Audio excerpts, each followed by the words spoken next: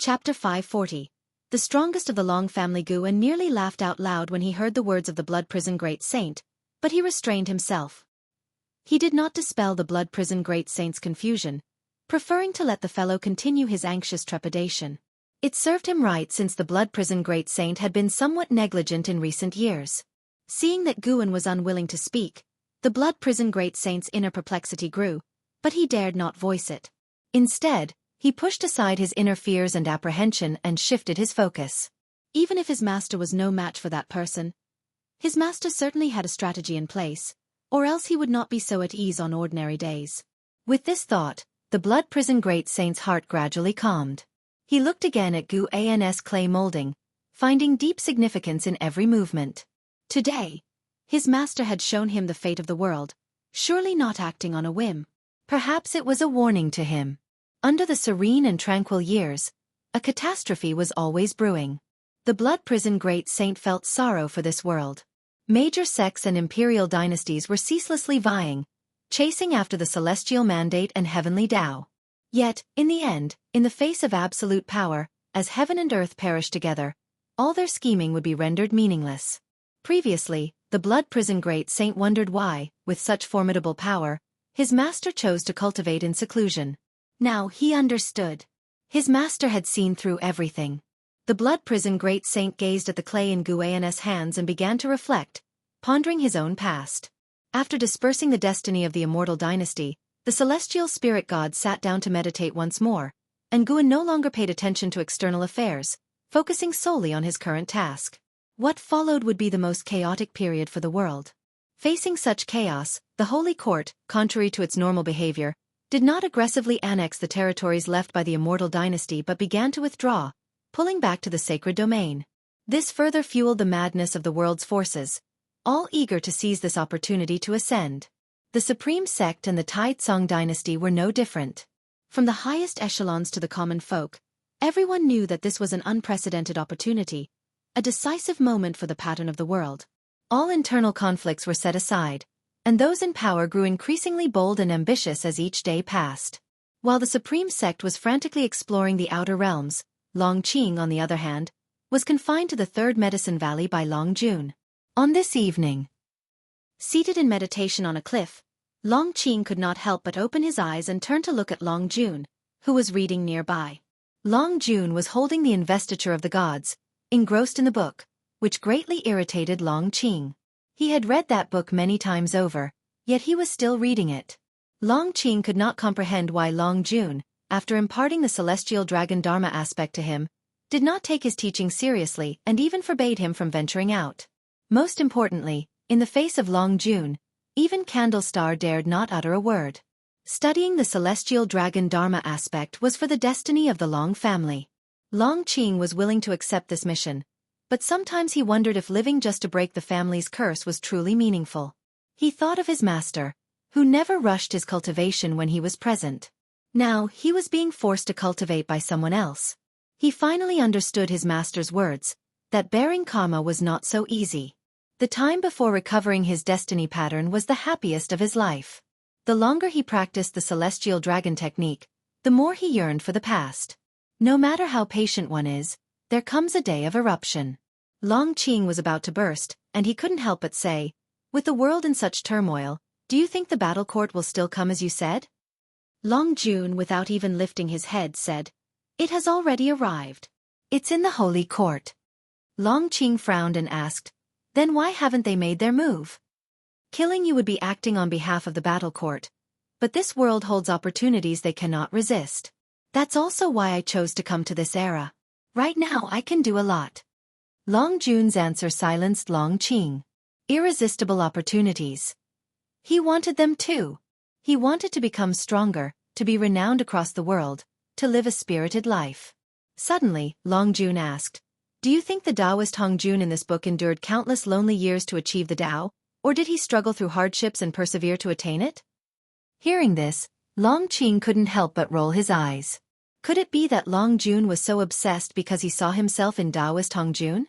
He had once been obsessed with the investiture of the gods, and naturally knew that Taoist Hongjun was the strongest and most mystic presence within it.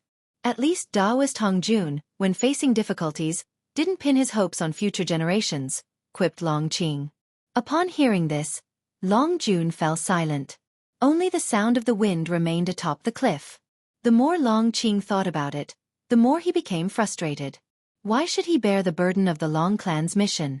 The debt of life was too great. Forcing him to cultivate his ancestors' dharma aspects to fight for him. Why was he so rebellious? If the ancestors were so powerful, how could the Long clan end up like this? Sir, the Novel Fire. Net website on Google to access chapters of novels early and in the highest quality. Long Qing truly didn't believe that the Long clan had the strength to defy the battle court. The more he thought, the angrier he became, and with anger came despair in the depths of his heart. Qi blood surged, causing him to feel dizzy. The world in his eyes shook unceasingly, the dusk-lit celestial vault so desolate and beautiful, it gave him a sense of facing the end. At that moment, he felt slightly relieved in his heart. If he were to fall now, it wouldn't be so bad. If life was for death, then why not die earlier? Long Qing gradually lost control of his body, beginning to topple to the side. A hand caught his head, preventing him from falling. In a daze, he saw a figure appear before him, standing on the edge of the cliff, back facing him. The figure was so majestic, exuding an earth-shattering presence, making Long Qing feel an unstoppable valor and indomitable spirit. Suddenly, Long Qing's world became clear again. He quickly regained his senses and control over his body, sitting up to find the figure before him gone, as if it were an illusion. The person supporting him was Long Jun. Long Qing hastened to his feet, looking around to find the figure he had just seen. For some unknown reason, he felt that the figure was very powerful, perhaps capable of solving the archenemy of the Long clan. Standing beside him, Long Jun asked, "What did you just see?" Without thinking, Long Qing replied, "I saw someone, his back was turned to me." Unable to find the figure, Long Qing turned to Long Jun and seeing a look of relief on Long Jun's face, couldn't help but ask, "Do you know who that person was?" Long Jun replied, "When you cultivate the celestial dragon dharma aspect, the first thing you'll see is Emperor Long Xin, which is my father's image. Actually, to cultivate the celestial dragon dharma aspect, you need intense emotional stimulation, so I didn't give you specific guidance. I wanted to wait for you to initiate it first." Emperor Long Xin. Long Qing murmured to himself, the figure from before reflected in his eyes. Long Jun eyed him and said, "Actually, the Long clan is very strong. Many died from accidents or passed away prematurely. If the Long clan were so weak against the battle court, they wouldn't have pressed us so relentlessly." These words eased the resentment in Long Qing's heart significantly. Long Qing couldn't help asking, "Is Emperor Long Xin the strongest of our Long clan?"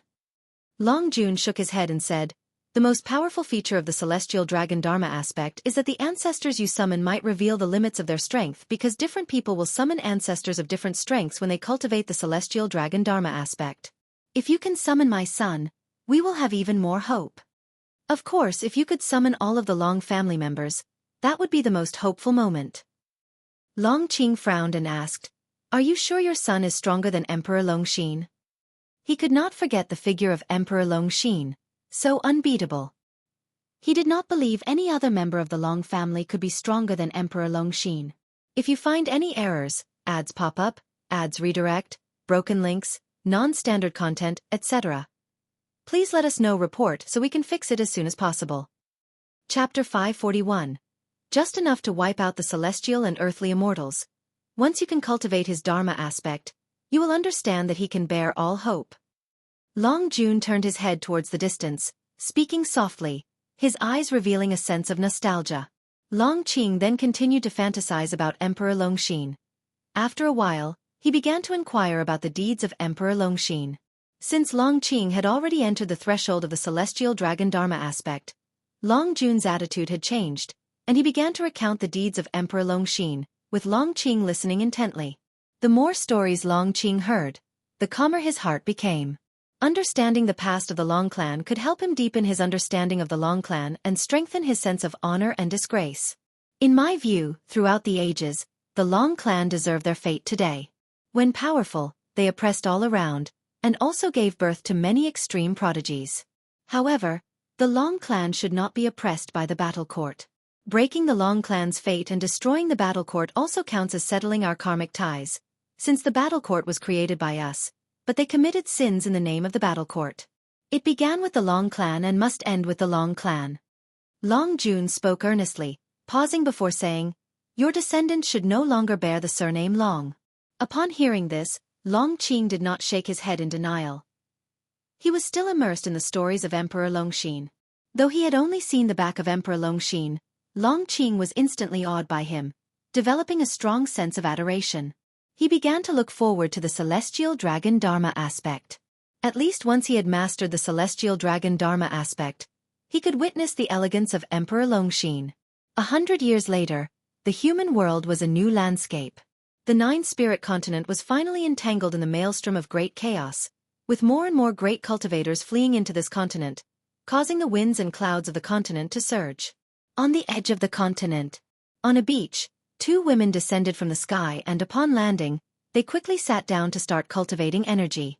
One of them, dressed in green with delicate makeup, only her hair was slightly messy, while the other, dressed in white and even more beautiful, resembled a fairy of the human world, but her face was completely pale, clearly having sustained serious injuries. The green-clad woman opened her eyes and looked at the white-clad woman, asking, "Sister, are we safe here?"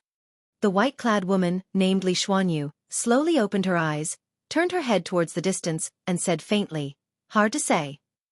The green-clad woman, named Tang Kai, furrowed her brows upon hearing Li Xuanyu's words and sighed heavily. "How much longer must we run, and how can Li Ya find us?" Tang Kai asked anxiously. Li Xuanyu did not answer. She closed her eyes again to continue healing. Seeing this, Tang Kai also closed her eyes to heal. Time quickly passed. About an hour later, suddenly a strong wind blew from the end of the ocean, startling both women into opening their eyes.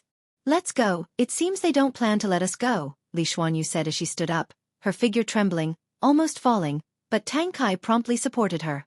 Without delay, Tang Kai summoned a magical treasure and helped Li Xuanyu to fly deeper into the continent.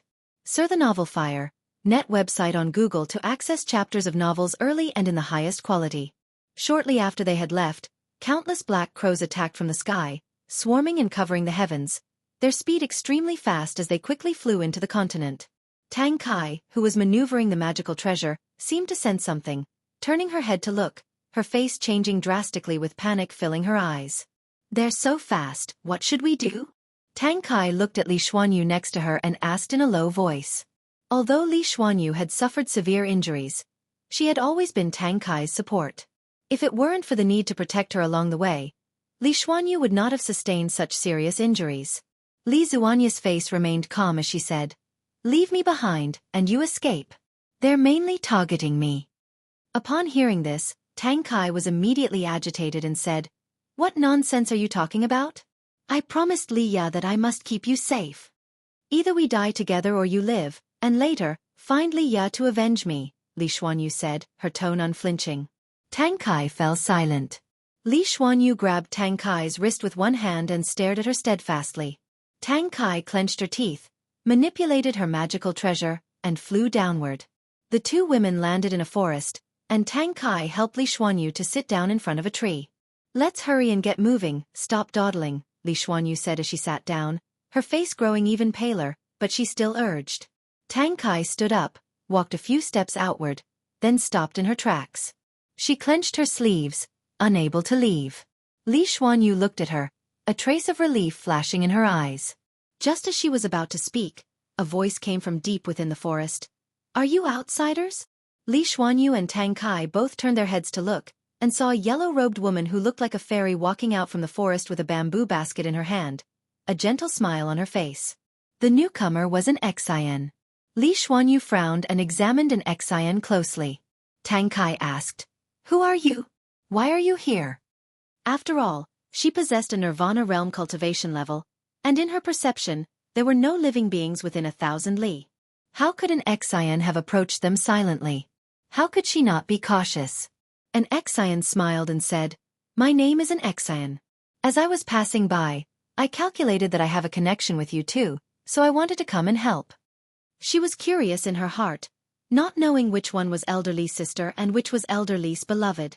Her gaze fell on Li Xuanyu, whose facial features slightly resembled Elder Li. She guessed that she must be Elder Li's sister. Li Xuanyu always felt the name in Xian sounded familiar, as if she had heard it somewhere before, but she couldn't remember. Perhaps some cultivator had mentioned a similar-sounding name. How can you help us? Do you know what we are fleeing from? Tang Kai asked cautiously. And Xian smiled and said, You have no choice, you can't abandon her, can you? Tang Kai was silent. Just then, countless black crows attacked from the depths of the forest, like darkness swallowing everything, causing Tang Kai's face to change dramatically and Li Xuanyu to instinctively raise her hand. And Xian quickly turned around, a long pen appearing in her hand. With a swing, the crows turned into flying ash, forming a black mist that spread through the forest. Tang Kai's eyes widened, and even Li Xuanyu was startled by Nzin's action. The wind blew Nzin's long hair and dress. She slightly tilted her head, glanced at Li Xuanyu and Tang Kai from the corner of her eye, and smiled. Does this count as helping you? Tang Kai said dazedly, It counts, but the real pursuers are still behind us. And Xian asked, What realm is he in? Heaven and Earth Flying Immortal Realm. It's a coincidence, the pen in my hand is just enough to extinguish a celestial and earthly immortal. And Xian raised the fate pen in her hand, smiling triumphantly. Sunlight poured through the gaps in the leaves, casting light on her, making her appear so exceptional in Tang Kai's eyes. Such a demeanor she had only seen in Liya before, which was an absolute confidence that any trouble could be solved. Even Li Xuanyu had to admit that an Xian truly possessed a convincing aura. She suddenly remembered, she had heard the name in Xian before, apparently from Liya, but why she brought up the name still wasn't clear, as it was a matter from long ago. If this woman knew Liya, then she could be trusted.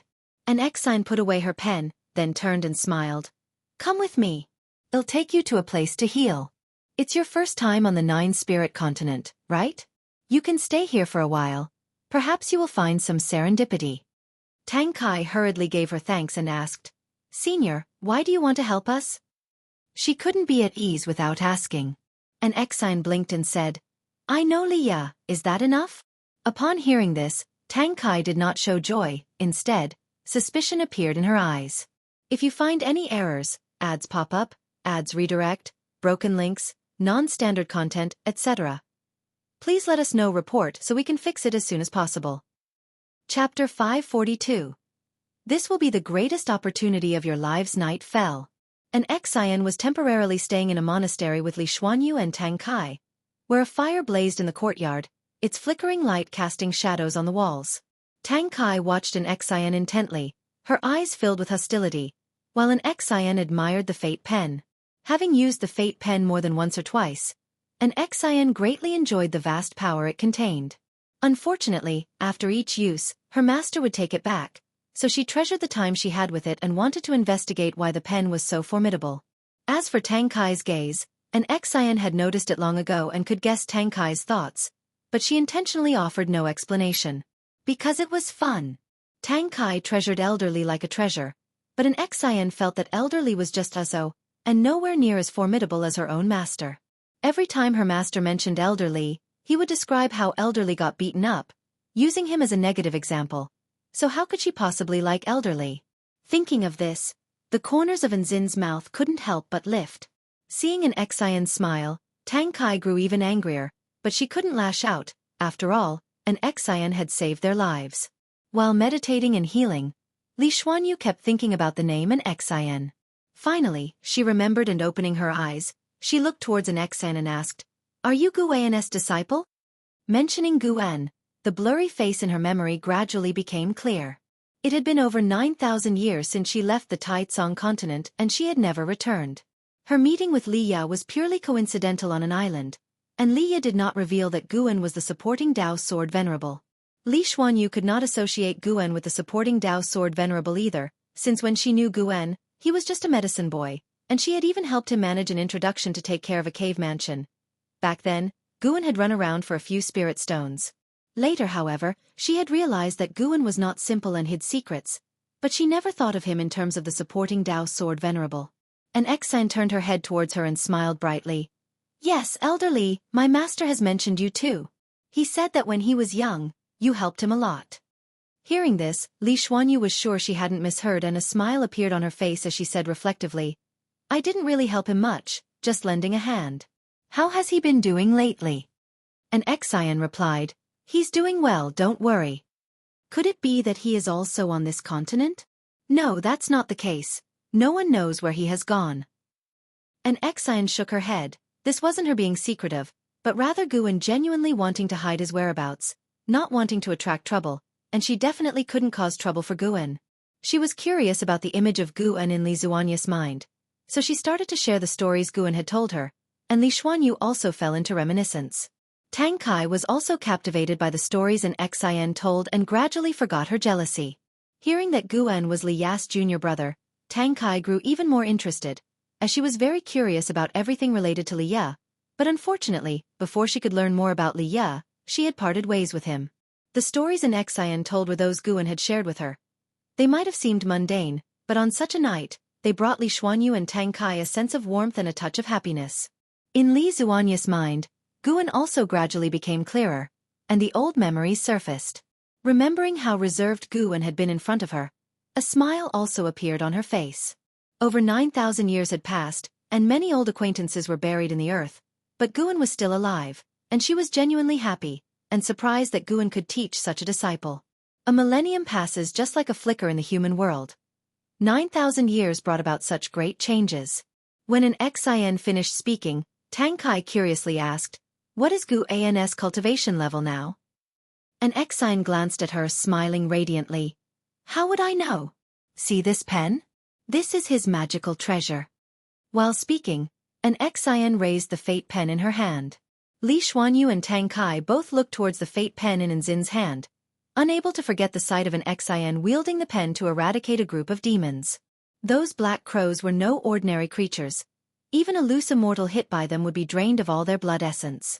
Just as an Xian was showing off the fate pen, Guan, who was far away in the Taoist field of the beginningless, lay reading a book while listening to their conversation. Senior Sister Li, it really has been many years. Guan lay on a chair, a book in his hands, the corners of his mouth slightly upturned. That Li Xuanyu and Tang Kai were able to come to the Nine-Spirit Continent was due to his guidance, using celestial signs to bring them to the Nine-Spirit Continent coincidentally, and along the way, their survival from numerous brushes with death also had Guan's secret assistance. Back then, Li Xuanyu indeed had helped Guan, so if he could lend a hand with just a simple effort, he naturally would not be stingy. Helping Li Xuanyu was also for Li Ya's sake. With Li Ya's own sister and future wife in danger, how could he not rescue them? The reason he led the two women to the Nine-Spirit Continent was because a great catastrophe was about to come outside, and only on the Nine-Spirit Continent would they be completely safe. Guan closed his book and shut his eyes, lazily saying, After you finish your act, I take the stage, and the heroes of the world take turns, but who can really see through how deep the waters of this world are? Celestial Spirit God, I look forward to clashing with you. His voice echoed only within the room. He was speaking to himself. Amidst the mountains, Li Xuanyu and Tang Kai stood on a slope, looking at the magnificent scene ahead. Both women remained silent. Sir, the novel Fire. NT website on Google to access chapters of novels early and in the highest quality. Following their gaze, in front of the mountains appeared a gigantic chasm, stretching to the ends of heaven and earth. The mountains on either side, too, had been pierced, as if a dragon comparable in size to the mountains had rolled over them, leaving behind this broken landscape. An Xian descended from the sky, casually playing with the fate pen. She chuckled, Celestial and earthly immortals are just this, huh?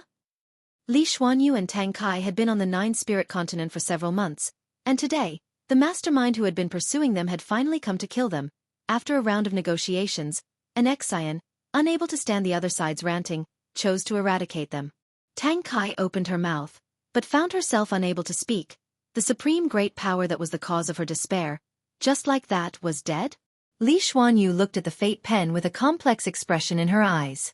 Is Guan's cultivation level now at least higher than the heaven and earth flying immortal realm? She couldn't understand. She felt that her own adventures were numerous, and in her view, only Li Ya's growth rate was faster than hers. In fact, she always believed she was second to none. But what she witnessed today overturned her understanding. She felt that her peers couldn't possibly possess such power, let alone slaughtering celestial and earthly immortals. Even killing wandering immortals seemed unbelievable. An Xian looked at them and smiled. Settle down in the Nine-Spirit Continent, it will change your lives. I want to accompany you further. With that, she turned and walked away, but after a few steps, she stopped again. Let me remind you once more, stay here. This will be the greatest opportunity of your lives. If you insist on leaving, you will regret it for the rest of your lives. An Xian leaped up, transforming into a streak of light and disappearing into the horizon. Tang Kai couldn't help but look at Li Xuanyu and asked, "What should we do? Listen to her?" Li Xuanyu looked in the direction an Xian had left and asked, "Do you want to have cultivation like hers, to stand shoulder to shoulder with Li Yao in the future, rather than always chasing behind him?" These words stunned Tang Kai. If you find any errors, ads pop up, ads redirect, broken links, non-standard content, etc., please let us know report so we can fix it as soon as possible. Chapter 543 The Descent of the Supreme Demon Realm. In the depths of the cosmos, countless meteorites, ablaze with fiery flames, tore through the great Taos mists, rushing unstoppably in the same direction, creating a sight of unparalleled grandeur. The appearance of this group of meteorites alarmed the mighty beings within the universe, as countless divine senses reached out toward them. Upon an unmoving meteorite, Wuxia from Human World Peak was meditating in this area. He suddenly opened his eyes and was immediately startled by the swarm of meteorites approaching from the depths of the universe. He could feel the powerful forces contained within those meteorites, which even instinctively made him feel fearful. He immediately cast a spell to form a barrier, concealing himself.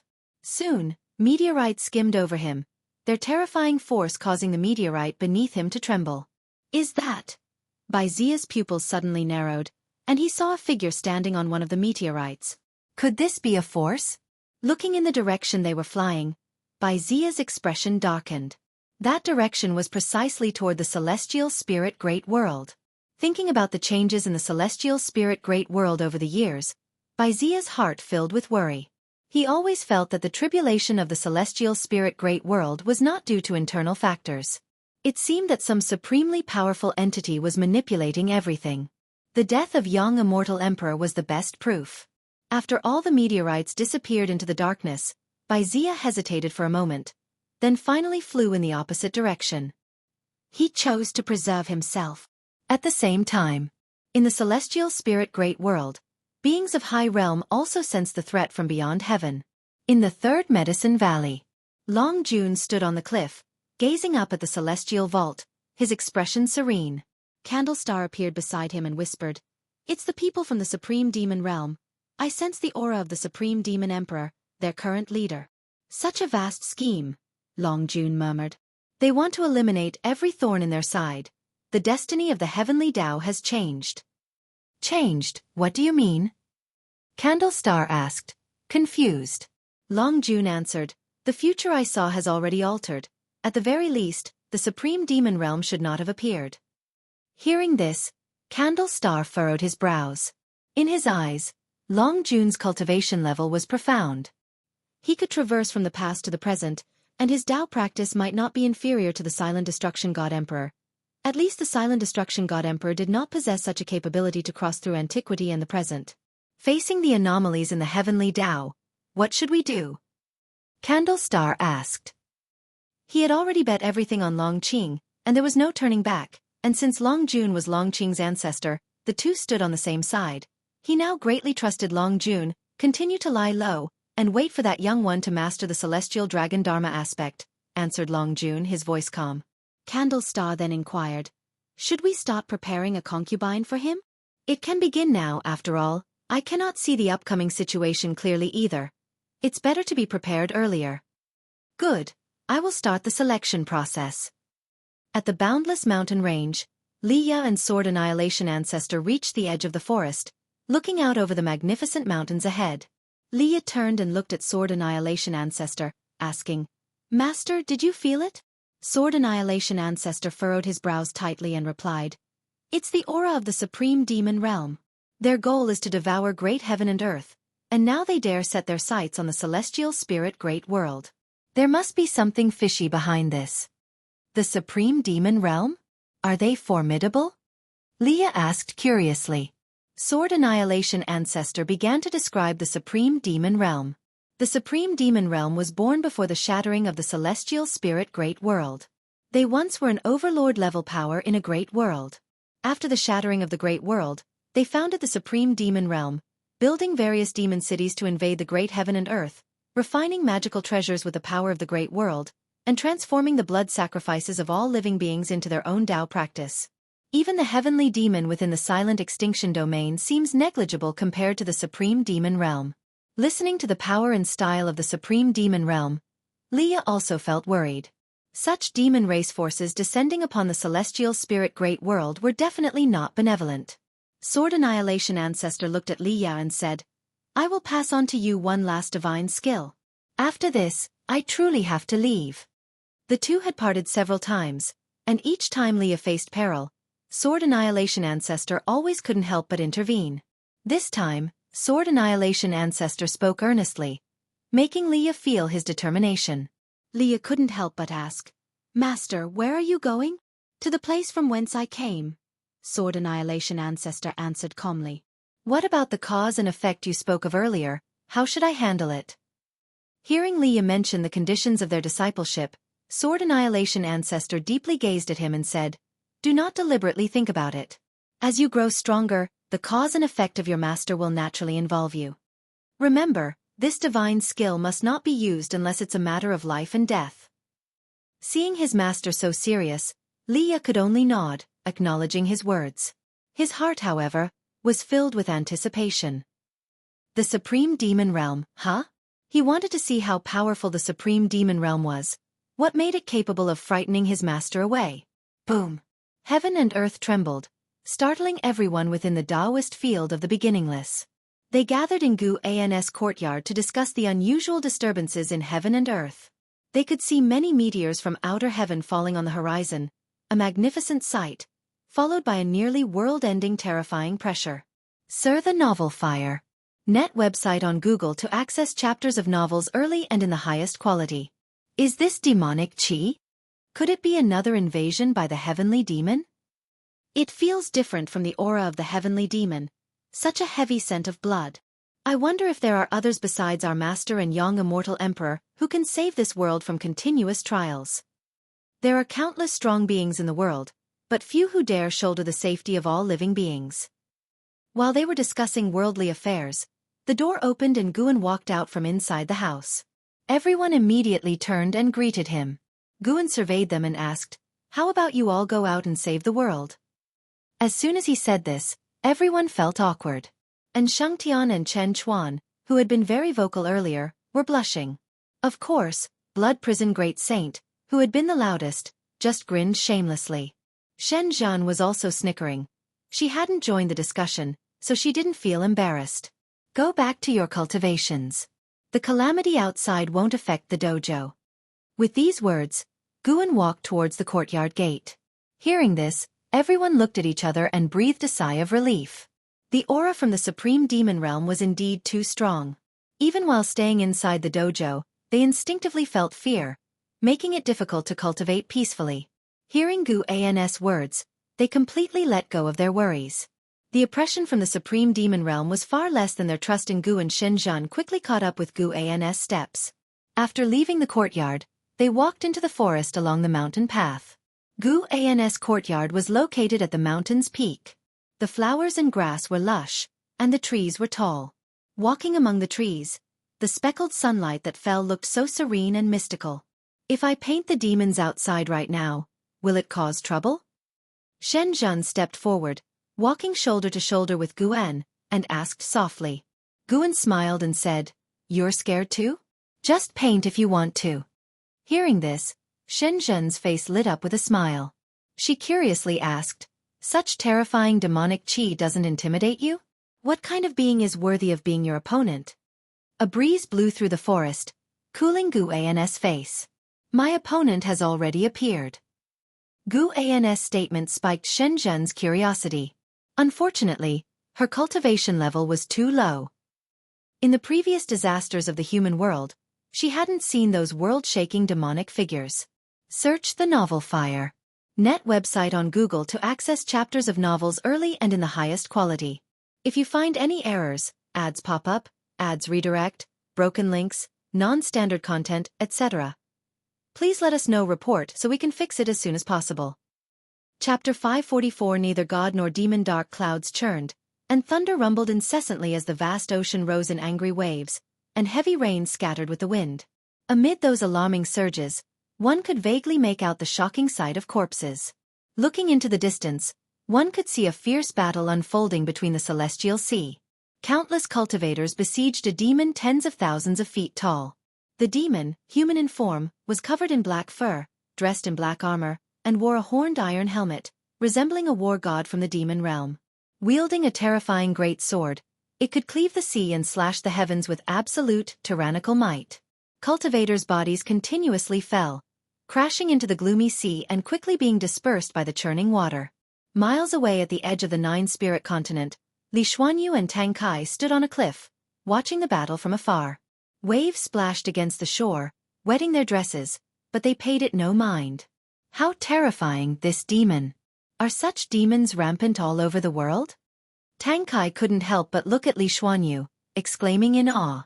Several days ago, numerous meteors from outer heaven had descended, shaking the earth, and not long after, the human world faced a catastrophe.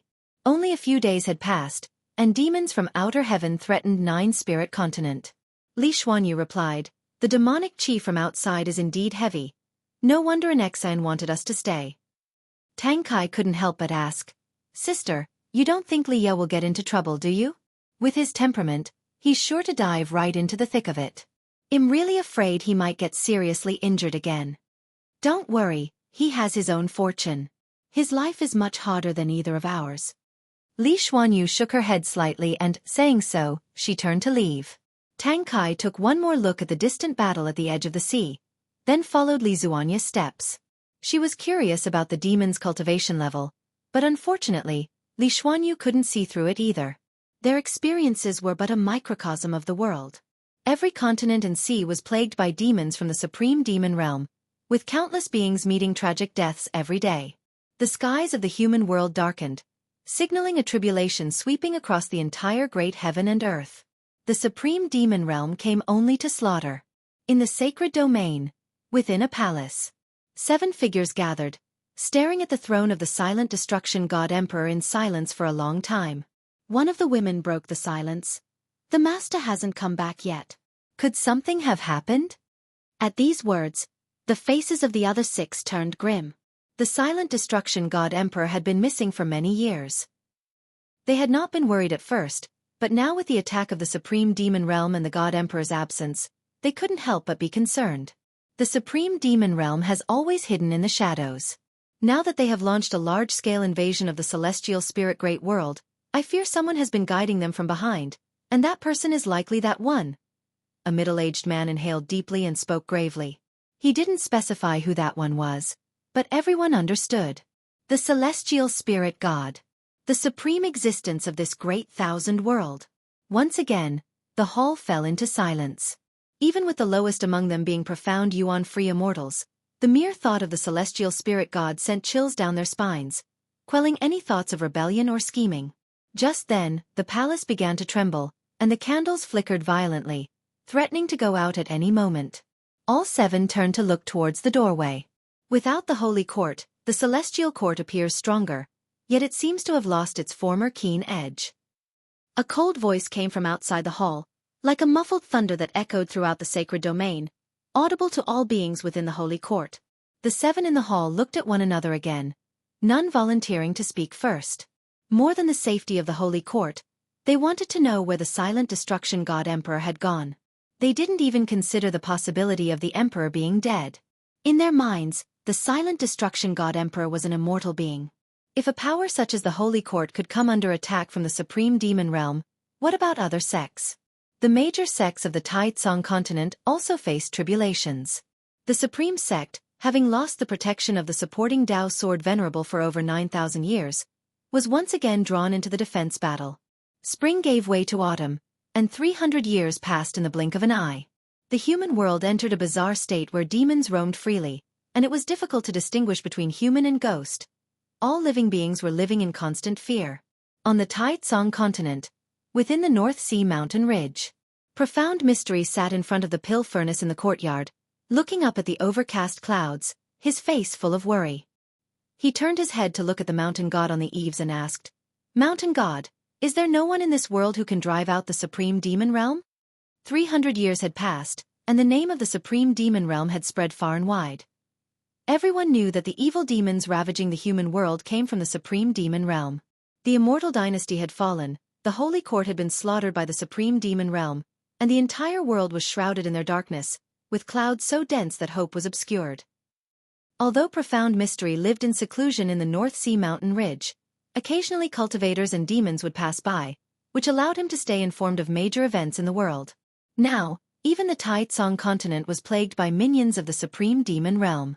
The powerful demons of the supreme demon realm, once they descended into the human world, recruited many minions. They were also able to nurture more demons, swiftly expanding the influence of the supreme demon realm to cover the entire world. Of course there is, Guan casually replied while sitting on the eaves, whittling a bamboo stick. Otherwise, there would be no living creatures left in the human world by now. With the invasion of the supreme demon realm, although the human world suffered greatly, it also gave birth to numerous heroes. Now, many great cultivators were preparing to besiege the main city established by the supreme demon realm in the human world, forcing the supreme demon realm on the defensive. CTH Novelfire. Net website on Google to access chapters of novels early and in the highest quality. Guan was but a pawn to the supreme demon realm. The celestial spirit god sought to use the power of the supreme demon realm to force out the heaven and earth Tao fruit. It seemed that the celestial spirit god could not personally annihilate all living beings. It was as though some force in the unseen depths was restraining the celestial spirit god, which made Guan even more curious about the celestial court that lurked behind the celestial spirit god. What sort of order did the celestial court have, and how were its classes of strength and weakness divided? After hearing this, the worry and profound mystery's eyes faded. Having secluded himself in the mountains for over 9,000 years, he too had his own insights. He had felt compassion for the suffering of passers-by, but as time went on, he realized that he couldn't change anything. Moreover, suffering would not vanish. People would always suffer, and the difference lay in whether or not he could see it. A high-pitched dragon's roar echoed between heaven and earth. Profound Mystery looked up and saw a dragon tail appearing in the cloudy sky, twisting like a mountain range, a magnificent sight to behold. This dragon had green scales yet radiated golden light. Filled with curiosity, Profound Mystery asked, "Is this being a god or a demon?" Since the descent of the supreme demon realm, he had occasionally seen celestial beasts appearing, including dragons, but this particular dragon tail gave him a feeling there was an indescribable divinity present. Guan, wearing a mask, looked up and said, "Neither god nor demon, merely a lost soul." That was not a true dragon but someone's Dharma aspect. Guan was somewhat curious as well. Could there truly be such a prodigy within the Long clan? This individual was neither Long Xian nor Long Mie. Guan's gaze stretched out toward the third medicine valley of the supreme sect. In Long Qing's practice of the celestial dragon technique, there had been progress. Within Long Jun's domain, he had condensed 12 Dharma aspects, one of which was wrapped by a golden dragon, its aura towering. A lost soul. Profound Mystery's curiosity grew, and he stared intently at that dragon tail. At that moment, not only he but creatures across the continent were looking up at that dragon tail. Mortal spirits even thought a true dragon had descended to exterminate demons for them. More and more mortal spirits knelt down, kowtowing towards the dragon tail, crying out and praying. Inside Long Jun's domain, it appeared no different from the surrounding cliffs of the Third Medicine Valley, but in reality, they were in an entirely separate space. Long Qing opened his eyes and turned his head to look, and he was suddenly taken aback. If you find any errors, ads pop up, ads redirect, broken links, non-standard content, etc., please let us know report so we can fix it as soon as possible. Chapter 545. Heavenly Tao Peak, Celestial Emperor, who is he? As he gazed at the Dharma aspect that was enveloping the golden dragon, Long Qing asked Long Jun. Long Jun looked at the golden dragon Dharma aspect, his expression quite complex, and said, "He is the previous you, your ancestor. Like you, he's a remnant of the Long clan. I crossed through the years to assist him. He failed, but not before leaving a lineage for the Long clan, offering a glimmer of hope." Long Qing hadn't expected that Long Jun had sought out other ancestors before. He realized he was not the most unique. "Can you tell me his story?" Long Qing asked, curious to learn about the life of each Dharma aspect he managed to manifest. Long Jun, although he lived in the distant past, had the ability to see the lives of all his descendants. This time, he didn't hold back and began to recount the life story of this member of the Long clan. Long Mang, born without parents or even the protection of servants left by his family, was abandoned in the Great Thousand World and was taken in by a cultivator from a sect. The first half of his life was relatively stable until he awakened the bloodline of the Long clan, which drew the attention of the battle court. His master was turned to ash, his wife and children were slaughtered, and his fellow sect members were almost entirely massacred. Had Long Jun not intervened in time, the lineage of the Long clan would have ended with Long Mang. After rescuing Long Mang, Long Jun began to teach him the secret techniques of the Long clan. During his cultivation, Long Mang developed his own understanding of the celestial dragon Dharma aspect. The golden dragon showcased by the Long Mang Dharma aspect was a manifestation of will, allowing him to be more focused and powerful in battle. Once, Long Mang had brought boundless hope to Long Jun. Unfortunately, Long Mang still met his end at the hands of the silent destruction god Emperor, and his grandson even fell victim to the Emperor's possession. The silent destruction god Emperor. Always him. What exactly is his relation to the battle court? Why does he continuously possess us? Long Qing asked indignantly, his eyes brimming with murderous intent. Long Jun replied, he has no direct connection to the battle court, but he covets the bloodline talent of the Long clan. Perhaps he has reached his own limits and can ascend no further. Long Qing took in a deep breath, his fists clenched tightly, and said, I hope I get the chance to kill him with my own hands in this life. Long Jun remained silent, offering no further conversation. Then, Long Qing closed his eyes and continued to cultivate the celestial dragon Dharma aspect. Since the advent of the supreme demon realm, he had felt a sense of crisis. Setting aside the vast power of the supreme sect, he began to dedicate himself entirely to mastering the celestial dragon Dharma aspect. Hearing of Long Mang's deeds, Long Qing's resolve grew even stronger. He had to master the celestial dragon Dharma aspect, he had to eradicate the battle court, he had to slay the silent destruction god Emperor, and he had to resolve the fate of the Long clan. Far away at the mountain god temple, Guan stood up after listening to Long Mang's story. He bid farewell to profound mysterious Zhenren and then vanished from the eaves. Afterward, Guan spent half a day at Immortal-seeking Island before leisurely returning to the Taoist field of the beginningless. The mischief of demons had made the atmosphere on Immortal-seeking Island even tenser.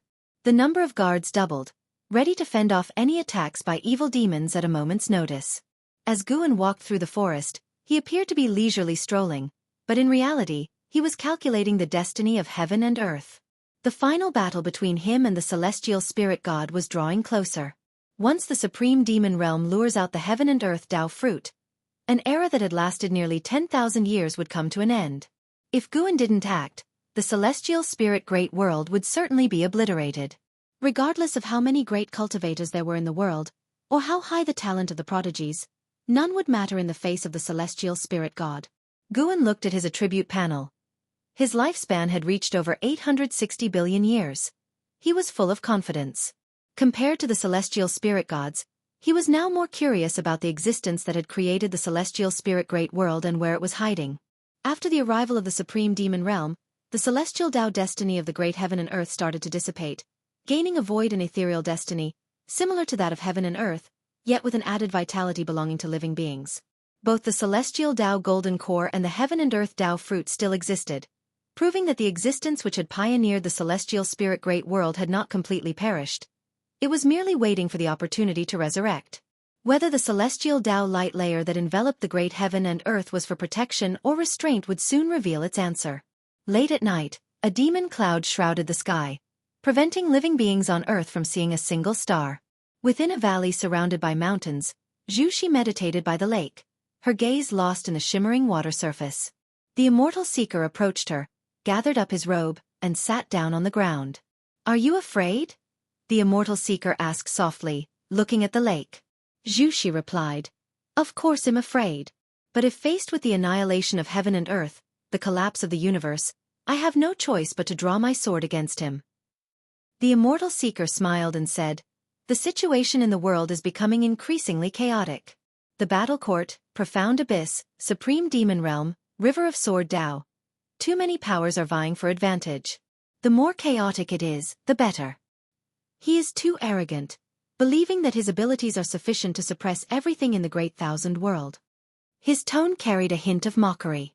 Hearing this, Zhu Shi turned to look at him and asked, "Where exactly is the heaven and earth Tao fruit hidden, and when will it appear?" She had made all the preparations she could, just waiting for the heaven and earth Tao fruit to emerge. Sir, the novel undersuffer. Et website on Google to access chapters of novels early and in the highest quality. Its appearance depends on you, the immortal seeker said leisurely. When this world gives birth to its own profound yuan-free immortal, the heaven and earth Tao fruit will appear. You can enter the Taoist Zhongzhizai immortal realm at any time. Plus with the divine skills I've passed on to you, even if you only step into the role of profound yuan-free immortal briefly, the heaven and earth Tao fruit will reveal itself. Whether it is the great world or a smaller one, they all have their own carrying limits. This shattered world can only sustain one profound yuan-free immortal. After hearing this, Zhu Shi furrowed her brows, falling into hesitation. The immortal seeker continued, "Xingtan, do you know who the being at the pinnacle of the heavenly Tao, who commands the immortal gods, is?" "Who is it?" "Such a being is known as the Celestial Emperor. To become the Celestial Emperor, one must endure 129,600 red dust reincarnation tribulations. The red dust reincarnation tribulation is different from the reincarnation tribulation you know of. No matter how many times you reincarnate, you must act as a savior to truly overcome one red dust reincarnation tribulation. To become the savior, you must wait for periods like the present." Zhu Zai's eyes widened upon hearing this. 129,600 red dust reincarnation tribulations. She couldn't fathom the lengthy hardships one would have to endure for so long.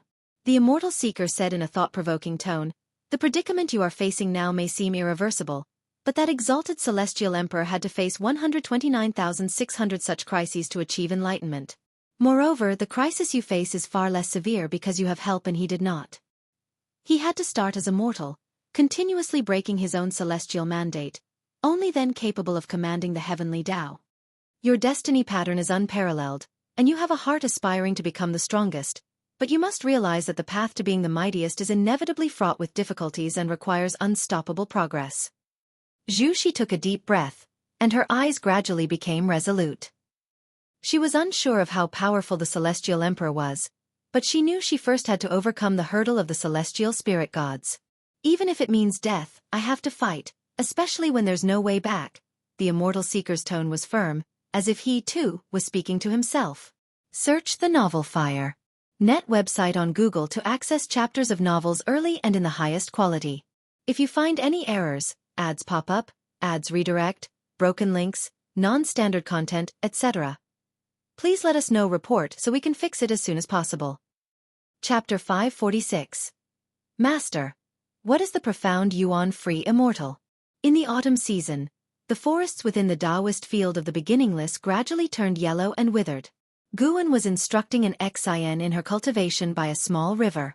The fairy, who appeared unfathomably profound in the eyes of Chen Kuan's sect disciples, was now wearing a face full of distress, unable to grasp Guan's words. And all at once, an Xian felt ashamed. When she had been instructing the Chen Kuan sect disciples, encountering those with dull spiritual root qualifications, she couldn't help feeling somewhat irritated. Yet looking at her master, facing the difficult task of teaching her, he remained composed, and even kept a smile on his face. She felt that her own path was still long. Little did she know, the reason why Guan was smiling was that Li Ya was taking a beating again. While others teamed up to combat the evil demons from the supreme demon realm, he alone was being pursued by a group of evil demons. Even though Li Ya was being chased, he did not lose his verbal edge. Every time he was about to be caught, he would burst forth with even stronger power to break out of the encirclement. He was excited, thinking that he had broken through the limit of his physical body, undergoing a transformation amidst the battle. Guan heard his heart's voice and was even more amused. "Oh, senior brother, your potential is my doing." As Guan thought this, he turned to an Xian and said, "If you can't figure it out, then take your time. It's meaningless to think about other useless matters instead of focusing on enlightenment." Upon hearing this, an Xian nodded earnestly. She stopped her wild thoughts and began to review the previous Tao teachings with concentration. Guan noticed her refocused mind and felt satisfied with her attitude. Besides Li Ya, other old acquaintances were also more or less caught in trouble. In the current times, the scramble for opportunities inevitably involved combat and killing. What Guan was most concerned about, however, was Zhu Xi.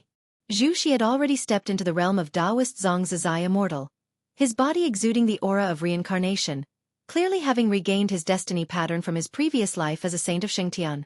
It's worth mentioning that Zhu Xi did not go to outer heaven for his breakthrough. They were hidden in an ancient secret realm, and his breakthrough had caused quite a stir, covering the entire celestial spirit great world.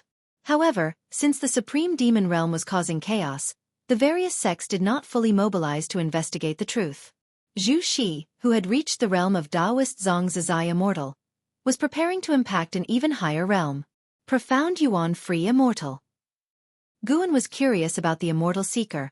Although he was a reincarnated being, his cultivation level was not strong in this life. How was he using other forces to help Zhu Xi break through by force? This power reminded Guan of the aura of the god of destruction. The god of destruction was also a god of the celestial court.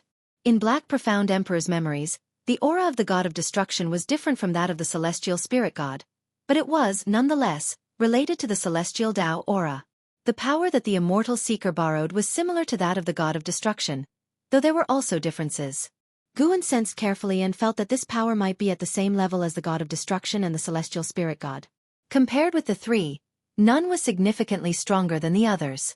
Interesting, it seems that there's some cause and effect contradiction within the celestial court itself. While observing the world, Guan repeated his teachings. The content in Xian had already memorized, but the reason he repeated it was that he infused his Tao intent into his voice, allowing the Tao listener to have new realizations with each listening of the same content. And Xin's spiritual root qualification was mediocre, but her comprehension was not bad. For her to have come this far, Guan had expended quite a bit of effort just teaching the Tao. Thankfully, it looked to be worth it. Let's see what kind of existence it is that has allowed the celestial spirit god to hold on until now. Guan looked at an Xian, thinking thus in his heart. In the following autumn, the 9th spirit continent remained relatively calm, but the Taitsong continent and other places around the world suffered even more intense shocks. The supreme demon realm seemed to sense something and became increasingly manic. All over the world, the multitude of living beings felt a sense of oppression. The world isn't really about to end, is it? At dusk, LV Xian stood beside Guan, looking into the distance with him. S.E.A. The Novel Fire. Net ** website on Google to access chapters of novels early and in the highest quality. LV Xian's face was full of worry, because he felt an oppressive aura emanating from outside the dojo, causing all things between heaven and earth to tremble. Even the spiritual energy seemed restless and uneasy. The reason he could sense the situation outside the dojo was because Guan specifically allowed him to feel it. To be precise, he allowed everyone inside the dojo to feel it. At such a time, it is necessary to make the people in the dojo aware, so they would cherish what they have. Perhaps it truly might be the end of the world. Guan said softly, alarming LV Xian, who looked at him in fear. LV Xian asked, if that is so, what about us? With Guan's abilities, he could surely escape to outer heaven, so why choose to seclude in the celestial spirit great world? This catastrophe will lead to the annihilation of all beings, followed by the shattering of heaven and earth, and even the universe will collapse. Guan began to describe the future, his voice painting one solemn scene after another in LV Xian's mind, causing his pupils to constrict. After he finished speaking, LV Xian dully asked, why would this happen? Who caused all this? The nature of heaven and earth itself? Or the heavenly Tao? Thousands of years ago, the concept of the heavenly Tao spread throughout the land, making all living beings aware of its existence.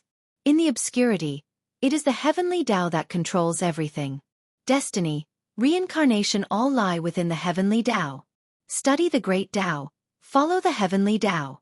Perhaps it is the immortal gods that people admire who are dissatisfied with our world, and soon you will see the truth for yourself, Guan said with profound meaning. LV Xian subconsciously asked, how soon is soon? As soon as the words fell, the ground trembled, and a vast oppressive force descended, enveloping all things between heaven and earth. LV Xian was immediately intimidated by this force, his eyes widened, showing an expression of utter disbelief. At this moment, a series of figures appeared out of nowhere behind them. It was an Xian, Shenzhen, and others. They looked toward Guan nervously. The sudden oppressive force was truly frightening, prompting them to instinctively seek out Guan. Guan did not turn around. He looked into the distance and said, "Take a good look, recognize the true nature of this world. One day, you will have to face such despair on your own." Hearing this, an Xian was about to speak when a thunderous boom shook heaven and earth. Guan waved his sleeve, and a light screen appeared in front of them, reflecting a vast continent. At this moment, the continent was splitting apart, dust rising, with grand momentum. If one looked closely, amidst the spectacular surging tide, tendrils appeared as if something, a giant demon, was about to break through the soil. "What is that?" Shenzhen couldn't help but ask. No one answered her, and Guan did not explain, but let them continue to watch. As more and more dust arose on the continent, the view on the light screen zoomed out, showing more of the sea areas, while the continent was submerged by the surging waves. Soon, the expressions of an Xian and others began to change, some even with their mouths wide open in shock as if a mortal had seen a ghost. They saw a huge round fruit rising within the mighty surging tide, its surface covered in golden Tao patterns. It was larger than the continent, rising continuously, growing larger and larger. Chen Chuan turned his head to another direction, his eyes wide as he pointed and said in astonishment, "Look over there, quickly!" Everyone turned to look, and saw a gigantic object appearing on the horizon, the same mysterious giant fruit from the light screen. That is the heaven and earth Tao fruit, the essence of heaven and earth itself. Without it, there would be no heaven and earth, nor would there be all things within heaven and earth, Guan introduced. Without waiting for anyone to ask, he continued, "Someone has reached the level of profound Yuan free immortal, prompting the heaven and earth Tao fruit to appear." "Profound Yuan free immortal?" Blood Prison Great Saint asked impatiently, "Master, what is a profound Yuan free immortal?" If you find any errors, ads pop up, ads redirect, broken links, non-standard content, etc., please let us know. Report so we can fix it as soon as possible. Chapter 547. The Sky is Falling. After Nirvana, the stages are Loose Immortal, Wandering Immortal, Celestial and Earthly Immortals, Carefree Primordial Immortal, Divine Immortal of Wondrous Dharma, Tao Void Profound Immortal, Divine Thought True Immortal, and Free Immortal. Guan's voice floated towards everyone, their eyes widened in awe. CTH Novel IR. Net website on Google to access chapters of novels early and in the highest quality. Guan, fearing they hadn't understood clearly enough, added, "Although Taoist Zongzai Immortal and Profound Yuan Free Immortal are still considered free immortals, the gap between each level far surpasses the 9 heavens of the immortal path. Once one reaches Taoist Zongzai Immortal, they will cultivate a Tao fruit, the so-called Tao fruit." At this point, he stopped and turned his head to look towards the mysterious giant fruit on the horizon. Tao fruit. Chen Chuan couldn't help but ask, "Master, could this heaven and earth Tao fruit possibly be a cultivator's Tao fruit?" The others all looked at Guan, extremely tense, awaiting his answer. Guan replied, "Yes, the heaven and earth Tao fruit is indeed a cultivator's Tao fruit, and the catastrophe of heaven and earth is brought by the enemies who slew him." Everyone was shocked upon hearing this, turning to look at the heaven and earth Tao fruit that was still growing, feeling more powerless than ever. How many years of cultivation would it take to reach such heights, yet such a being could still be killed? They couldn't fathom what the entity capable of slaying the creator of heaven and earth would be like. But they knew one thing. The sky was falling. Shenzhen looked at the heaven and earth Tao fruit with a strong urge to paint it down, and she instantly disappeared from the spot. An Xian looked at Guan with a hesitant face and asked, "Master, the pressure before the appearance of the heaven and earth Tao fruit. Why do I feel like I've encountered it before?" Upon her words, the others looked at an Xian in surprise. Had she also met a profound Yuan free immortal? Guan glanced at an Xian, his eyes showing a touch of satisfaction. He casually answered, "Indeed you have. Her name is Zhu Shi, who is also the Saint Heaven Reincarnation." Saint Heaven Reincarnation. Celestial Demon Child's eyes lit up with excitement as she asked, "Is it the Lord of the Holy Court?" Hearing Guan affirm with a everyone grew even more excited and began to discuss the legend of Saint Heaven. Guan said no more, vanishing into thin air, leaving the rest of the experience for them to feel for themselves. As the heaven and earth Tao fruit emerged, all sects across the world were alarmed, and one great cultivator after another flew towards the heaven and earth Tao fruit. Even Li Ye rode the 9 extremes sacred heart sword there. From afar, he looked at the heaven and earth Tao fruit, incapable of reflecting the whole fruit in his pupils, while divine exotic immortal spirit stood on his shoulder, equally showing a face of disbelief. "What is that?" Divine exotic immortal spirit asked with a trembling voice, witnessing the heaven and earth Tao fruit and instinctively feeling fear. The enormity of the heaven and earth Tao fruit shook all living beings' sight, and in the face of such creation, beings only felt reverence, not daring any disrespect. Leah also felt the pressure, and his flying speed began to slow. Reason told him that this was not something he could snatch, but another voice in his heart urged him to seize this supreme opportunity. As Leah hesitated, figures swept overhead, moving with great speed. Seeing so many fearless individuals, Leah felt greater courage welling up inside him. There's strength in numbers. Maybe he would be the one to seize it. Leah gritted his teeth and immediately accelerated forward. The enormous and spectacular heaven and earth Tao fruit hovered above the land and vast sea, with Zhu Xi and Immortal Seeker standing at the top of the heaven and earth Tao fruit, looking up into the dazzling starry sky. The celestial Tao light layer that enveloped the celestial spirit great world had become thin, as if it would completely disappear at any moment. Zhu Xi changed into a golden robe that clung to her body, her long hair coiled under a phoenix crown, with 2 golden dragons on her shoulders, and a crimson halo floating behind her. At this moment, she exuded an air of supreme dominance, her brows revealing a chilling disdain for all living beings. Lord of the Holy Court, Shangtian. Profound Yuan free immortal. The immortal seeker looked up and sighed. There are just too many fools who can't see. As his voice fell, a huge black hole appeared in the starry sky above, and blood-red waves of air surged out, writhing like tentacles, horrifying and terrible. Who would have thought that the celestial spirit great world could give birth to the profound Yuan-free immortal during the shattered era? An authoritative voice echoed between heaven and earth, so that all creatures could hear. Zhu Xi did not look up, but instead gazed down at the heaven and earth Tao fruit below. Each golden rune glowed with a light unique to it, appearing mysterious. The immortal seeker whispered, "The supreme demon emperor from the supreme demon realm has arrived. If you want to merge the heaven and earth Tao fruit, you might have to deal with him first." As his voice fell, black holes of various sizes appeared from all directions, terrible auras spilling out from them. Their converging might made heaven and earth tremble. Zhu Xi did not raise her eyes. She simply uttered one word. "Good." Boom boom, the palace trembled, and Jiang Qiong, sitting at the highest seat, furrowed her brows. Her gaze turned to the palace doors outside, where the sky was dark, lightning flashed, and thunder roared. Fierce winds ravaged the forests, and in the far distance at the edge of the sky, one could vaguely see a terrifying behemoth. Heaven and earth Tao fruit. Looking at the heaven and earth Tao fruit, Jiang Qiong felt very uneasy. She always had the feeling of facing the apocalypse, as if it was the last day of heaven and earth. At that moment, a female cultivator swiftly flew into the hall, landing before the steps, and saluted Jiang Qiong. "Master, the evil demon has left. It seems to be heading towards the distant mysterious giant fruit. Should we deactivate the sect protection formation?" the female cultivator asked. The mention of the mysterious giant fruit caused her voice to hesitate for a moment. Jiang Qiong glared at her and said, "You feel the malevolence of this heaven and earth. Do you think it should be deactivated?"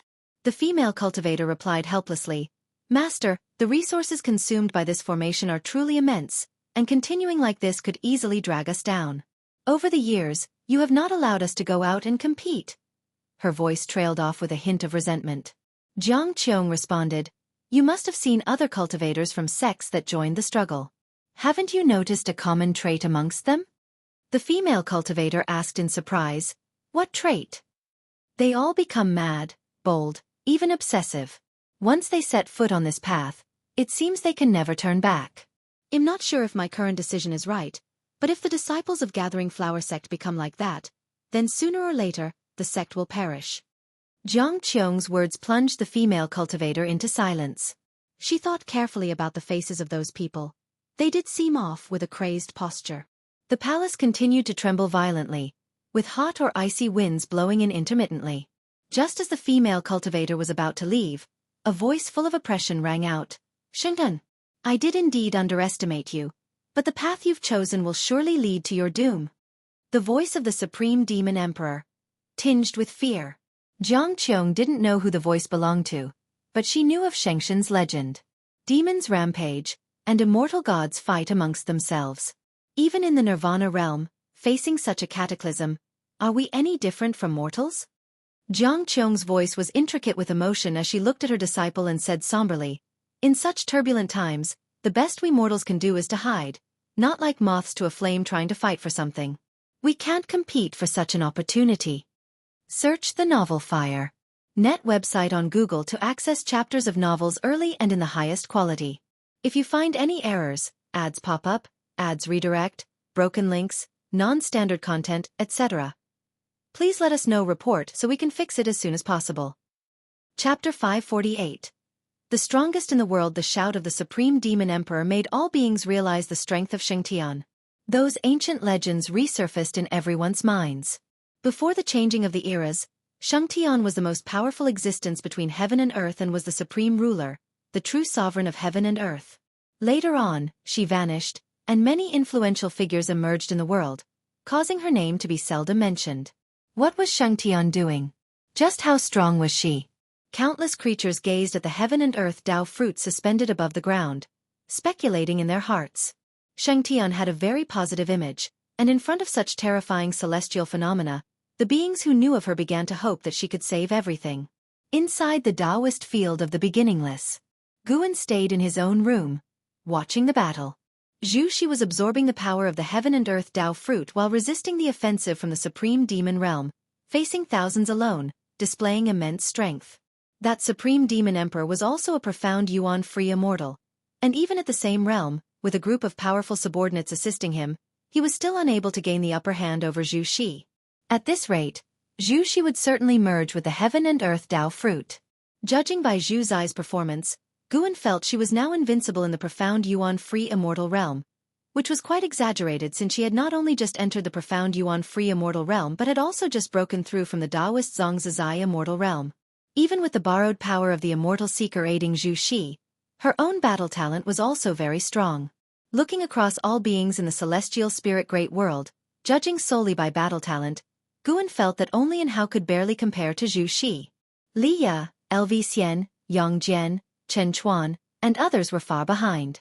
With Gu An's current cultivation level, he had the confidence to make such a judgment, for all beings in the world were within his sight.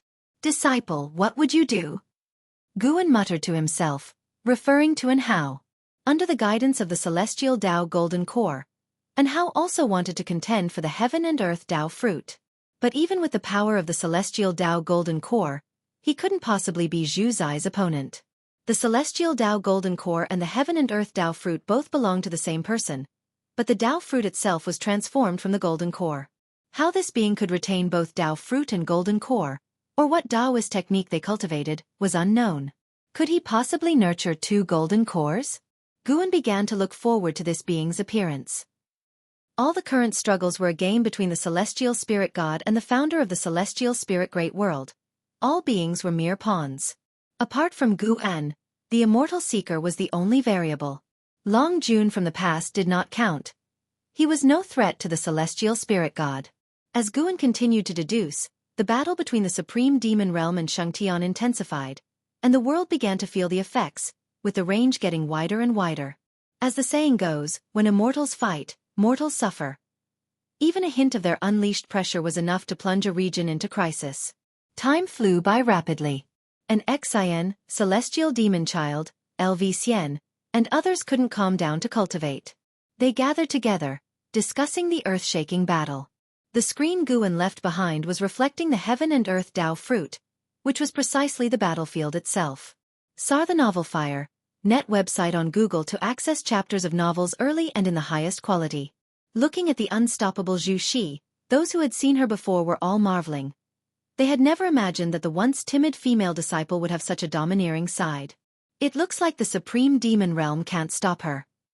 She seems to be absorbing the power of the heaven and earth Tao fruit. Goodness, if she successfully absorbs it, will she continue to break through? This Tao fruit is heaven and earth itself. Controlling it would mean controlling the entire world. It's unimaginable. Yes, but don't forget what Master said. All of this is due to the machinations of immortal gods, who have yet to show themselves. Disciples excitedly discussed among themselves. They were amazed by Zhu Shi and the strength of the supreme demon realm, but they weren't panicked, although they didn't say it outright. Everyone felt in their hearts that Guan was the strongest. Even the blood prison great saint, who had seen the end of great heaven and earth, was calm. In his view, even if his master couldn't defeat that being capable of destroying the universe, he had the power to protect himself. As long as his master dared to continue watching the chaos, he wouldn't panic. He even suspected that his master wanted to snatch the heaven and earth Tao fruit. In the blink of an eye, 2 days passed. The battle for the Tao fruit continued. The supreme demon realm had already lost half of its forces, and much of the land had cracked, killing countless beings. Sea waves rolled endlessly into the distance, with many magical treasures and flying creatures following them. Various sects were migrating, and there were imperial dynasties taking their citizens to flee, but during the escape, there was both unity and shady deeds happening. Taitsong continent was far from the heaven and earth Tao fruit. Countless cultivators at the continent's edge were blocking tsunamis. There was no immediate catastrophe, but the hearts of everyone grew increasingly heavy. The longer time dragged on, the more disaster it brought to all beings. That day at noon, another boundless and mighty pressure descended. This pressure didn't make the creatures of heaven and earth feel uncomfortable but instead brought a revitalizing sensation. That golden core has actually found an inheritor. Wait, could it be? The immortal seeker, standing on the heaven and earth Tao fruit, frowned and muttered to himself. Not far away, Zhu Shi continued to absorb the power of the heaven and earth Tao fruit. Looking upward, Zhu Shi was condensing a Dharma aspect even larger than the heaven and earth Tao fruit, with 1,000 arms, each holding different magical treasures. The Dharma aspect was ever-changing and dazzling to behold. Zhu Shi turned her head to look at him and asked, "Could it be what?" The immortal seeker had a complex look in his eyes but simply shook his head slightly, saying nothing. Seeing that he was hiding something from her, a chill flashed in Zhu Zai's eyes, but she said no more. At this point, she had no retreat.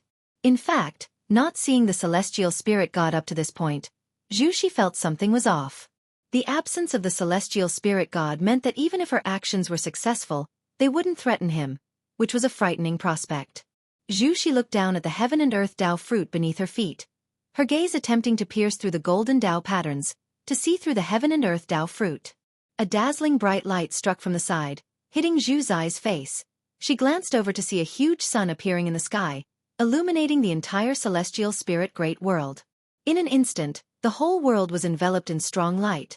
The nearby continents and oceans were stripped of color.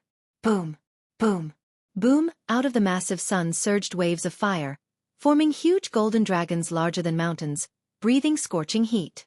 The heaven and earth Tao fruit, and how also desire it. A loud voice like thunder rang through heaven and earth, audible to all creatures.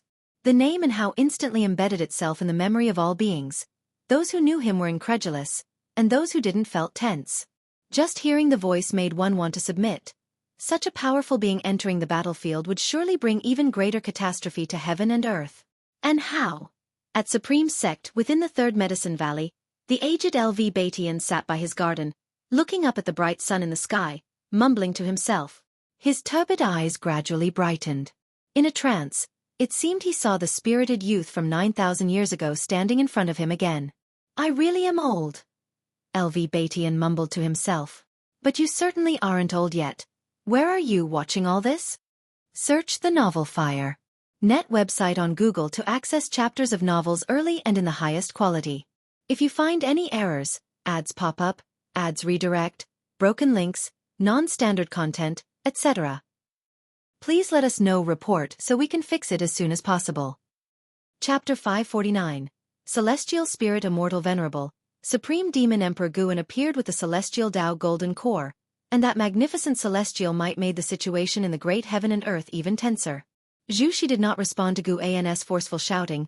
She directly controlled the Dharma aspect to strike at Guan, releasing the profound primordial aura that made the rules of heaven and earth tremble, causing the celestial vault's thunderclouds to churn and change color, with various anomalies emerging one after another. The clash between the Celestial Tao Golden Core and the Heaven and Earth Tao Fruit affected the entire great heaven and earth.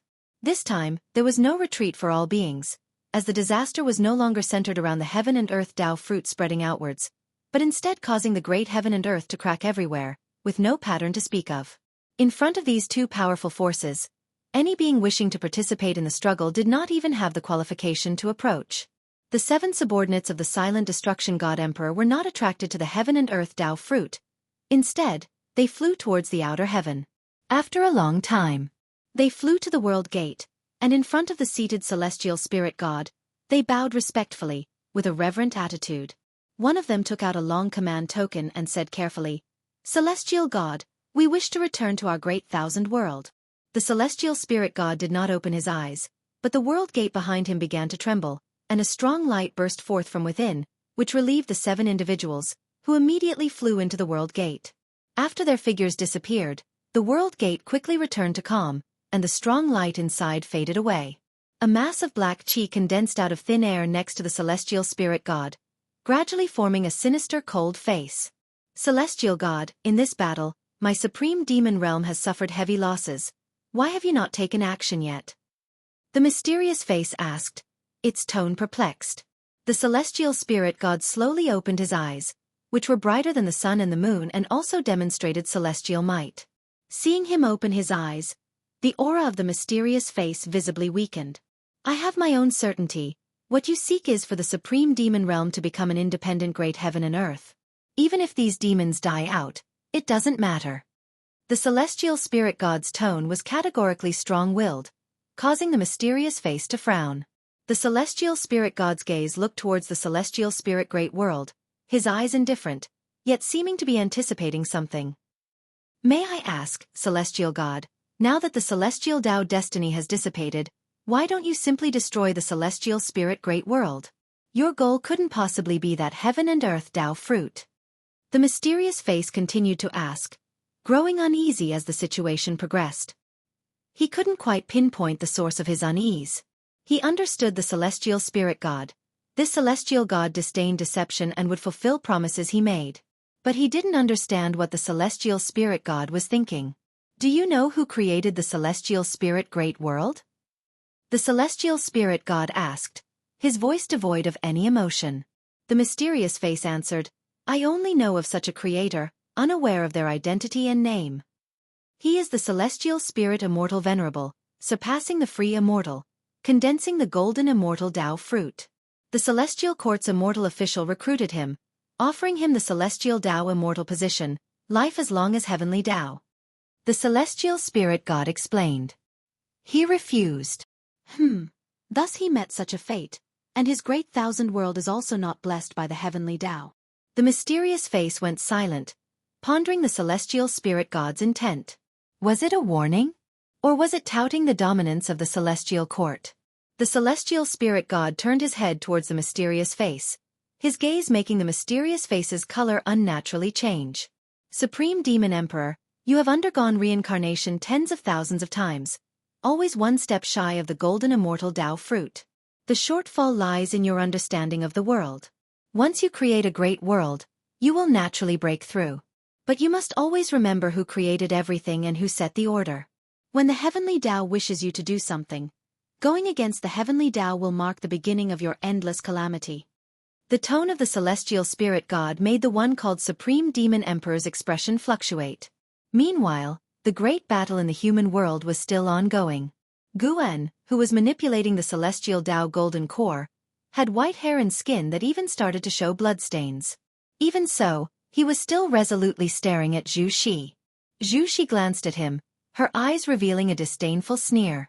She didn't understand what and how was fighting for, but the heaven and earth Tao fruit was a trap in itself.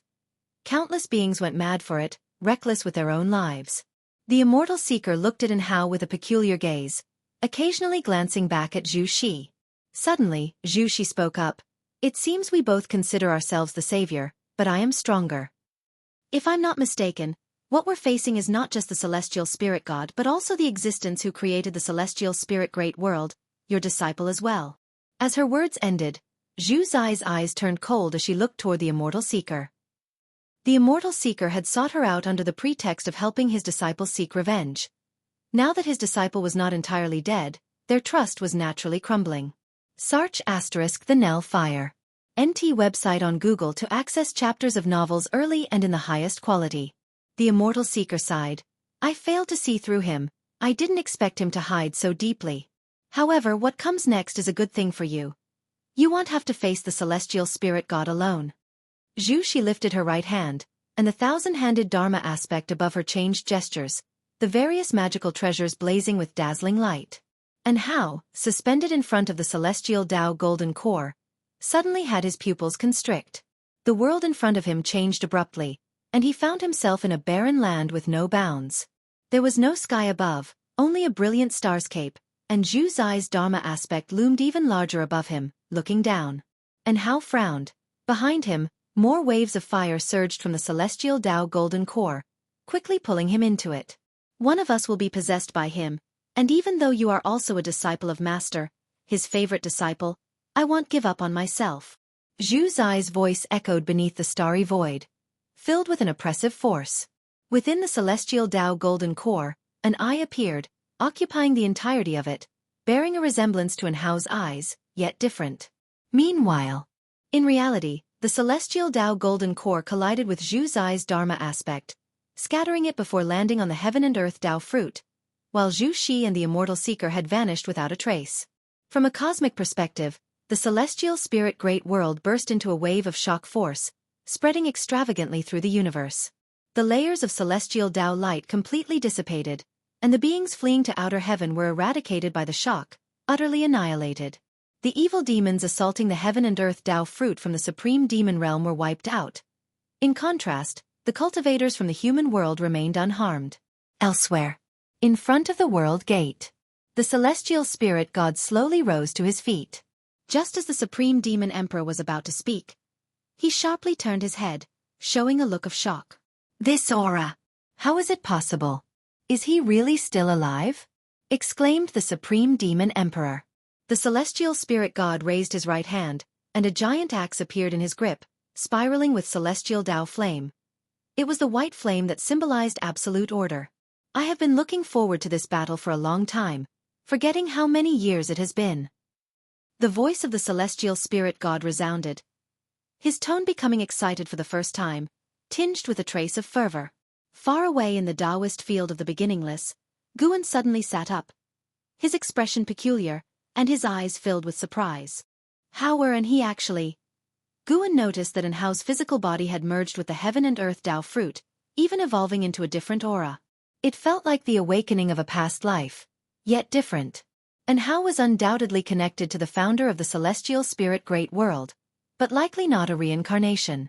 While surprised by Hao's transformation, the strength of the celestial spirit god was something neither Hao nor the heaven and earth Tao fruit could contend with. It would ultimately be up to him to make a move. Good.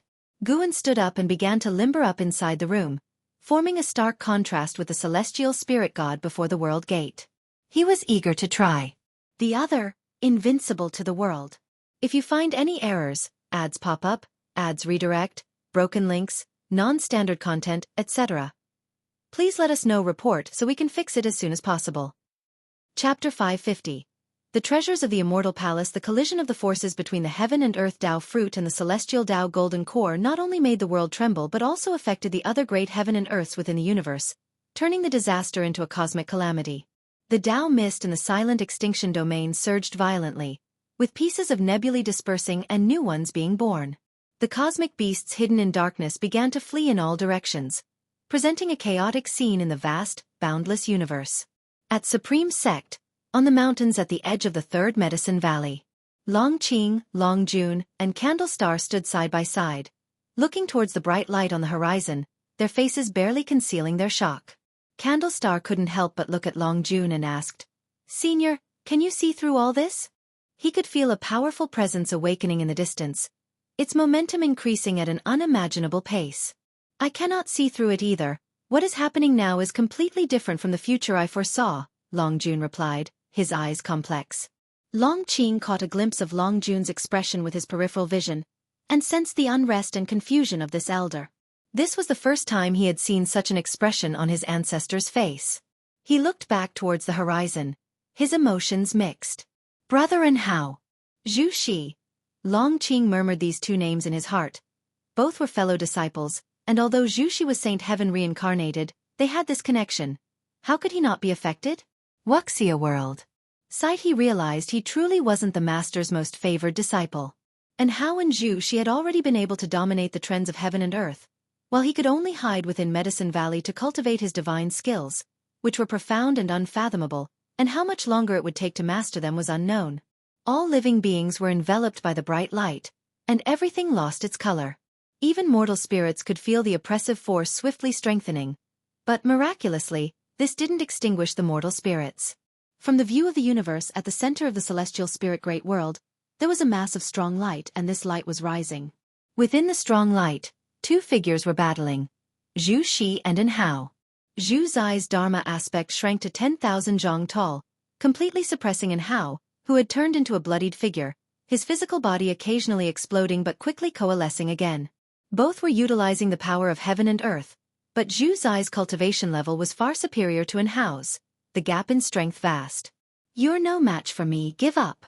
Zhu Xi looked down upon An Hao, her cold voice echoing, her Dharma aspect not ceasing its spell casting. An Hao didn't utter a word, clenching his teeth and persevering, his blood-streaked white hair whipping about as if he were a mad demon. Patterns of gold slowly appeared on his chest, and soon an eye emerged. It was the mysterious giant eye from within the celestial Tao golden core. Seeing this eye, Zhu Xi frowned. At that moment, countless light stars burst forth from behind Zhu Xi, hurtling towards An Hao at high speed, and her expression drastically changed. She felt her own power being siphoned away, headed towards An Hao.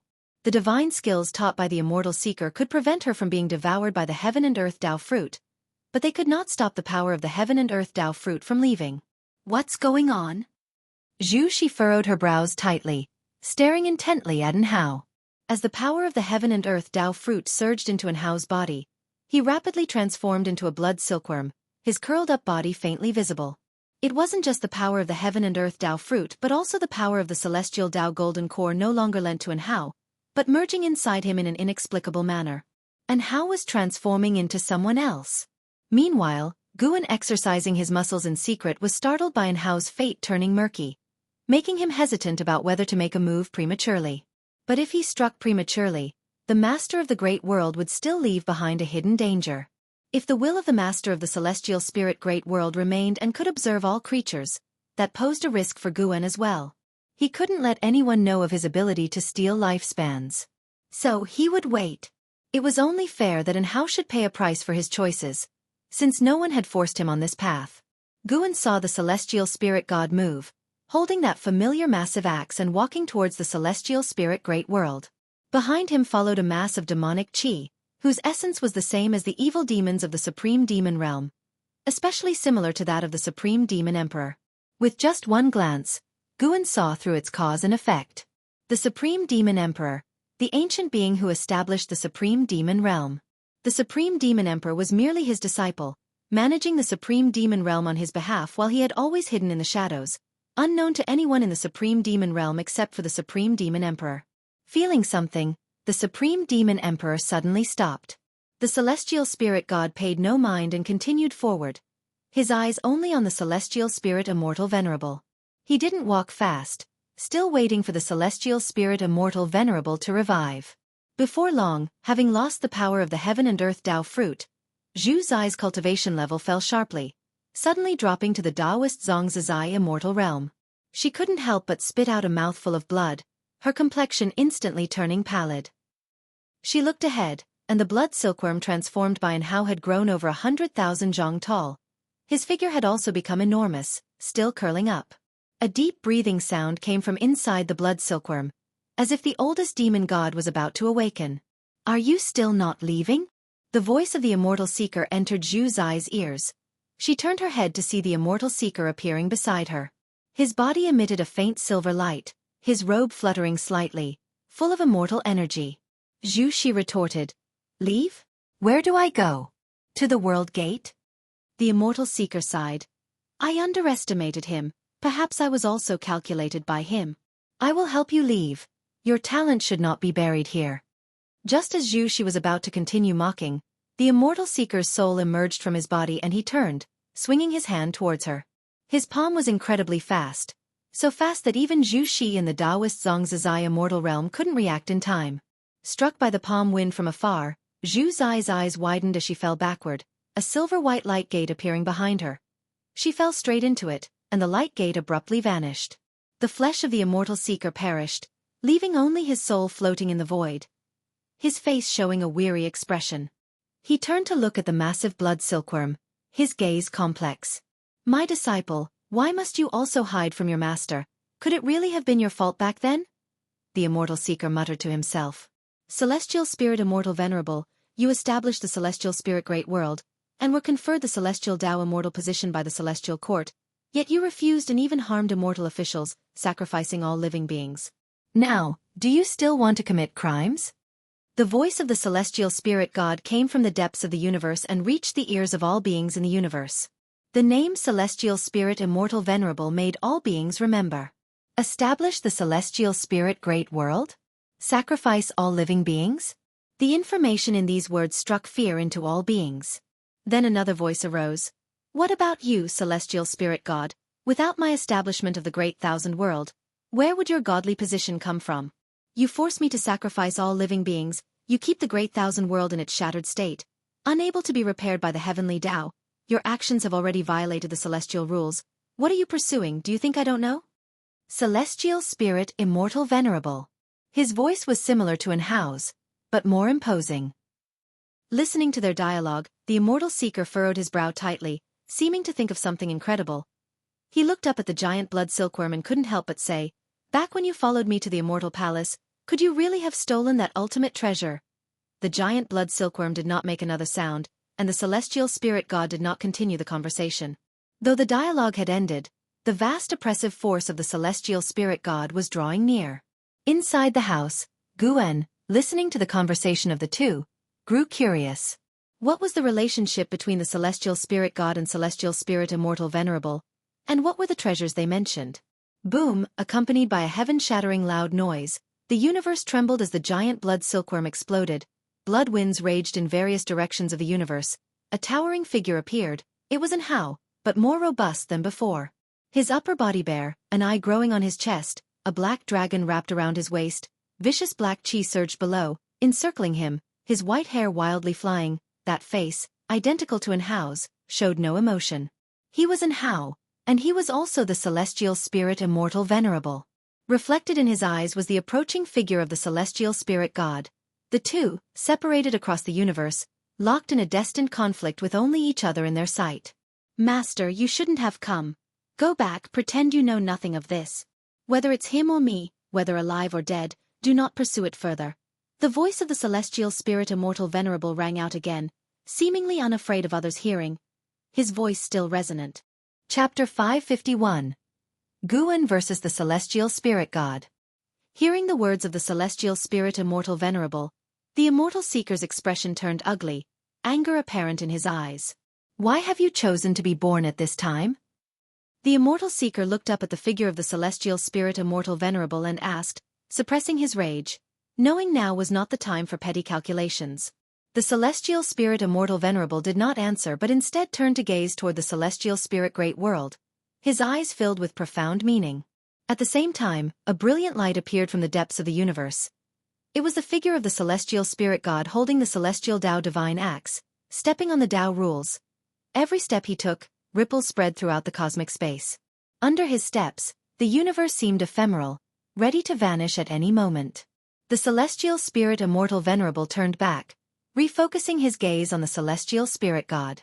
He raised his right hand, palm facing upwards, and gold flame spontaneously appeared and rapidly coalesced into a great cauldron, growing larger continuously until it dwarfed his own form.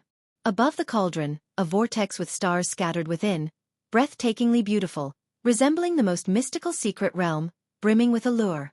The moment the cauldron appeared, all beings felt as if their strength was being siphoned away.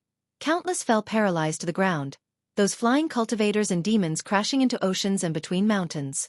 All at once, the celestial spirit great world fell silent.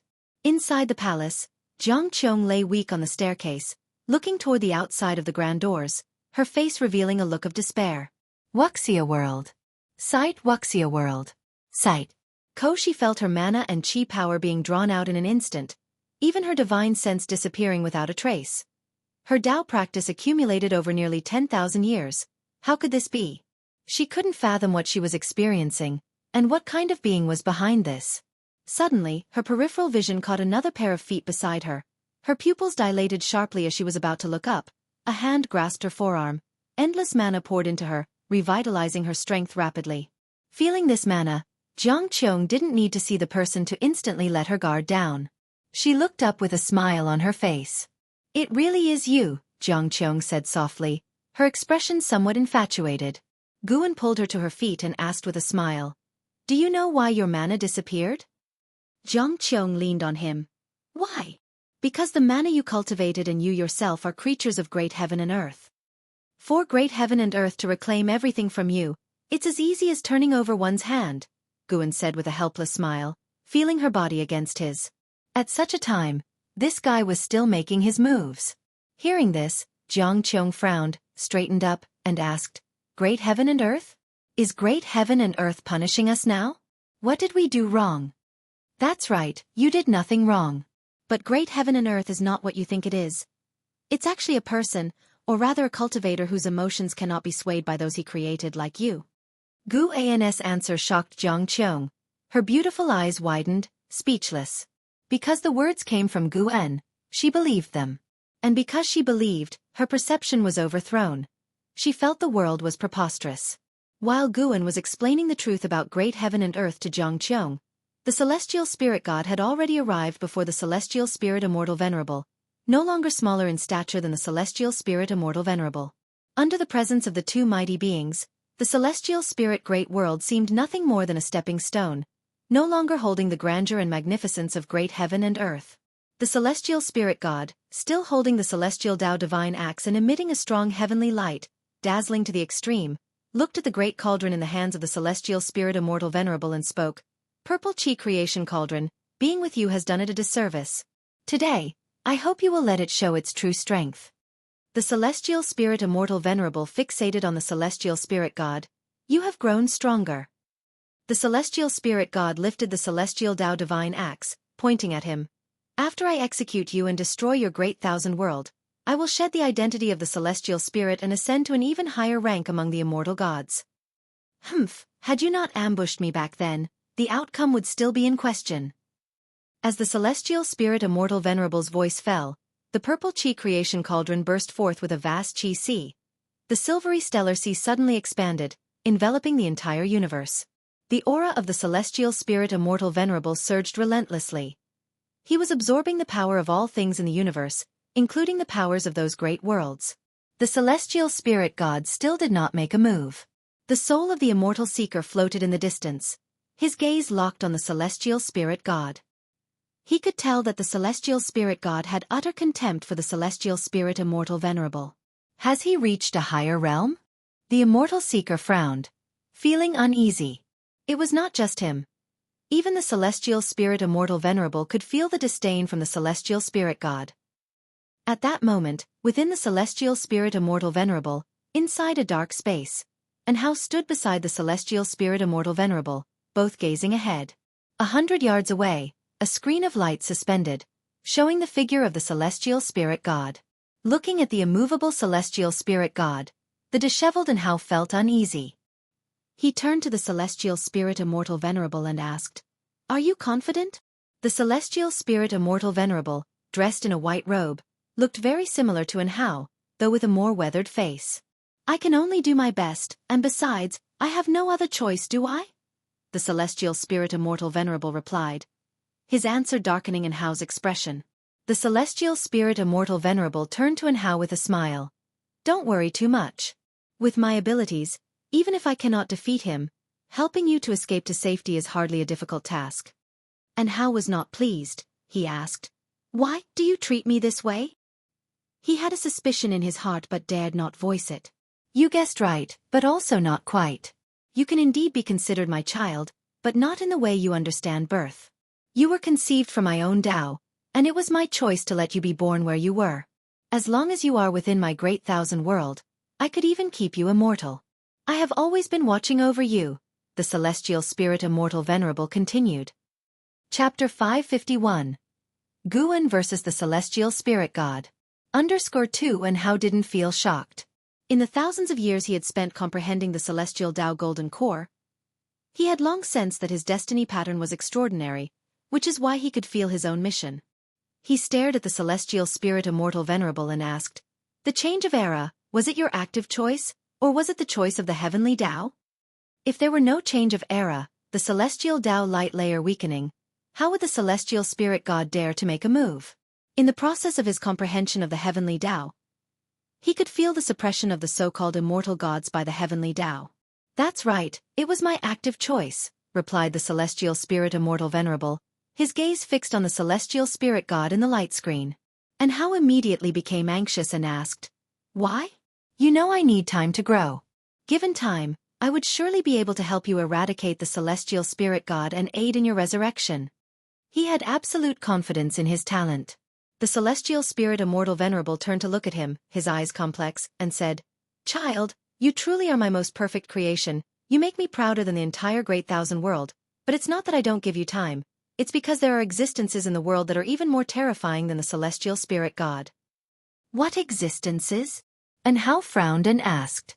Today, the number of powerful beings ravaging the celestial spirit great world were countless, and many names flashed through his mind.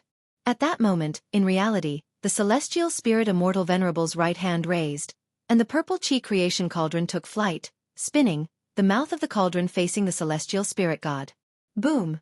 A majestic force that made the entire universe tremble erupted from the cauldron mouth, and a vast silver-blue chi sea burst forth, grand and unstoppable, illuminating the celestial vault of the celestial spirit great world. Wuxia world. Sight countless creatures lying on the ground looked up to see the celestial vault disappear. They saw a silver-blue giant river, within which countless stars twinkled. The eyes of all beings were filled with dots of silver-blue light. They saw the figures of the celestial spirit god and the celestial spirit immortal venerable, resembling two founding gods, making all creatures feel their own insignificance. Even those in the immortal Tao realm felt nothing but infinite reverence in their hearts at this moment. The divine power of the purple chi creation cauldron fell onto the body of the celestial spirit god, blocked by a layer of white light. How domineering was this silver river, capable of destroying everything. The space it passed through was ripped apart into dark regions, yet even such a powerful force could not shake the figure of the celestial spirit god. "Is this all you can do?"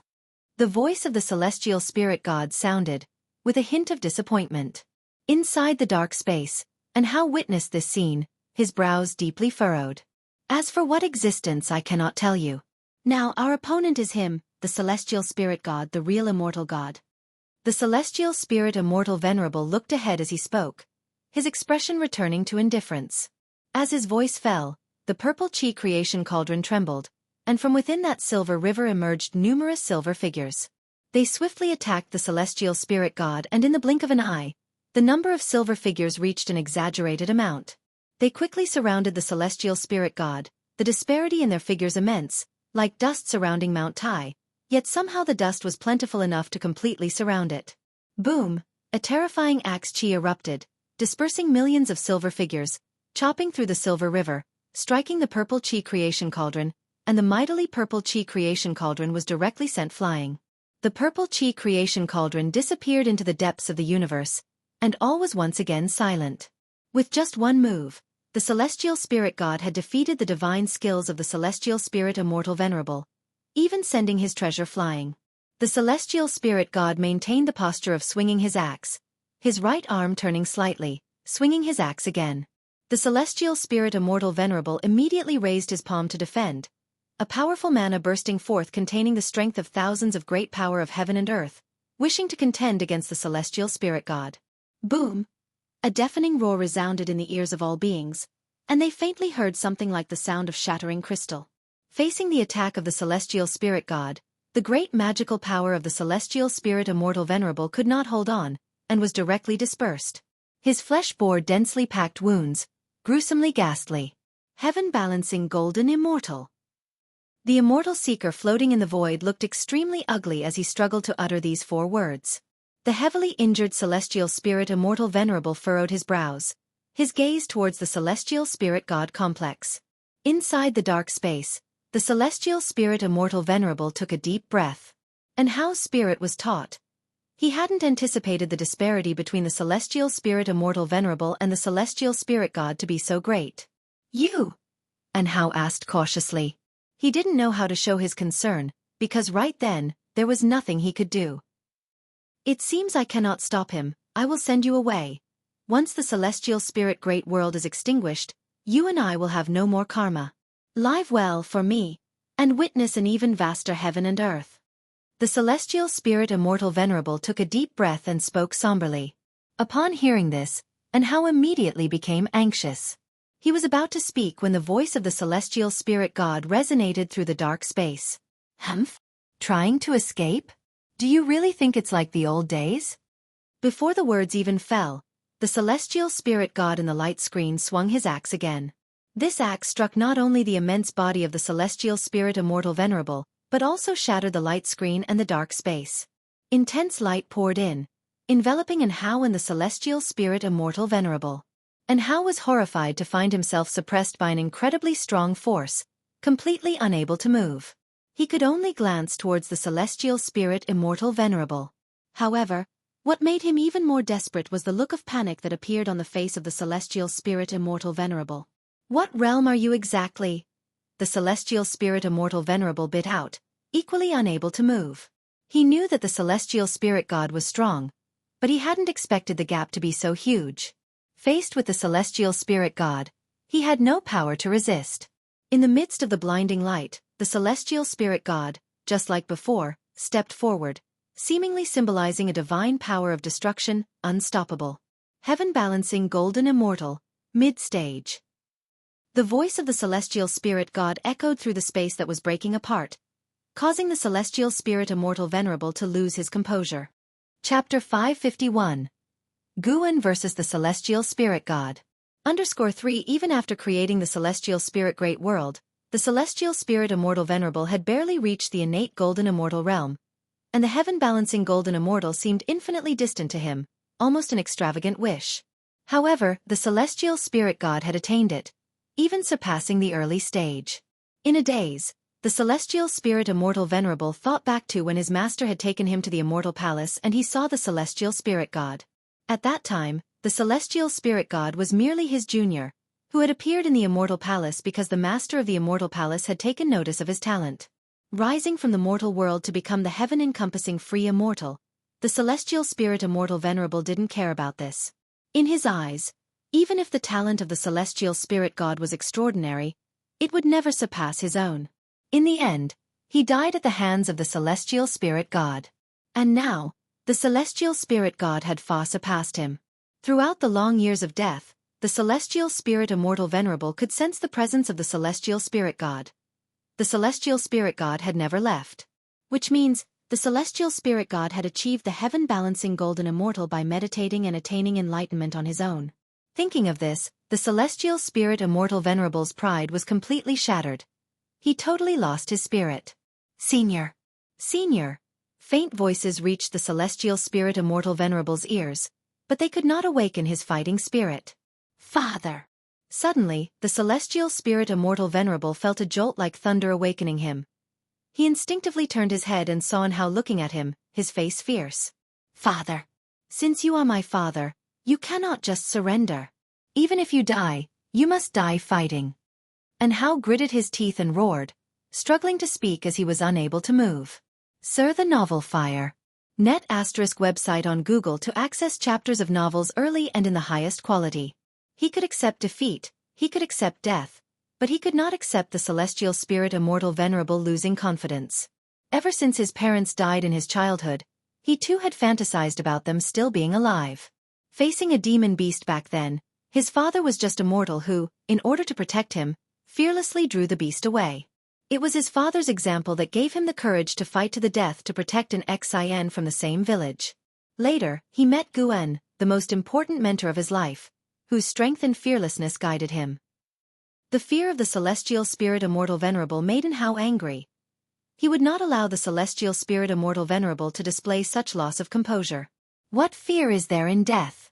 Touched by Hao's gaze, the celestial spirit Immortal Venerable took a deep breath and looked back at the celestial spirit god with a determined expression. He struggled to raise his right hand, facing the aura of the heaven-balancing golden immortal. His hand shaking uncontrollably, not from fear, but from being unable to bear the pressure. Even in death I must protect him. The celestial spirit Immortal Venerable bit his teeth, thinking thus in his heart. Suddenly, the celestial spirit god appeared abruptly in front of the two, raising the celestial Tao divine axe high, ready to strike at Hao. He intended to execute Hao right in front of the celestial spirit Immortal Venerable. The pupils of the celestial spirit Immortal Venerable shrank. Time seemed to freeze, and he felt so slow. Although Hao was right beside him, his hand just couldn't reach him. Hao's face was illuminated by a bright light. He remained fierce, his eyes filled with towering rage, staring fixedly at the celestial spirit god. He was ready to face death, but he did not wish to die without dignity. Boom! Darkness fell before Hao's eyes, and then a wild wind arose. The pressure that bound him suddenly vanished, but another indescribable force enveloped him, forcing him to close his eyes. Ha! The surprised voice of the celestial spirit god rang out, startling Hao into hurriedly opening his eyes. When he saw the figure before him, his eyes widened, and his body trembled. Between the celestial spirit god and Hao, a figure appeared, blocking the celestial Tao divine axe in the hands of the celestial spirit god. The divine axe was suspended above the head of this person, unable to fall, the blade about 10 centimeters from their forehead, but it was these 10 centimeters that saved Hao's life. The celestial spirit Immortal Venerable also felt the binds on himself disappear and turned to look at the figure that had appeared. His brows furrowed tightly. His eyes filled with fear. Master! Hao exclaimed excitedly. That person was none other than Guan. Guan, dressed in black, stood in front of Hao, his robe fluttering, the Cyan Hong sword hung at his waist, his right hand still resting on the hilt, as he calmly stared down the celestial spirit god. As their four eyes met, the celestial spirit god's gaze held a scrutinizing hint, while Guan was as peaceful as still water. Guan had imagined countless times standing in confrontation with the celestial spirit god. Now that the moment had truly arrived, his heart settled into an unprecedented calm. At that moment, facing the celestial spirit god was not just Guan. There was also the extremity, Yang Xian, and the Black Profound Emperor. Search the novel Fire. Net website on Google to access chapters of novels early and in the highest quality. If you find any errors, ads pop up, ads redirect, broken links, non-standard content, etc., please let us know report so we can fix it as soon as possible. Chapter 552, Celestial Eye Dao Skill, One Sword Slays God, Celestial Spirit God, Middle Stage of Hungtian Golden Immortal Realm 0/0/0. Guan looked at the lifespan detection prompt before him, feeling puzzled. The fact that information could be detected indicated that this celestial spirit god was indeed in real flesh. A situation where all values were 0 made him think of the divine exotic ghost king. Was this so-called immortality dependent on sacrificing one's own lifespan to some power? Who are you? The celestial spirit god's voice echoed in the fragmented dark space, his posture poised with the axe raised. Guan stood before him gazing calmly and said, As an immortal god, yet you seek to annihilate all beings in the great world, I really want to know, is this your own principle of action, or the will of the celestial court? In his past life while he was still on Earth City, he had heard of the myths of the celestial court, with both positive and negative aspects. The status of the celestial court in mythology was undeniably recognized by the Wuxia people. This life, whenever he heard of the celestial court, his feelings were complex, joyful yet anxious. He was joyful that the name of the celestial court could reach the earth where he came from. Was there hope for him to return? Anxious because, if the celestial court truly existed, would his writings of Journey to the West and the Investiture of the Gods alarm the celestial court? These emotions had been smoothed out as time passed. The celestial spirit god looked at Guan and asked, Is it important? Very important. The answer made the celestial spirit god fall silent for a moment. The celestial spirit god solemnly said, The heavenly Tao has its celestial rules, celestial gods have their own choices. This response slightly changed Guan's view of him. By this point, that the celestial spirit god could maintain the image of the celestial court was enough to prove his loyalty to it. And it also indicated that his attitude towards the celestial spirit great world stemmed from personal feelings. A force more powerful than the celestial spirit god erupted, repelling him, and the collapsing dark space shattered as well, transporting them back into the cosmos. Tao protecting divine essence. The powerful divine power dispersed the celestial Tao divine light surrounding the celestial spirit god, revealing his true form. He was dressed in heavy silver armor, his helmet adorned with a silver dragon, his breastplate resembled a qilin, shoulder pads with phoenixes spreading their wings, and a red belt emanating pieces of world power. In his hand, The celestial Tao divine axe contained vast heavenly power, blazing and imposing. An astonished expression appeared on the stern face of the celestial spirit god. Just one move, and he felt that the other's cultivation level was not weaker than his own. With such Tao practice, why intervene in the calamity of the great world? The celestial spirit god stared intently at Guan and asked in a deep voice. He could feel boundless way of cause and effect enveloping the cosmos, and there was no escape for him. Even the connection to the heavenly Tao was severed. The opponent was exceedingly adept in the way of cause and effect. Guan raised his right hand, the celestial star sword appeared in his grasp, and the blade wrapped itself in dazzling sword light, intensely bright. And Hao looked at Guan holding the sword, his emotions surging, feeling as if his blood was boiling, his face turning bright red.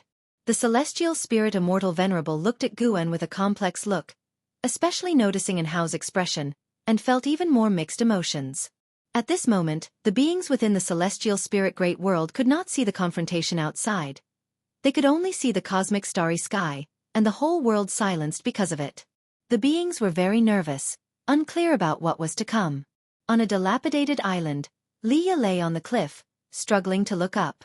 The divine exotic immortal spirit appeared on his shoulder, excitedly looking towards the universe. Leah could feel its excitement and immediately guessed the reason. His expression turned complex, but it was as though a burden had been lifted from his heart. Indeed, it still depends on you. You are the true protector of this world unparalleled. Leah gazed at the cosmic starry sky, thinking thus, his eyes gradually filled with admiration. Just as this thought occurred, a sword light burst through the cosmic starry sky, illuminating the heavens and earth, making Leah instinctively close his eyes. In the cosmic void, the celestial spirit god froze in place, the darkness behind him cleaved in two by a streak of sword light, still gripping the celestial Tao divine axe, trembling all over. He fixated on Guan ahead, while Guan maintained the sword-swinging posture. The body of the celestial spirit god developed cracks, divine blood seeping out, his condition greatly resembling an Hao's. So fast! The celestial spirit Immortal Venerable stared at Guan, his expression grave. He hadn't seen clearly how Guan had swung his sword, and Hao's sense of it wasn't as profound, but he could tell that his master had suppressed the celestial spirit god's momentum, which excited him. The celestial spirit god's gaze sharpened, suddenly leaping up, nearly instantly. He burst forth with an even stronger aura, a vast sea of light appearing above him in the universe, and the celestial spirit god plunged into it, vanishing from sight. Soon after, within the light sea, a massive eye appeared. As this colossal eye opened, eyes of all sizes appeared from every direction in the universe, densely surrounding Guan and the two others, all these eyes fixated on them. Far away, the immortal seeker witnessed this scene, his expression changing once again. Celestial Eye Tao skill, he actually mastered such a great divine power. The immortal seeker was no longer startled for the first time by the celestial spirit god. He hadn't expected that he was still underestimating the celestial spirit god. His gaze unintentionally switched to Guan. For some reason, he could not see Guan's true face, indicating that the other party was using some powerful method to isolate his senses. However, looking at Guan's figure, it felt familiar, as if he had met him before. But no matter how much he thought, he just couldn't remember. He didn't think he had a poor memory. Rather, the other had employed the power of cause and effect. The celestial spirit god had astonished him, and this suddenly appearing mysterious existence also filled him with curiosity and awe. All these years in the great thousand world, you are the first one to force me to exert my full strength. Those who defy the heavenly Tao should be reduced to ashes and smoke. The voice of the celestial spirit god echoed, authoritative and domineering. In an instant, countless celestial eyes burst open in the starry sky, their pupils emanating multicolored lights. Almost instantly, Guan's mana enveloped celestial spirit Immortal Venerable, and Hao, and the celestial spirit great world below. The universe began to twist violently. Distant meteors ignited into towering flames, while others were frozen solid. The celestial Eye Tao skill can invoke the power of the heavenly Tao, allowing the 3,000 great Tao to aid him. This skill could destroy the great thousand world. The face of the celestial spirit Immortal Venerable was solemn as he spoke. And Hao saw streams of nebulous starry seas appear in the distance, ravaging the cosmic void. Everything before him seemed chaotic and even made him feel dizzy. An invisible force was invading him. An eerie sensation he had never experienced before. The celestial spirit Immortal Venerable looked at Guan and said, "Once the celestial I Dao skill is employed, you are essentially making enemies with the 3,000 great Dao. You cannot." He hadn't finished speaking when Guan suddenly swung his sword, and a silver-blue sword shadow appeared out of nowhere, sweeping across the dazzling illusionary universe. In front of this sword shadow, meteors, heaven and earth, star clouds, and sun and moon all seemed insignificant. With one slash, thousands of celestial eyes were completely extinguished. Above, the sea of celestial light was also slashed away, revealing the figure of the celestial spirit god, his silver armor shattered, exposing his bloody and mangled body, his helmet thrown aside, his black hair splayed out. The celestial spirit god's eyes widened, incredulously looking at Guan suddenly appeared before him, his left hand quickly grasping the celestial spirit god's long hair, then raising his sword to slash. The sword light shone across the universe, illuminating thousands of great worlds and countless little worlds. Celestial spirit Immortal Venerable, and Hao, Immortal Seeker, and the observing great power cultivators from afar all blinked their eyes, and when they opened them again, the omnipresent celestial Tao pressure enveloping the universe began to dissipate. They all looked in the same direction and saw a blurred figure floating in the void, one hand wielding a sword, the other holding the decapitated head of the celestial spirit god. Behind that figure still lingered the magnificent blue sword shadow, scattered deep into the universe. The divine blood of the celestial spirit god spilled down, scorching the space, causing meteors to be penetrated by the droplets, much of the divine blood falling into the celestial spirit great world, vanishing from the mortal world. The celestial spirit Immortal Venerable watched, dumbfounded. And Hao too was shocked. He knew his master was strong, but the celestial spirit god had already demonstrated an invincible demeanor, and such a powerful being had no chance against his master. Even more hopeless than the celestial spirit Immortal Venerable facing the celestial spirit god. At that moment, the decapitated head of the celestial spirit god that Guan held in his hand still had its eyes open, gazing up at Guan, filled with fear. "You. It's impossible. Who are you really?" The celestial spirit god asked in a trembling voice, unable to accept that his celestial I Dao skill had been annihilated by a single sword strike. Even an image came to his mind. Ia the Oval Fire. Net website on Google to access chapters of novels early and in the highest quality. That person, whose sword Dao talent had left a deep impression, if allowed to grow, could he reach the level of the man before him? Guan looked down at him expressionlessly, his right hand performing the universe in hand divine power, drawing the head into his palm, disappearing from sight.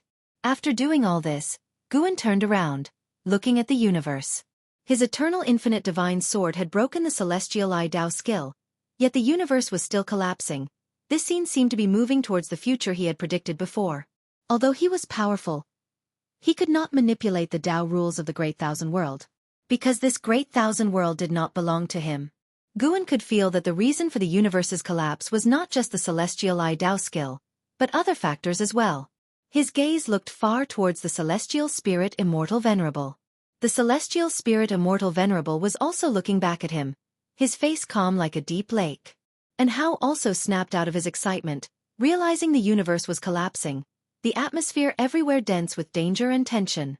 Could it be? And Hao seemed to think of something, his expression turning unsightly. The celestial spirit Immortal Venerable turned his head towards him and calmly said, "Previously, I extracted all the heaven and earth's power, already causing this Great Thousand World to lose its stable Dao order. Coupled with the disruption of the celestial I Dao skill, this Great Thousand World is on the verge of annihilation, ceasing to exist." Upon hearing this, and Hao, surprisingly unalarmed, looked at the celestial spirit Immortal Venerable and asked, "What should we do then? Don't you have the slightest pity for all living beings?" The celestial spirit Immortal Venerable turned his head, looking far off at the figure of Guan, and said, "Previously, indeed I had none. However, when I saw him just now protecting the creatures of various heavens and earths from the oppression of the celestial I Dao skill, I suddenly felt that I really should do something. It's also a good opportunity for me to repay him for his care and instruction towards you." As his words fell, the celestial spirit Immortal Venerable burst into a bright light. His celestial Dao golden core and heaven and earth Dao fruit flew out from his chest, hovering over his shoulders. "I will let this Great Thousand World be reborn in a new way, wash away the past cause and effect, allowing Celestial Court to not pursue the death of the celestial spirit god, so he can stay here at ease." Search the novel Fire. Net website on Google to access chapters of novels early and in the highest quality. If you find any errors, ads pop up, ads redirect, broken links, non-standard content, etc., please let us know report so we can fix it as soon as possible. Chapter 553. Reshaping the Great Thousand World. Hearing the words of Celestial Spirit Immortal Venerable, and Hao's expression darkened. He realized what the Celestial Spirit Immortal Venerable intended to do, and he could neither agree with it nor stop it. The Celestial Spirit Immortal Venerable wanted to sacrifice himself to save all living beings. As a son, and Hao could not agree, yet he could not disregard the life and death of all beings to stop him either. The Celestial Spirit Immortal Venerable took a deep look at Guan. The Celestial Tao golden core on his shoulder burst forth with golden light, and the heaven and earth Tao fruit rose up, quickly blossoming into expanding spiritual energy that symbolized vigorous life force. And Hao was baptized by the Celestial Tao spiritual qi, and his wounds recovered rapidly. He clenched his fists tightly, gritting his teeth as he watched the gradually dissipating figure of the Celestial Spirit Immortal Venerable. Guan watched this scene from afar, feeling somewhat conflicted. He guessed that the Celestial Spirit Immortal Venerable had noticed him, which made him uneasy. However, due to the relationship between the Celestial Spirit Immortal Venerable and Hao, he could not make a move against the Celestial Spirit Immortal Venerable. Now that the Celestial Spirit Immortal Venerable had chosen to sacrifice himself to protect the beings of great heaven and earth, it was also a good thing for Guan. I was born in the Celestial Spirit Great World and owe you a debt of gratitude. If there is a chance in the future, I will assist you in being reborn. That's what Guan thought to himself. He didn't dwell on it any longer but chose to carefully sense the creation of heaven and earth.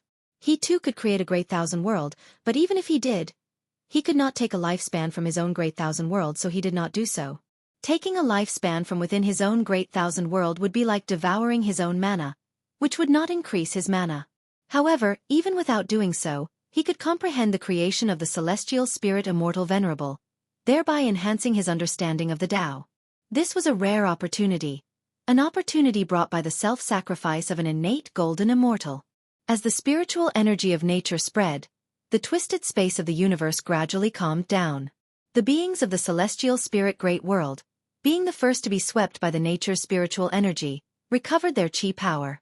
The celestial vault also quickly took shape, replacing the view of the cosmic starry sky. Everything was returning to normal. At that moment, the immortal seeker unexpectedly flew towards Guan. If it weren't for their past acquaintance, Guan wouldn't have let him approach. With the mystery of the celestial dark purple micro Saint Tao body, even when the immortal seeker arrived in front of Guan, he still couldn't see his true form. Looking at the blurred image of Guan, the immortal seeker took a deep breath and said, "Fellow Taoist, by slaying the celestial spirit god, you will bring immense troubles upon yourself. Each immortal god holds a position in the celestial Tao. Once they fall, the celestial court must be aware. Even if you use cause and effect to isolate this great thousand world, as long as the celestial court wants to investigate, finding you is only a matter of time. Among the celestial court, there are countless beings more powerful than the celestial spirit god. To the immortal gods of the celestial court, nothing is more important than its majesty." Guan looked down at the immortal seeker and asked, "So, what are you trying to say?" The immortal seeker replied, "If fellow Taoist can secure a celestial Tao immortal position before the celestial court becomes aware, with your Tao practice, even if you're punished, the loss won't be significant. Celestial Tao immortal positions are easy to come by? I must be honest, I have an opportunity for a celestial Tao immortal position in my possession." "That's not necessary. You may leave now. Your presence is a threat to me and to this great thousand world." Guan's response elicited a wry smile from the immortal seeker, who immediately bowed and took his leave. Before going far, his soul dispersed. The immortal seeker's method of fleeing this realm was self-demise. Guan wasn't much affected. He turned his gaze toward Hao. Celestial Spirit Immortal Venerable was remaking the Tao rules of the great world, harboring a personal interest in bestowing his Tao inheritance upon Hao. Even though it couldn't make Hao's cultivation level soar directly, it could help Hao cultivate better. Guan didn't interfere, nor did he fear any tricks from the Celestial Spirit Immortal Venerable, because he could sense that the causality of the Celestial Spirit Immortal Venerable was dissipating, not an act. However, Guan frowned lightly, his gaze shifting to the depths of the universe. As the celestial spirit Immortal Venerable was reconstructing the rules of the Great Thousand World, celestial Tao destiny appeared out of thin air along with the Tao. This made Guan very curious about the connection between the heavenly Tao and the Great Tao. He had always thought that the heavenly Tao was weaker than the Great Tao, or that the heavenly Tao was born based on the Great Tao. Now it seemed that this heavenly Tao was as dominant as the Great Tao. The figure of the celestial spirit Immortal Venerable completely faded away, and Hao had fully recovered from his injuries. Hao looked around, his eyebrows slightly furrowed. He, too, felt the destiny of the heavenly Tao. Could it be that all of this was not the doing of the celestial spirit god, and he only chose to act at this juncture? Hao muttered to himself. His gaze then fell upon Guan felt his gaze and turned to look. Their eyes met, and Guan understood what was in Hao's eyes. Hao couldn't make out Guan's expression, but being watched by Guan made him feel at peace, and a smile appeared on his face. Wasn't this the moment he had been looking forward to? You'd better think it through. The beings you save will eventually die, and the Great Thousand World will return to normal in time. Guan's voice reached Hao's ears. Hao smiled and retorted, Master, how many of the beings you saved are still alive? They will eventually die, and you still took action, didn't you? Guan asked, Are you willing to let go of an Xian? And your wife, your children, can you truly cut all ties? Didn't you make arrangements for them? The only person I'm sorry to is you. I've lived for nearly 10,000 years and never repaid you, only caused you worries. Hao spoke to Guan with a look of guilt. Guan really wanted to say that it was actually quite a simple task and no trouble at all, but looking at Hao's expression, he knew that nothing he said would change Hao's choice. Now, Guan was strong, but not strong enough. At least not enough to free the Great Thousand World from the heavenly Tao, at least not enough to develop the world he lived in according to his wishes. However, Guan was quite relieved to see Hao take on such responsibility. He couldn't change such an outcome, but he could leave Hao a way out. Guan turned and disappeared into the void. More and more divine senses swept across, able to lock onto Hao, yet not daring to come close. The previous battle made them shudder. Even though they hadn't seen clearly what had happened, the shadow of the eternal infinite divine sword and the grand and spectacular celestial I Dao skill still gave them chills.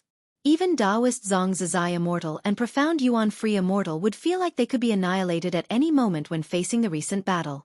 Hao looked toward the celestial spirit great world, his gaze filled with affection, and slowly raised his arms, murmuring, Young Immortal Emperor, I will carry out the task you left unfinished.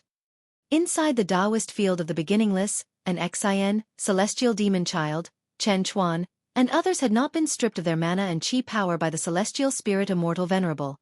They were always discussing the battle situation. Guan appeared out of nowhere beside an Xian. As he appeared, the crowd immediately gathered around. Master, did you make a move? Was that sword intent just now the eternal infinite divine sword? Master, what's the situation in outer heaven now? And Hao and Zhu Shi, who won and who lost? Who was the person who spoke earlier? They sounded so arrogant. I wonder how high their cultivation level is. Everyone kept asking, curious and excited.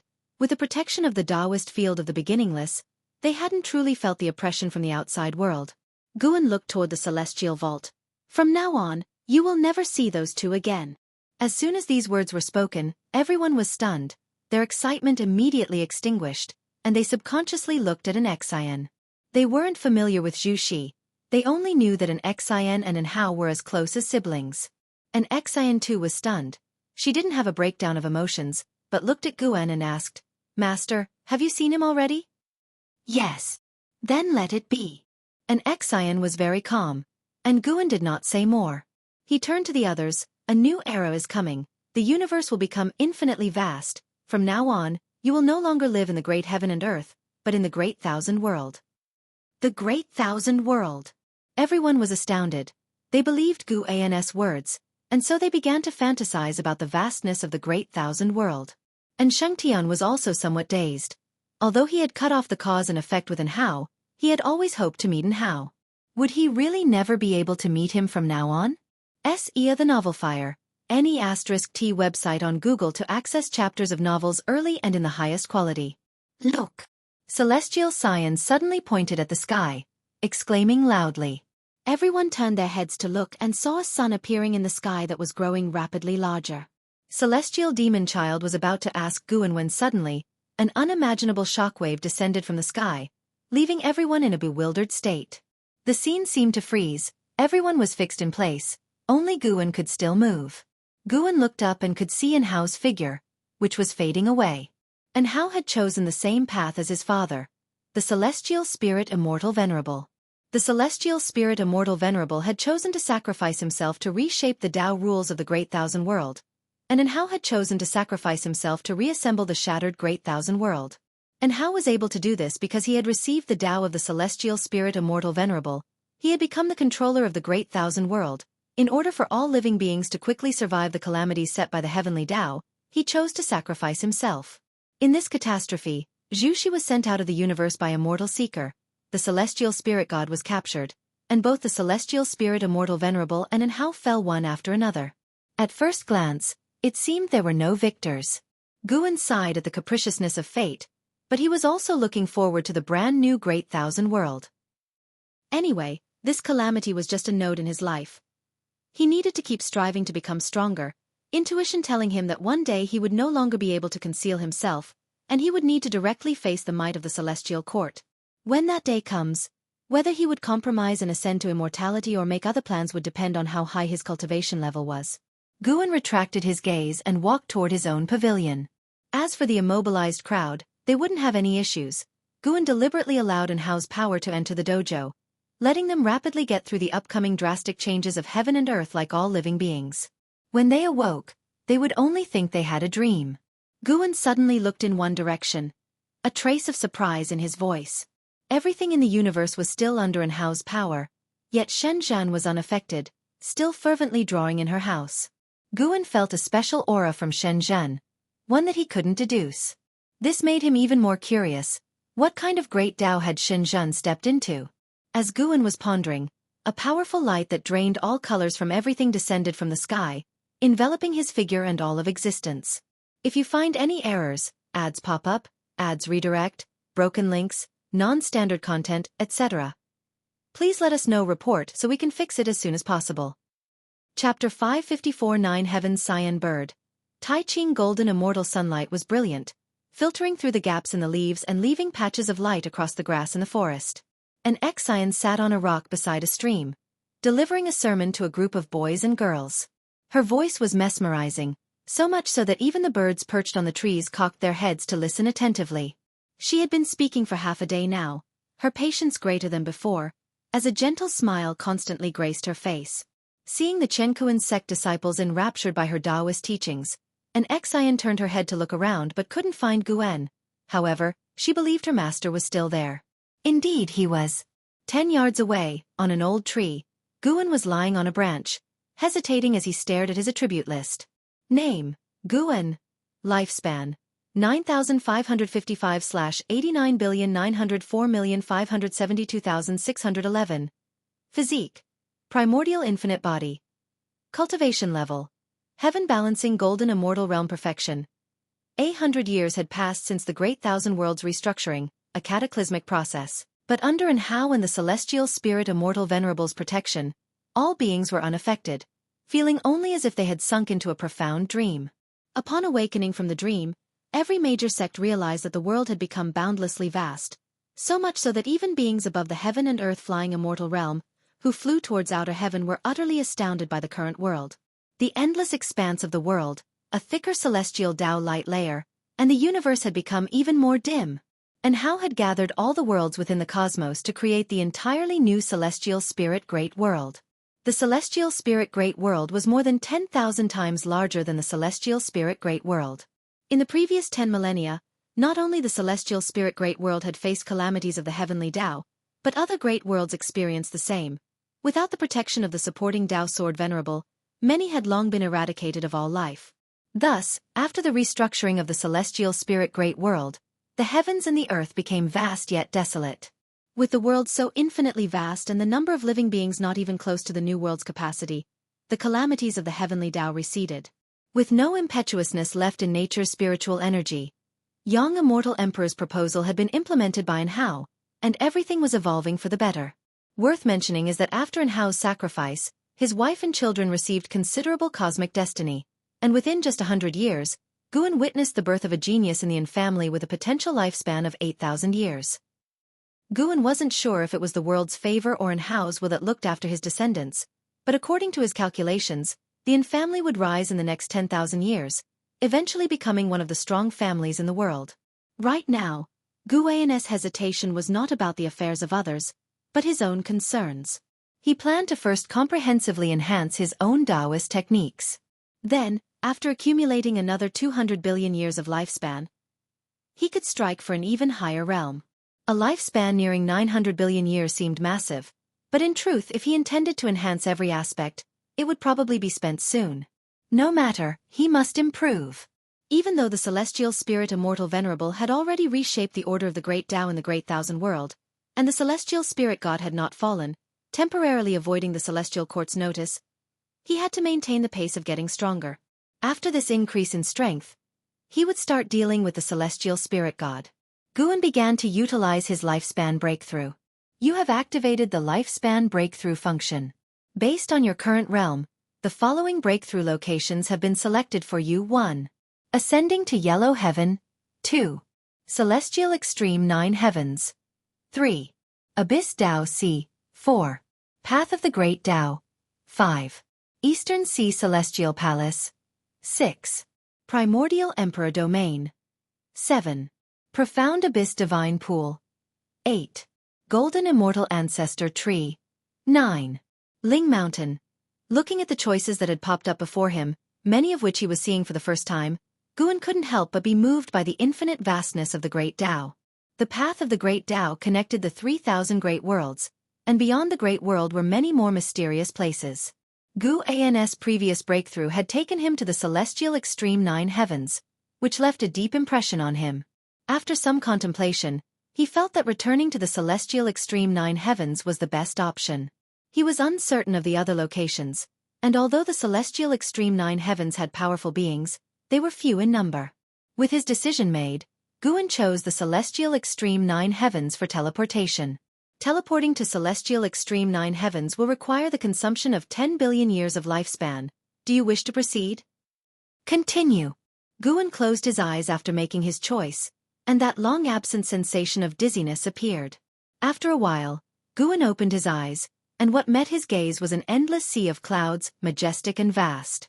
The sky was still so high with no land in sight, and no matter which direction he looked, he saw nothing but the sea of clouds and the sky.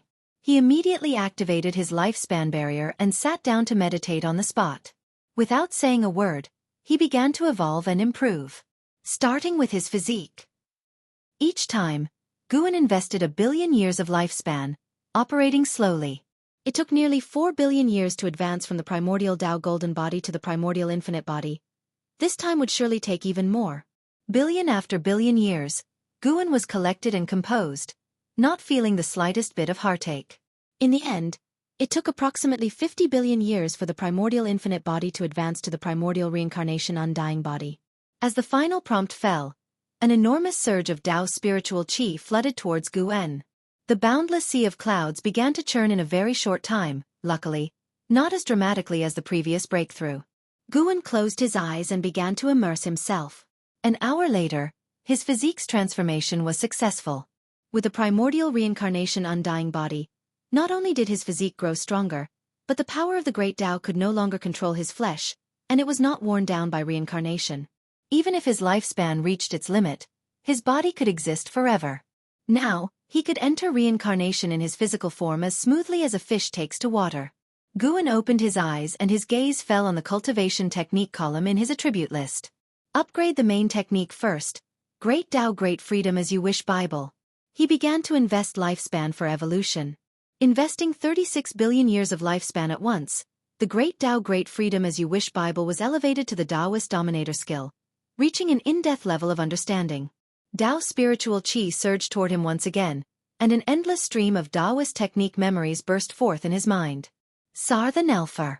Net website on Google to access chapters of novels early and in the highest quality. The Taoist Dominator skill, as the name implies, could dominate the Great Tao.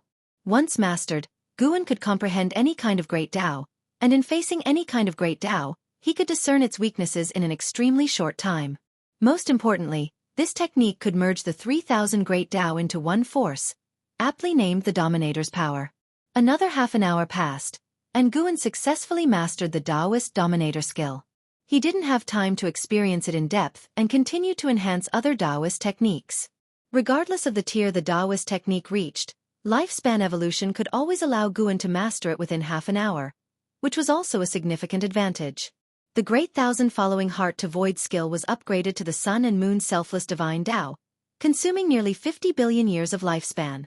This technique helped Guan to conceal his cultivation level and aura. Even those with a realm higher than his could not see through it. Though of course if the disparity in cultivation was too vast, it might not remain hidden, which was why he continued to elevate this technique. The Sun and Moon Selfless Divine Tao was even more domineering, allowing Guan to disappear into the order of the Great Tao. Even if he was still present, no one would detect him. He could even turn his aura into the sun, moon, and stars, perfectly concealing himself. Again, the inheritance took half an hour. After the inheritance ended, Guan's eyes turned to the secret skills, preparing to upgrade his combat methods. Just then, a vast aura descended, one that far surpassed that of the heaven-balancing golden immortal, causing a slight change in Guan's expression. He looked up. He saw a gigantic cyan bird appear in the sky, its wings spread wide, eclipsing the sun. Its feathers shimmered with the colors of the rainbow, like a godly bird from creation, radiating an endless ancient and holy aura. This cyan bird was by far the most colossal creature Guan had ever seen. Even set against the celestial extreme nine heavens, the celestial vault seemed almost incapable of containing it. Guan hurled a lifespan detection at the cyan bird. Nine heavens cyan bird. Early stage of Tai Ching Golden Immortal Realm 218,726,929, 702/50, 000, 000, 000, 000, 000//50, 000, 000, 000, 000, more than 200 billion years old. A lifespan of 50 trillion years. Truly terrifying. Killing it would direct unlock the ability for 1 trillion years of lifespan. But the words, Tai Ching Golden Immortal, only allowed Guan to contemplate the idea. Of course, even if Guan had the ability to slay it, he would not take action. That was not his style. Moreover, he suspected that behind the nine heavens cyan bird, there stood even more powerful immortals, like the nine heavens immortal emperor. As Guan marveled at the nine heavens cyan bird's lifespan, the bird suddenly descended, landing 10,000 miles away. 10,000 miles is a long distance for mortals, but to the nine heavens cyan bird, a single movement of its claws could reach Guan's dojo. This made Guan tense, ready to teleport away at any moment. The nine heavens cyan bird folded its wings and perched on the sea of clouds, its head reaching unscalable heights. Guan then saw a figure emerge, the white-robed woman known as the nine heavens immortal emperor, appearing atop the head of the nine heavens cyan bird. As before, Guan was still unable to perform lifespan detection on the nine heavens immortal emperor, indicating that her true body was not present. Two powerful entities appeared beside her, causing Guan to dare not continue his evolution. He decided to wait for the nine heavens immortal emperor and the nine heavens cyan bird to leave before resuming. If they refused to leave, he would have no choice but to teleport back to the celestial spirit great world. Search the novel Fire. Net website on Google to access chapters of novels early and in the highest quality. If you find any errors, ads pop up, ads redirect, broken links, non-standard content, etc., please let us know. Report so we can fix it as soon as possible. Chapter 555. Entering Reincarnation. Nine Heavens Immortal Emperor stood atop the head of the nine heavens cyan bird, his gaze sweeping across the sea of clouds, which tightened Guan's heart and made him constantly ready to teleport back. Each teleportation needed 100 billion year lifespan, making it 200 billion year lifespan for a round trip. Naturally, Guan was reluctant to return lightly. The nine heavens immortal emperor had not discovered the lifespan barrier. The nine heavens cyan bird was also unaware. After a while, a slightly childish female voice rang out. Your Majesty, are you truly not going to the Grand Assembly of 10,000 Immortals? Guan could feel that this voice originated from the nine heavens cyan bird, even though the cyan bird had not spoken. The nine heavens immortal emperor, looking into the distance with a cold expression, replied, Boring. I've attended several times. There's not much difference. all superficial interactions, and I don't need the opportunities from the grand assembly of 10,000 immortals. Your Majesty, although the celestial extreme 9 heavens is uniquely endowed, discussing Tao with other immortal cultivation great powers could further aid your cultivation. If you wish to go, you can go on my behalf. If you don't go, there's no point in me going. Forget it, let's not go. By the way, Your Majesty, what do you think caused this anomaly? The 9 heavens Scion bird changed the topic and looked around the boundless sea of clouds as it spoke. The 9 heavens immortal emperor, expressionless, said, "The celestial extreme 9 heavens, located above the great thousand world, is a juncture of the great Tao. The anomaly here might have originated from the lower realm. Even I cannot directly determine." Hearing this, the 9 heavens Scion bird fell into thought, its bird eyes flickering with strange light. Above the great thousand world? Guan captured this information, growing more curious about the celestial extreme 9 heavens. Could it be that the 9 heavens immortal emperor has no connection to the celestial court? Guan did not feel the celestial Tao destiny from the 9 heavens Scion bird, and as for the 9 heavens immortal emperor, since she was not the true body, he could not sense anything. If he closed his eyes, he wouldn't even be aware of her presence. After a while, the 9 heavens immortal emperor leaped into the air and flew towards the distance. The 9 heavens Scion bird followed closely behind, and they soon vanished at the end of the sea of clouds. Guan relaxed and waited patiently. 1 hour later, no longer sensing the aura of 9 heavens Scion bird, he reopened the attribute panel and continued to enhance. Next up was the eternal infinite divine sword.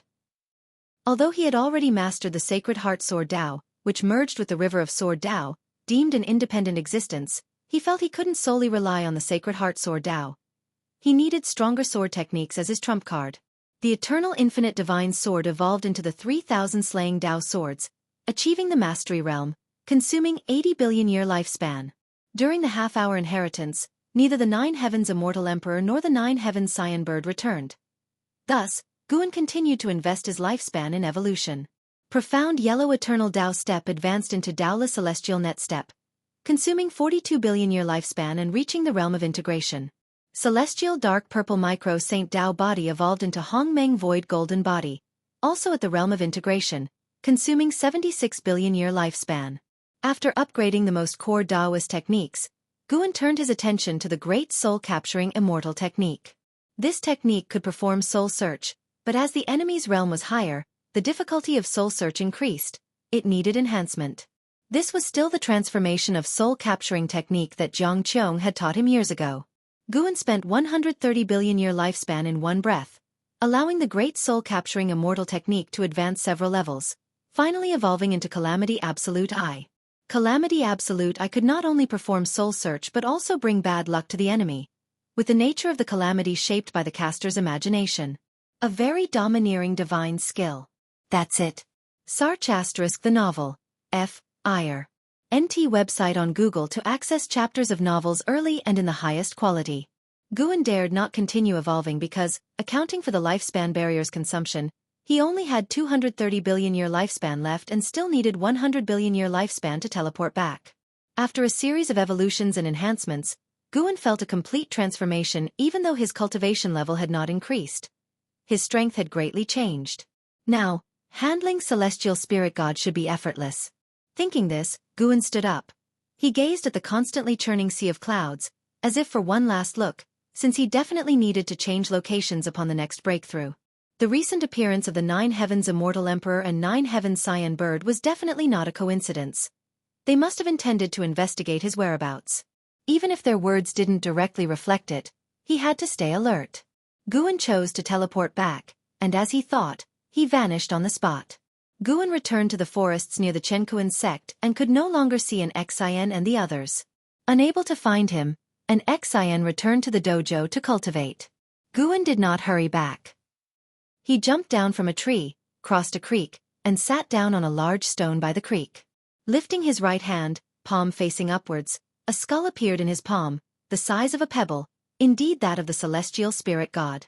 The disheveled celestial spirit god opened his eyes and looked up at Guan, his expression becoming calm. After a century of suppression, he had adjusted his mindset and was prepared to face any outcome. Guan's pupils suddenly turned deep red, and the pupils of the celestial spirit god facing him involuntarily widened, Then his expression turned dull. Calamity absolute high. He began to scour the memories of the celestial spirit god. The morning sun shone down, casting a long shadow of Gu-en. After a long while, Gu-en's eyes returned to their normal color, and his brows furrowed. The memories of the celestial spirit god were too simple. Spending years meditating under the world gate, much of his memory was blank, presumably related to the celestial court. However, Gu-en still obtained some useful information, such as why the celestial spirit god plotted against the celestial spirit immortal venerable. Many years ago, the celestial spirit god could have obliterated the celestial spirit great world, but he wanted to obtain the world punishment Tao Pearl held by the celestial spirit immortal venerable. The world punishment Tao Pearl, born from the great Tao, was a supreme treasure that could be used in battle and for comprehending the Tao, with infinite marvelous uses. The celestial spirit immortal venerable dared not readily use the pearl, fearing its master would come searching. The owner of the world punishment Tao Pearl was the Emperor Ziwei. Through the memory of the celestial spirit immortal venerable, Gu-en saw the Emperor Ziwei. This Emperor Ziwei looked exactly like the unparalleled Emperor Ziwei that the Black Profound Emperor had encountered in his lifetime. Gu-en guessed that the Emperor Ziwei was the reincarnation body of the Emperor Ziwei. Great powers project across the heavens, manifesting reincarnation, which is common. How formidable was the Emperor Ziwei, able to fight against hundreds of the same realm, and even force enemies to retreat. No wonder, being the reincarnation of the Emperor Ziwei. As Gu-en reflected inwardly, the celestial spirit god regained his senses. Startled, he looked at Gu-en and asked, "What have you done to me?" Gu-en looked down at him and inquired, "Do you want to die or do you want to live?"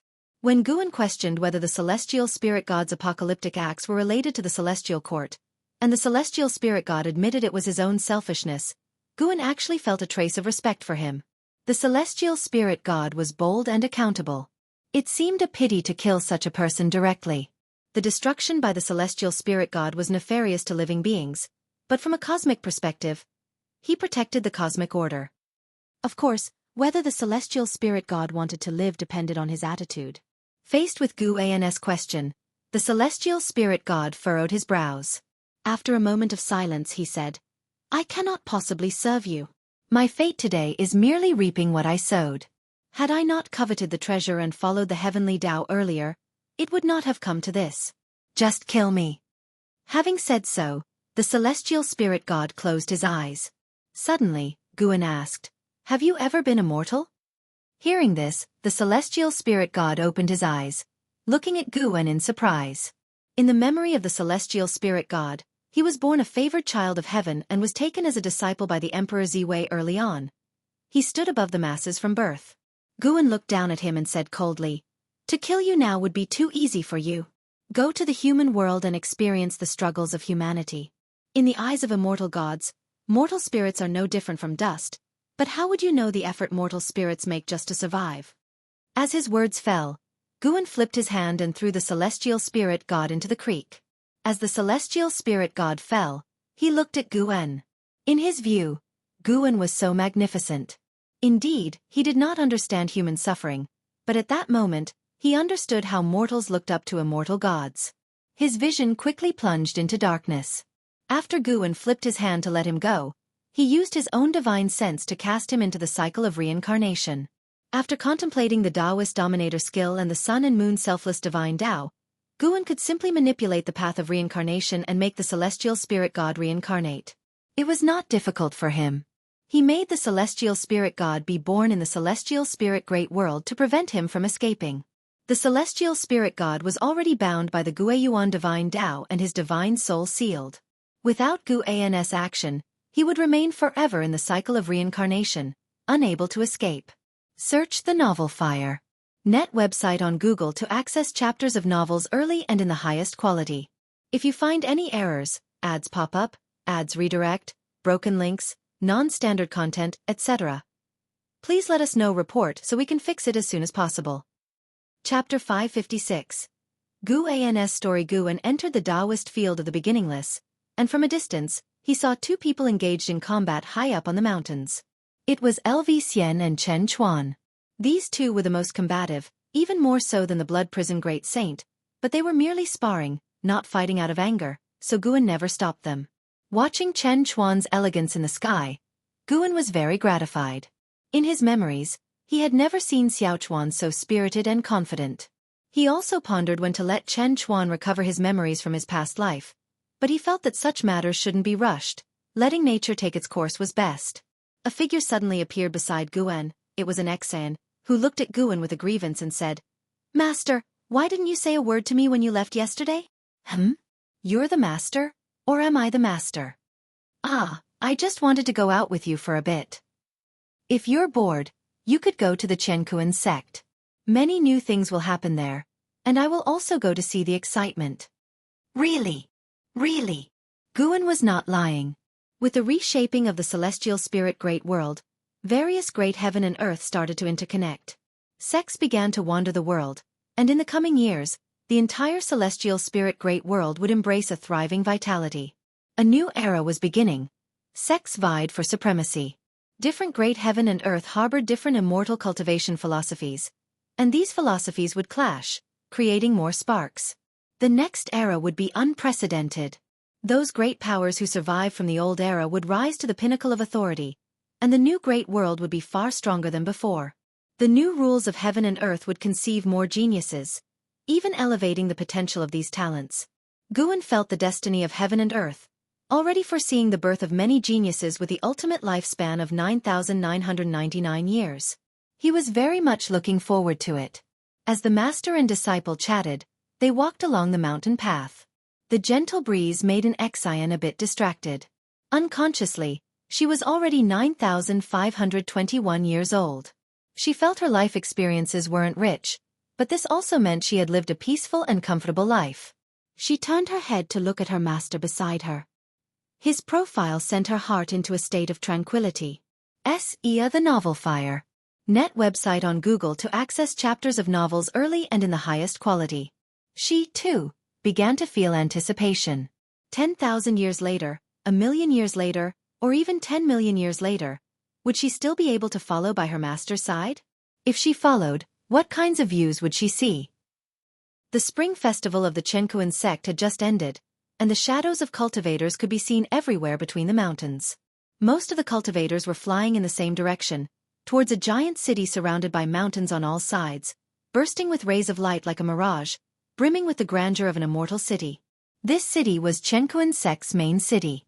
1,000 years had passed since the great world was reshaped. The Chen sect seized the opportunity to develop quickly, not only becoming the leader of the orthodox Taoist sect on the Nine-Spirit continent but also establishing prestige in the surrounding seas. This year, Chen sect planned to hold the 100 Teachings Conference, inviting hundreds of orthodox Taoist sects from inside and outside the seas to discuss and exchange Taoist techniques. This was the first time for Chen sect to hold such an event, making Chen sect's main city extraordinarily lively. Within the main city, the library pavilion was packed. Under Nzin's guidance, the structure of Chen sect was almost identical to the Supreme Sect's. However, Chen sect was far away from the Supreme Sect, so the two sects had not intersected for the time being. Why is Chen Venerable sold out again? With the foundation of the Chen sect, why can't you print a few more copies? A young male disciple stood in front of the counter, glaring at the library pavilion disciple and demanded. The library pavilion disciple spread his hands helplessly and said, "Brother, shouting at me is no use, I'm just in charge of selling." The young male disciple glared at him and left with a flick of his sleeve. Then another disciple approached the counter to inquire about the book Chen Venerable. At this moment, on the second floor of the library pavilion, Guan, dressed in blue robes, stood in front of a row of bookshelves browsing books. Celestial Demon Child came over and saw the title of the book he was looking at, not helping but curl her lips in distaste. "Young master, even a book like this is worth your time?" Outside the dojo, Guan had instructed not to call him master, but young master instead. Although Celestial Demon Child didn't understand, she thought calling him young master was quite nice. At least it made their relationship seem more equal, which often led her to wild fantasies. Guan, holding Nine Spirits Hero Legend, smiled softly and said, "As long as it's a book, it's worth reading." Since he started writing within the Chen sect, a trend of novels had been set off, and Nine Spirits Hero Legend was one such novel about the protagonist's adventures, clearly trying to imitate his style. Hearing Guan's words, Celestial demon child pursed her lips and then turned to leave. She planned to take a walk in the city. With her cultivation level of the loose immortal realm, she was considered a great cultivator within Qianquan's sect and wouldn't run into trouble, especially with Guan there. After Celestial demon child left, Guan continued reading. It wasn't long before two women ascended to the second floor, none other than Li Xuanyu and Tang Kai. Since being saved by an Xian, they had lived on the Nine-Spirit continent. Later, seeing the Qianquan sects rise to power, they voluntarily joined, and now they were also disciples of the Qianquan sect. In reality, given their status, they could become elders, but they didn't want to be too tied down to the Qianquan sect, knowing that they would eventually leave. "Sis, why did we come here?" Tang Kai asked in confusion. The library pavilion was full of miscellaneous books. If one sought the pursuit of Taoist techniques, they would visit the scripture pavilion. Li Xuanyu answered, "Just to look around." "Your heart is too impatient. It's good to temper it." Her gaze swept through the second floor, passing over each disciple as if seeking something. However, after looking around, she did not find the person she was looking for, and a look of disappointment flashed in her eyes. Tang Kai, upon hearing Li Xuanyu's words, immediately felt dissatisfied. She had just completed a meditation retreat of 800 years and still she was considered impatient? She was about to retort when she saw Li Xuanyu walk toward the stairs leading to the third floor. "I definitely am not impatient." These years, Tang Kai caught up with Li Xuanyu and tried to defend herself. "Senior Sister Li." A voice came through, bringing Li Xuanyu's steps to a halt. She turned to look and saw Guan, holding a book and walking between two rows of bookshelves. Li Xuanyu felt a little dazed, having not seen him for 10,000 years. Guan seemed totally different from the person in her memories. The Guan in her memory was cautious and reserved, but the Guan before her now was handsome and extraordinary, seemingly an immortal walking amongst mortals. Tang Kai glanced at Guan, her expression one of suspicion. She was astounded at her first sight of Guan. What a handsome man. This was only her personal judgment, and not a case of love at first sight. She had wandered the world and seen many people, but had never come across a cultivator with a presence like Guan's. Even her beloved Li Ya did not have an aura to match Guan's. What attracted her more to Li Ya was his heroism and loyalty. Guan walked over to Li Xuanyu and asked with a smile, "Senior Sister Li, don't you recognize me?" Li Xuanyu came back to her senses and said with emotion, "Of course, I recognize you. To be honest, the reason I've come here is to look for you. After all, your disciple is also on this continent, and everything about the Qianquan sect is a lot like the Supreme sect. I guessed it had something to do with you." She didn't know that Guan was the supporting Dao sword venerable, but the strength of an Xian proved Guan's Dao practice had already surpassed hers. The reason she wanted to find Guan was merely to express her gratitude in person. She was not foolish, and Xin's rescue surely must have been at Guan's behest. "I don't have such great capabilities. How about we find an inn to catch up on old times?" Guan asked with a smile, and naturally, Li Xuanyu had no objections. Guan did not neglect Tang Kai and introduced himself to her. After exchanging pleasantries, the three of them went downstairs. Noticing Guan spending money to buy the Nine Spirits hero legend, Tang Kai's expression became odd. Now aware that Guan was Xin's master, she held him in high esteem, but she hadn't imagined that such a great cultivator would read such trivial texts. Shouldn't a great cultivator be delving into the great Tao? Li Xuanyu, however, didn't mind. She knew Guan liked reading books. Seeing that Guan still had the same hobby made her feel a sense of closeness, as though the distance between them had narrowed. Later on, the three of them sat down at the closest inn, and after inquiring about each other's experiences, Guan turned the conversation to Li Ya, as Li Ya was the hub of their shared connections. Mention of Li Ya immediately excited Tang Kai, as his fame had already spread to the Nine-Spirit continent.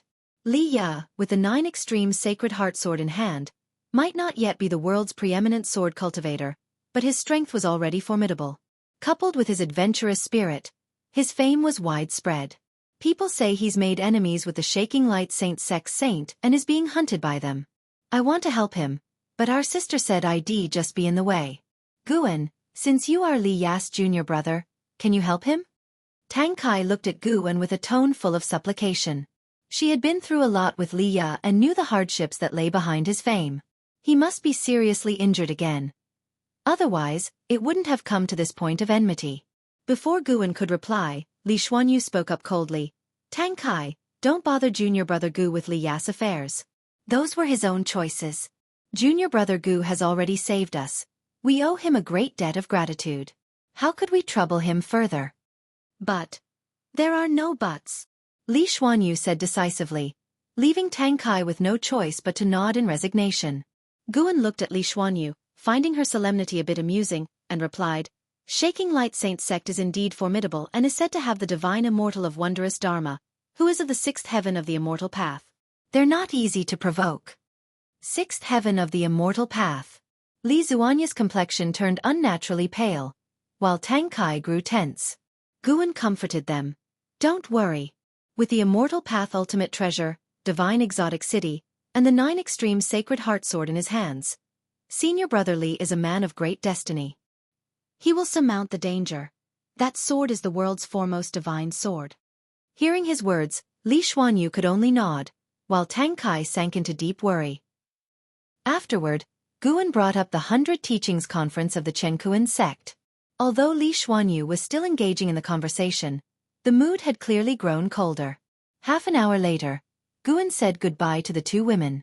Li Xuanyu and Tang Kai stood at the entrance of the inn, watching Guan walk away.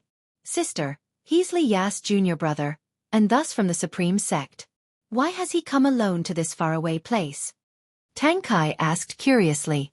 Li Xuanyu, looking at Guan's receding figure, said, Perhaps he's burdened with something, forcing him to leave his homeland. In life, we're often compelled by circumstances beyond our control. Upon hearing this, Tang Kai felt there was a story behind Guan's silhouette, much like Li Ya. Just then, they saw a stunningly beautiful woman swiftly emerge from the crowd, quickly wrap her arm around Guan's, and move forward with laughter and conversation, their intimacy evident. They soon disappeared into the throng of people. Tang Kai opened her mouth as if to ask something but didn't manage to articulate her question. Li Xuanyu, too, remained silent. If you find any errors, ads pop up, ads redirect, broken links, non-standard content, etc., please let us know report so we can fix it as soon as possible. Chapter 557, Celestial Spirit Reincarnation, Borrowing Life Amid the Scorching Summer Days. Within the Taoist field of the beginningless, beside a lake, Guan was preaching the great Tao to his disciples, who were listening as if intoxicated. Seeing that everyone had sunk into the enlightenment of the Tao, Guan took out a jade flute from his bosom and admired it closely. Guan, the great Tao you speak of is truly profound and vast, conjuring in me numerous visions. However, I am very curious. Have you actually seen those embodiments of the great Tao? Shen Zhen opened her eyes, looked at Guan, and asked curiously. She was the closest to Guan, and her voice was so soft that it did not disturb the others. Guan glanced at Shen Zhen and said, The great Tao is everywhere. What have you seen? Where do you wish to go? With a troubled look, Shen Zhen said, I saw the universe and the stars, and a white staircase leading to a door. What kind of door? Indescribable, all I can remember now is vague, but I'm sure it was a door. Shen Zhen recounted while speaking. After a pause, she continued to ask, Guan, do you think those visions I see could be some form of calculation? Guan smiled at her and said, That's something you'll have to feel and judge for yourself. It's good that you're thinking about this. Never lose your reverence for the unknown. Always be vigilant, for it is often more beneficial than not. Shen Zhen nodded and said, I'll be careful. If the great Tao guides me somewhere, I'm certain I won't go. She had heard from Guan about the experiences of An Hao and Zhu Shi, which made her even more vigilant about inexplicable opportunities. The visions she saw while seeking the Tao seemed like a lure, and she didn't want to be deceived. If you encounter things that are hard to judge, you can also talk to me about them, Guan said, then stood and turned to walk toward the nearby woods. Shen Zhen had no further questions to ask, and she didn't follow Guan's steps. After so many years, she had grown less curious about where Guan went. Now she just wanted to comprehend the great Tao. In its vastness, she could experience all the things she desired. She aspired to become a great cultivator like Guan elsewhere. Guan stepped into the woods and in one step went to another place in the human world. This was a mortal city, bustling streets, with no cultivators seen among the throngs of people, just 2 or 3 transformed demons. However, They did not do any harm but instead were performing their talents in a pavilion known as the Apricot Flower Tower. Guan appeared on the street without drawing the attention of the passers-by, for no one could see him. Even a boy passed through his body, feeling no physical collision. Guan's gaze fell on the side of the street, where a group of beggars squatted in front of a courtyard wall.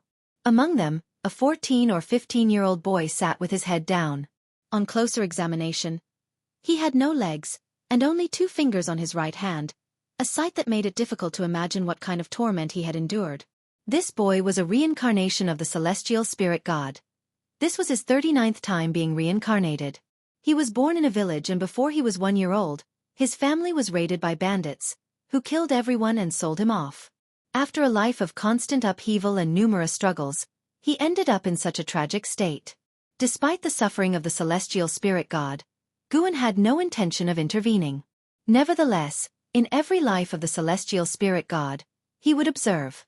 It wasn't to ridicule the celestial spirit god but rather to help him recall some of his previous lives' memories at the time of his death, to let him feel the disparity between immortal gods and mortals.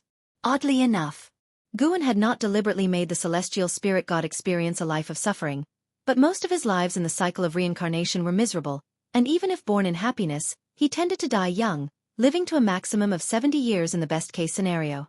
On second thought, it was normal, as most mortals have difficulty living past 70. In the scorching summer, this life of the celestial spirit god would end on the flourishing streets, with no one caring about his death. Not until a house servant from a wealthy nearby household dragged his body away, ultimately dumped in the wilderness, and devoured by scavenging wolves.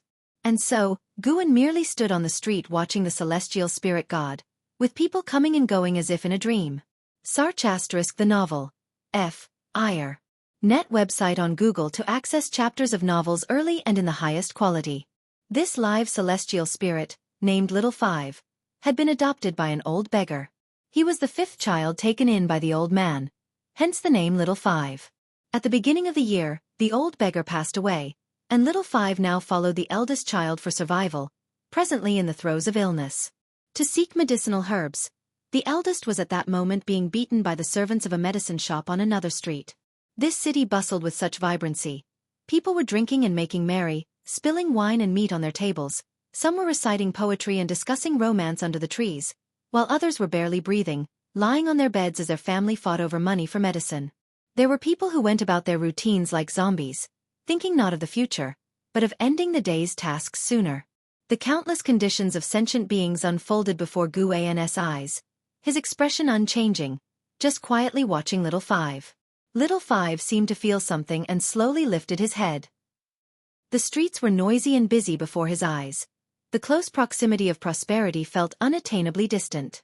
In a daze, he saw an additional figure on the street, with people passing right through it, which was very eerie.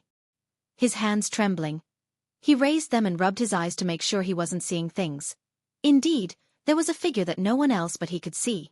Could that be an immortal god? Xiao Wu spoke weakly, while the 2 beggars beside him were asleep and didn't hear his murmur, and the other beggars didn't pay attention to him either, because everyone knew he was dying. Guan was surprised that Xiao Wu could see him. He hadn't intended for Xiao Wu to be able to see him. With that thought, Guan willed his presence to deepen, and he disappeared from Xiao Wu's sight in an instant. Seeing that he had disappeared, Xiao Wu instinctively looked in other directions, but no matter how hard he tried, he couldn't see Guan again. It was just an illusion after all. I knew someone like me couldn't possibly encounter an immortal god. Xiao Wu hung his head low again, continuing to endure the suffering from his illness. Until dusk, a beggar walked over, quivering. It was Xiao Wu's older brother, known as Lao Da. He squatted in front of Xiao Wu, placed the medicinal herb bag stained with blood on the ground, shook Xiao Wu, but there was no response from him. Lao Da's eyes widened with bloodshot eyes, and his right hand trembled as it moved toward Xiao Wu's nose. Soon, he got a fright. He didn't push Xiao Wu away. Instead, he lifted Xiao Wu onto his back and, taking the medicinal herb bag, walked away. Following that, Lao Da carried Xiao Wu on his back and went to all the large and small pharmacies in the city. But no one was willing to treat Xiao Wu. Out of desperation, Lao Da gritted his teeth and carried Xiao Wu out of the city. As night fell, Lao Da didn't look back amidst the fading hustle and bustle behind him and pressed forward with unwavering determination. Lao Da carried Xiao Wu aimlessly forward, not knowing where he should go, but he was unwilling to give up. It was only when he heard a wolf's howl that he finally snapped out of it, by which time he had already lost his way. "Don't be afraid, Xiao Wu, Big Brother will definitely save you, definitely?" Lauda murmured to himself softly. He was trying to bolster his own courage. There were always legends in the countryside of immortals living deep in the mountains. The physicians in the human world were not willing to save his brother, so he had to seek out an immortal. He's already dead. Where do you think you're going to take him? Such deep brotherly love. Well, we could save him, but you'll have to give something in return. 3 feminine voices rang out, coquettish and seductive, making one's imagination run wild, except in the darkness of the night, they seemed sinister and frightening. Fear gripped Lauda internally, his filthy face unable to hide the terror as he swallowed and asked, "What do I have to give to save my brother? Could it be a demon?" Their voices didn't sound like those of immortals. Lauda thought so, and without any other options available, he braced himself and inquired further. Suddenly, a cold wind blew from the depths of the forest, forcing Lauda to instinctively step back. On the trunk of the tree before him appeared 3 white foxes, smirking cunningly, their eyes glowing green in the dark night, which was quite terrifying. Lauda's legs trembled with fear. The sight of a demon directly drowned his heart in terror, yet he did not throw Xiao Wu down and flee. One of the white foxes chuckled. "Become our servant and we will save him." Lauda mustered his courage and asked, "Just as a servant?" "As a servant for life, until you die of old age. Oh, by the way, if your brother wants to live, he must borrow someone else's life. Before dawn, you must kill a person and bring them before us. Otherwise, once daylight comes, even if the celestial spirit god himself appeared, there would be no reversing fate." The white fox in the middle sneered coldly, her words sending a chill through Lauda. Kill someone? Search the novel Fire. Net website on Google to access chapters of novels early and in the highest quality. If you find any errors, ads pop up, ads redirect, broken links, non-standard content, etc., please let us know. Report so we can fix it as soon as possible. Chapter 558. The Legend of Lu Qiuxian. The night was like water. 3 white foxes teasingly stared at the boss, as if looking at prey. Faced with their gaze, the boss was engulfed in an inner struggle, and little Five on his back had no breath left, his body growing stiffer, which made his heart even more anxious. Although he was a beggar, living at the lowest strata of society, many people humiliated him, but he had never thought about killing anyone. At most he just wanted to beat up those who bullied him. In his view, killing was an unforgivable act, but his younger brother Little Five was still waiting for him to rescue. The boss took a deep breath, he looked up at the 3 white foxes and gritted his teeth. "This is it, take my life to save my brother, and let my brother serve you as a servant for a lifetime." Little Five was disabled, and life was hard to manage by himself. If he could be tied to these 3 demons, perhaps he could find a better way out. Although demons were not as powerful as the immortal gods, they were still not comparable to ordinary people. What if the demons could make Little Five grow legs? Hearing what the boss said, the 3 white foxes were stunned for a moment and then they started giggling. "Your brother is a cripple. Is he supposed to serve us, or should we serve him?" "Mortal, you think too much. Such a coward doesn't even deserve to serve us." Facing the demon's mockery, the boss was not angry, just more nervous and uneasy. He finally had a chance to save his brother. How could he give up? "As long as you are willing to go into the city and kill, we can make your brother normal, repairing the physical defects, and there are plenty of evil people in this city. It's not just your brother you'd be saving," one white fox said with a profound meaning, which made a new light shine in the boss' eyes. At the same time, Guan stood under a nearby tree watching this scene. These 3 white foxes were Tier 2 demons, comparable to the Foundation establishment realm, still unable to undergo transformation. What they said was true, hoping the boss would kill the evil people in the city. They dared not act personally, because there were immortal cultivation sects nearby that would capture and kill misbehaving demons, thinking that using the boss as a proxy would be enough to deceive everyone. Guan had no intention of interfering. Even if people died because of this, he wouldn't care. He had rescued too many beings before, now he wouldn't hesitate over the life and death of one person. Of course, if someone truly moved his heart, he would act as he wished. Eventually, the boss agreed. He put down Little Five and then returned to the city alone. As soon as he left, the 3 white foxes surrounded Little Five and began casting spells to protect his soul. Little Five's lifespan and maximum lifespan were not merely 15 years old. Indeed, they had ways to save his life. But from now on, it would be hard for him to sever ties with demons. Guan watched for a while and then disappeared from the spot. Even though there were 3 white foxes altering his fate, Little Five's life was destined not to ascend to immortality. This was the punishment Guan had in mind for the celestial spirit god. Guan wouldn't deliberately manipulate the celestial spirit god's birth and life experiences, but would set a limit on his life. The summer night wind still carried a bit of cold. One white fox suddenly shivered and said in a low voice, "Why am I a bit worried, feeling like this might cause trouble?" The fox next to her glared and scolded, "What's there to be afraid of? Are you going to be a concubine for that profligate young master from the city lord's mansion?" "I don't want to. He looks so disgusting. Mainly because he bullies too much, we must kill him, and once that guy comes back, we'll pass on his martial arts to him." "It can only be so." The voices of the 3 white foxes gradually quieted down, and eventually, the woods fell into a silent, oppressive and terrifying stillness. Sand filled the sky, and on a cliff, Zhang Buku with all white hair stood at the edge, shirtless, looking down at the blood lake below.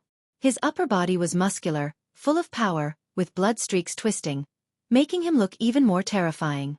A Buddha head flew out from the sand. It was the Buddha Immortal. Buddha Immortal looked at Zhang Buku, his stone face showing a complicated expression.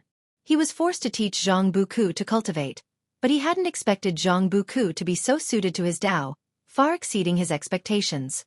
If he could really possess Zhang Buku, maybe he could surpass this life in the next one. Just thinking about it made him regret. Of course, even with several more courage, he wouldn't dare act recklessly. Just the thought of how Guan felt pressing down on his head made him shiver in fear. Zhang Buku turned to look at the Buddha Immortal and asked, "Where is the realm master of the divine exotic realm now?" Buddha Immortal replied, "According to your wish, I have sent him to one great thousand world, and he is now very safe. If I find out you've deceived me, this favor will turn into hatred. Rest assured, since I've already done this much, why would I kill him? He's in the Tai's great world. Once your cultivation ends, I will send you to that great world. There, the opportunities are abundant, and the control of the immortal gods is weak. It's a perfect place for your growth." The Buddha Immortal didn't take offense to Zhang Buku's rudeness and replied calmly. Thousands of years had passed, and he had now shifted his mindset, beginning to look forward to Zhang Buku's future. Zhang Buku had such a powerful being behind him, yet they hoped he would mentor Zhang Buku, seeing it as an opportunity. No matter how high his realm might be, one always needed a backing.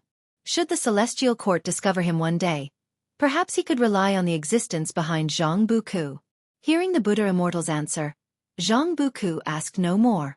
After cultivating in this realm for so many years, his heart had also calmed down. Rather than dwelling on calculations he couldn't resist, it was better to grasp the time and diligently cultivate. He raised his right hand, and a bloody wind emerged from his palm, forming a small vortex. In an instant, the yellow sand from the sky rushed over, and his right hand rose higher until a yellow sand tornado appeared on his palm, becoming increasingly spectacular. The Buddha Immortal asked in surprise, "You can already feel the force of heaven and earth in this realm?" "Indeed, it doesn't seem difficult. I'm curious, can I use the control over the force of heaven and earth in other great worlds?" Zhang Buku replied. The Buddha Immortal smiled and said, "Naturally, the great world I opened is not weak. Moreover, this realm has existed for an incredibly long time. If you can control this realm, you could use the force of heaven and earth in other great worlds." Upon hearing this, Zhang Buku's mouth curled into an almost arrogant smile. At that moment, he thought of Master Gu and Li Ya. During the long years of cultivation, he often thought of these two people, relying on the remembrance of old friends to recall where he came from and where he would go in the future. "Master Gu, Li Ya, you can't imagine how strong I've become now. I really hope to let you witness my growth." Zhang Buku was surging with emotions, growing stronger, gaining more and more confidence. If Master Gu and Li Ya were already dead, Zhang Buku would also go to seek them through reincarnation. Isn't immortal cultivation all about pursuing one's desires? What he desired was to enjoy drinks and travel the universe with Master Gu and Li Ya. The Buddha Immortal looked at the tornado in Zhang Buku's hand and thought of another person, wondering if Zhang Buku would ever have the chance to compete with that individual. "Buddha Immortal, How much longer until I can leave? Don't rush. I have one more divine skill to teach you. Once you master it, you can leave. Oh, what is this divine skill? It will allow you to travel through the 3,000 great worlds, wandering freely along the river of Great Tao. If that's really possible, then I must visit the river of destiny you mentioned. Hearing Zhang Buku bring up the river of destiny, the Buddha Immortal smiled and said, if you go to the river of destiny, you must be wary of one person. Ia the Oval Fire. Net website on Google to access chapters of novels early and in the highest quality. Who? That person's name is Lu Qiuxian. His Tao practice is profound and unfathomable. He will find everyone who enters the river of destiny and ask them some questions. You must not offend him. Lu Qiuxian. Zhang Buku noted the name, recognizing that this was a presence that even the Buddha Immortal feared and not someone he could provoke. 100 years had passed since Xiao Wu's resurrection. Guan hadn't visited him, only occasionally glancing at him. This year, the name of Li Ya had once again spread within the Nine-Spirit continent. Li Ya and the Saint of the Shaking Light Saint sect had arranged a life-and-death duel at the human world peak to settle their karma. The day of the duel had not yet arrived, but the news had spread wildly. In today's vast celestial spirit great world, albeit within the domain formerly belonging to the celestial spirit great earth, both Li Ya and the Saint from Shaking Light Saint sect were world-renowned prodigies. I didn't expect Li Ya to gain such popularity. It seems the world is just a... Back in the day, Li Ya had no power to fight back against me. LV Xian was boasting about his past accomplishments, within Shengtian, Jiang Shi, Chen Chuan, Celestial Cyan, and Tian by listening. Having cultivated in the Taoist field of the beginningless for so many years, their cultivation levels had reached loose immortal, and with the divine skills and spells they possessed, they were full of confidence, feeling that no peer cultivators from the outside world could match them. Tian Bai tilted his head and said, Li Ya has the #1 divine sword in the world. Even if your cultivation level is higher than his, I'm afraid he's not someone you can defeat. LV Xian glared and said, relying on a magical treasure doesn't make a hero. I only believe in my physical body. Just then, an Xian appeared out of nowhere and said, think about what kind of magical treasure you all want. Master is preparing to craft magical treasures for everyone. Upon hearing this, everyone looked at LV Xian. LV Xian's face turned red and he coughed falsely. Why are you looking at me? I've already had ideas. Search the novel Fire. Net website on Google to access chapters of novels early and in the highest quality. If you find any errors, ads pop up, ads redirect, broken links, non-standard content, etc., please let us know report so we can fix it as soon as possible. Chapter 559. 10,000 Years of Refining Treasure. Guans sect. Hearing LV Xian's words, Celestial Cyan, Jiang Shi, and others couldn't help but roll their eyes. They hadn't been clinging to LV Xian. Instead, they began to discuss the magical treasures they each desired. An Xian was in charge of taking notes. After recording their needs, she would then go to find others. An hour later, an Xian arrived at Guan's courtyard. At the moment, Guan was sitting in front of a great cauldron. His right hand was burning with a 3 pristine true fire as he stared at the flame in his hand.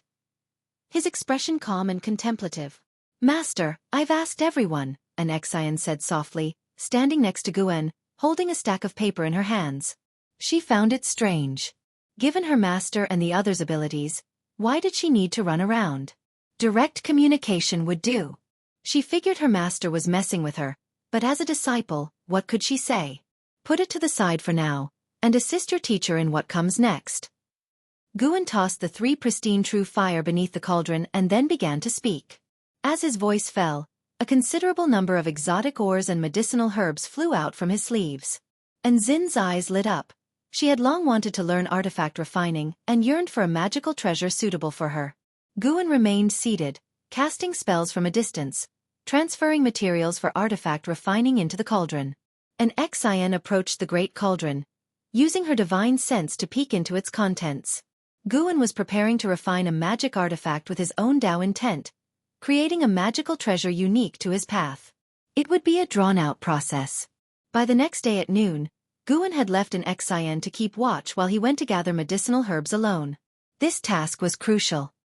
He had restrained his murderous impulses and greed, so he must not be negligent in harvesting. His annual lifespan income had stabilized around 30 million years. He could continue to improve, but he didn't want to overexert himself or attract too much trouble. The celestial spirit great world had restored order and, for the time being, faced no attacks from forces beyond. For Guan, that was the best kind of life. But destiny was unpredictable, and he couldn't draw the attention of beings from other great worlds to shatter this peace, especially from the celestial court. As long as the heavenly Tao loomed over the celestial spirit great world, Guan couldn't ignore the threat of the celestial court. Time flies like an arrow. In the blink of an eye, 1,000 years passed. At noon, within the Taoist field of the beginningless, Guan lay on a rocking chair, pulling up his attribute panel to check. Name: Guan Sia the Novelier. NET website on Google to access chapters of novels early and in the highest quality. Lifespan: 11, 587/78, 746, 346, 201. Physique: primordial reincarnation, undying body. Cultivation level: balancing heaven, golden immortal realm, perfection. Nearly 80 billion years of lifespan. Guan pondered when to break through. He had already comprehensively improved himself. In theory, he could successfully break through with 100 billion years of lifespan, but there was always the chance of failure. It was better to wait until he had 200 billion years of lifespan to attempt the breakthrough. Guan stood up and sent a message to the celestial demon child. Shortly after, the celestial demon child appeared in the courtyard, looking excitedly at Guan and asking, "Master, is my magical treasure ready?"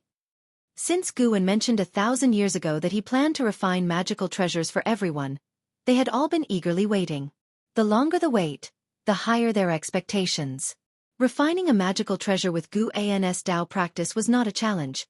A lengthy process meant one thing: their magical treasures would be powerful. Guan nodded with a smile, then waved his sleeve, and a white ribbon flew out from the great cauldron. It was as nimble as flowing cloud, quickly landing into the hands of the celestial demon child. The celestial demon child's eyes sparkled, instantly falling in love with the ribbon. "This is the year's colorful cloud ribbon, a Tao treasure that I've refined, imbued with the will of the great Tao. You can meditate on it for your daily cultivation. Your current Tao practice is insufficient to unleash its true power," Guan briefly explained. As his voice dropped, the year's colorful cloud ribbon burst into a bright light, enveloping the celestial demon child and leaving her rooted to the spot. She began to inherit memories, another of Guan's touches, learning how to make the Tao treasure recognize its master. An Xian sat to the side, looking bemused. Over the years, she hadn't seen how the year's colorful cloud ribbon was formed, and for most of the time, Guan was absent, with her being the one to watch over it. She even suspected that the Tao treasure had been completed long ago. When in doubt, she would ask. When facing her master, she never held back. "This is a Tao treasure, a treasure of the great Tao," Guan answered. "You can't see its shaping process. It must be sensed with your Tao. The fact that you haven't discovered it yet means your Tao isn't strong enough." Those words made an Xian feel ashamed. Guan often lectured them on the Tao, and each lecture was a matter of creation, a grand opportunity that cultivators from the outside world couldn't hope to encounter in their lifetimes, yet she failed to grasp the Tao, which filled her heart with shame. Little did she know, their Tao intent was already strong enough.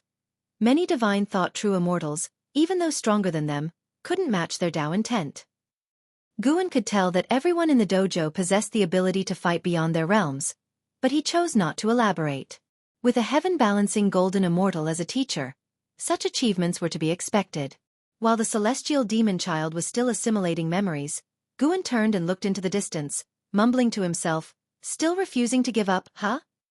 Hearing his words, an Xian asked curiously, "Master, who are you talking about?" "Tang Kai." Hundreds of years ago, unable to resist, Tang Kai had gone to find Li Ya, even calling out to her in the woods outside the dojo and bidding her farewell before she departed. Guan smiled and said, "Not her. I'm talking about a little demon you've never met." Seeing that he was reluctant to elaborate, an Xian didn't press further. In her view, her master, who often went out, must have spread opportunities far and wide, wondering when the Taoist field of the beginningless would gain new people. Time continued to speed up with her thoughts.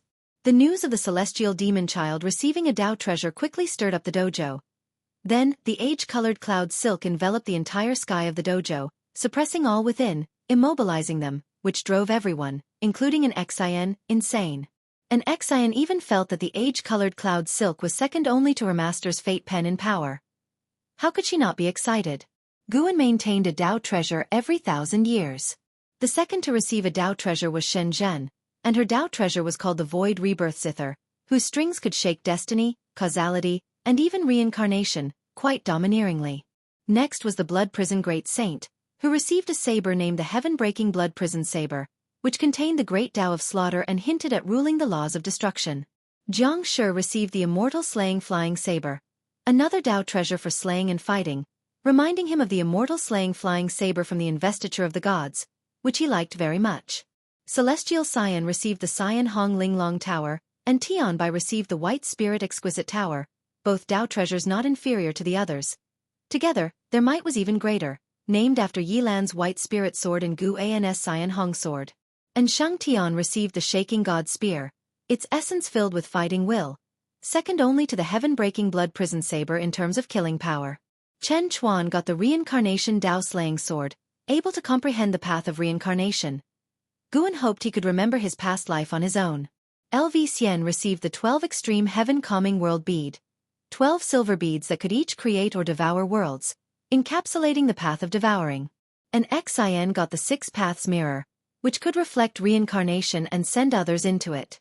During the process of refining Dao treasures, Guan also pondered these great Dao. The 3,000 great Dao are omnipresent, and the Daoist Dominator skill could assist Guan in his contemplation directly.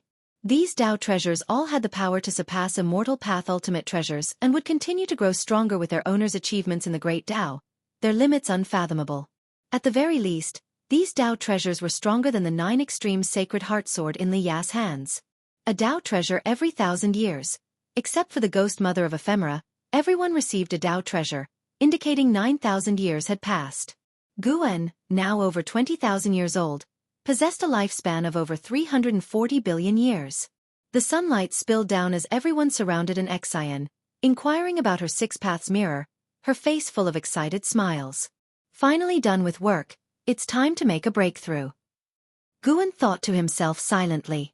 Looking back on the 9,000 years that had passed, even he couldn't help but marvel at how swiftly time had flown. As there were no external threats, these 9,000 years were uneventful, a repetition of days. From refining the age-colored cloud silk, Guan spent 10,000 years crafting Dao treasures for his disciples, and through this process, he continued his cultivation. 10,000 years later, even without using lifespan evolution, his power had significantly improved. Master, aside from you, is there anyone else who can refine Dao treasures?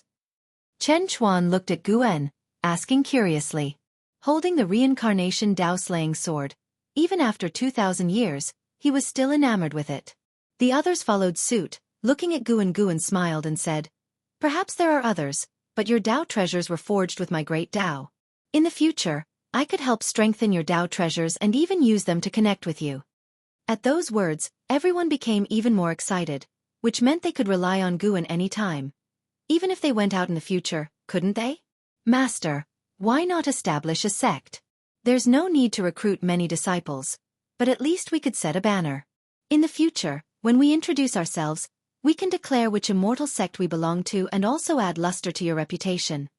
Blood Prison Great Saint suddenly suggested, with the others echoing him. This was a plan they had long discussed and were waiting for the right moment to propose. Guan had already heard their discussions over the years and had also been contemplating this matter. If you find any errors, ads pop up, ads redirect, broken links, non-standard content, etc., please let us know. Report so we can fix it as soon as possible. Chapter 560. The Primordial Era, Primordial Chaos Body. During the long years of cultivation within the Taoist field of the beginningless, LV Xian, Chen Chuan, and others would fantasize about traversing the human world, and they too wanted to forge a resounding reputation like Li Ya. They felt grateful towards Guan in their hearts, thinking that he should not be forgotten by the people. If Guan did not want to come into the limelight, then as his disciples, it was their duty to help their master propagate his holy name. Everyone looked at Guan with fervent gazes, waiting for him to confirm the name of their sect. Guan pondered and said, "Let's take the name of the dojo for our own, for we shall be called the beginningless. We have no sect, no door, no clan nor path. Beginningless implies no start and hence is the realm of eternity. I will chase after the realm of eternal immortality, and I hope that you will uphold my will and eventually break free from the shackles of the 3,000 great Tao to become true carefree immortals. Upon hearing this, everyone was ignited with excitement, praising the name one after another. Beginningless is excellent indeed. From now on, I shall introduce myself thus. I am Beginningless LV Xian. Sounds dominant already. Ha ha ha, I also think it's good. Adding sect or gate would have been rather trite. Perhaps many years from now, the Beginningless will become the most mysterious place in the Great Thousand World, with countless people yearning to pursue it, yet unable to find the way. Fantastic, now that the name of our force is set, I'm even more motivated. From now on, I'll fight for the Beginningless. Listening to the discussions of his disciples, Guan shook his head with a wry smile, and without saying more, turned and left. Millennia passed, and the disciples exchanged knowledge with one another. They had already learned how to use Tao treasures and also understood Guan's attitude towards them, that they would not be misused. Once Guan had left, everyone became even bolder. Chen Chuan excitedly asked, "Tell me, is my reincarnation Tao-slaying sword more powerful, or is Elder Li's 9 Extremes Sacred Heart Sword stronger?" Wuxia whirled. Sight and Xian gave him a look and said, "Don't think about such questions, we should show elderly respect." LV Xian snorted, "What's wrong with being stronger than him? Respect is kept in the heart. Who knows, he might one day depend on us for rescue. I think Tao treasures are stronger than Immortal Path ultimate treasures. If you can comprehend the great Tao within a Tao treasure, you should be able to feel its vast Tao intent. Our beginningless Tao treasures will surely be the most powerful magical treasures." After hearing this, an Xian looked at the 6 paths mirror in her hand with a smile on her face. Seeing her not keeping a stern face, the others also smiled and actively discussed the power of the Tao treasures. Though an Xian was of the same generation as them, she had unconsciously established great prestige, and everyone knew Guan doted on her the most. Even Xin Zhan would not act too willfully in front of an Xian. The ghost mother of ephemera stood at the back of the crowd with a fiery heart. Although she had not obtained a Tao treasure, she felt this was as it should be, given she was not Guan's disciple and had entered the Taoist field of the Beginningless as a prisoner. Guan summoning her was clearly a signal. She wanted a Tao treasure too. Perhaps I shouldn't be methodically completing my tasks. I should be more proactive. The master likes to pick medicinal herbs. Why not find a way to increase the production of medicinal herbs? The ghost mother of ephemera thought so as she looked at the people around her. In the reshaped Great Thousand World that had seen 10,000 years pass, the human world had taken on a new appearance. The Holy Court had completely dissolved, and now the War of Thousand Sects was raging, with no sect showing the dominance to unify the world, for the heavens and earth had become more vast than before. Despite the multitude of sects, this period had gained a unified definition. The Primordial Era. A new Great Thousand World was established, where the heavens met the earth and all things bloomed anew. Such a time was known as the Primordial, the beginning of everything. The sects that had survived the previous era and made it to the Primordial Era had all become overlord-level forces. The Supreme Sect was one such power. Now the Supreme Sect dominated the 7 seas and the 3 continents, its influence surpassing even that of the 7-star spirit realm and the Star Sea congregations of old times. In the 3rd Medicine Valley, which 10,000 years later still held its esteemed position because the sect leader resided in this Medicine Valley. Inside a bamboo forest in the valley, Long Qing, wearing a loose white robe, sat cross-legged on the ground. With unruly hair, he had left his youthful features behind, becoming more composed and unfathomable, looking like a true enlightened being amid the forest. A figure appeared out of nowhere before him. It was Candlestar from the battle court. This reshaped Great Thousand World seems less like it has been reconstructed, and more like reborn. Many heaven and earth ultimate treasures have emerged between the heavens and earth. Over the years, I have fought over them as well. I didn't expect to encounter the blockade of Profound Yuan Free Immortal. Those old undying beings hidden in the depths of the universe have all returned. Candlestar sighed. Clashing swords with Profound Yuan Free Immortal made me fully realize that this world has truly become a part of the Great Thousand World. Just like the other vast worlds I've been to, there's always trouble brewing. Long Qing didn't open his eyes and said calmly, "What's wrong? Have you lost confidence in uniting Tian-E and replacing the battle court?" Candlestar chuckled. "How could that be? I've already seized that ultimate treasure. I'm currently brewing the body refinement medicinal broth. In at most 100 years, Long Teng will be able to cultivate the primordial chaos physique. The legends of the primordial era are not to be taken lightly. Every major world will go through such a period. The Long Teng he spoke of was Long Qing's son, Long Teng. Long Teng had taken Candlestar as his master, and Candlestar was extremely dedicated to cultivating Long Teng.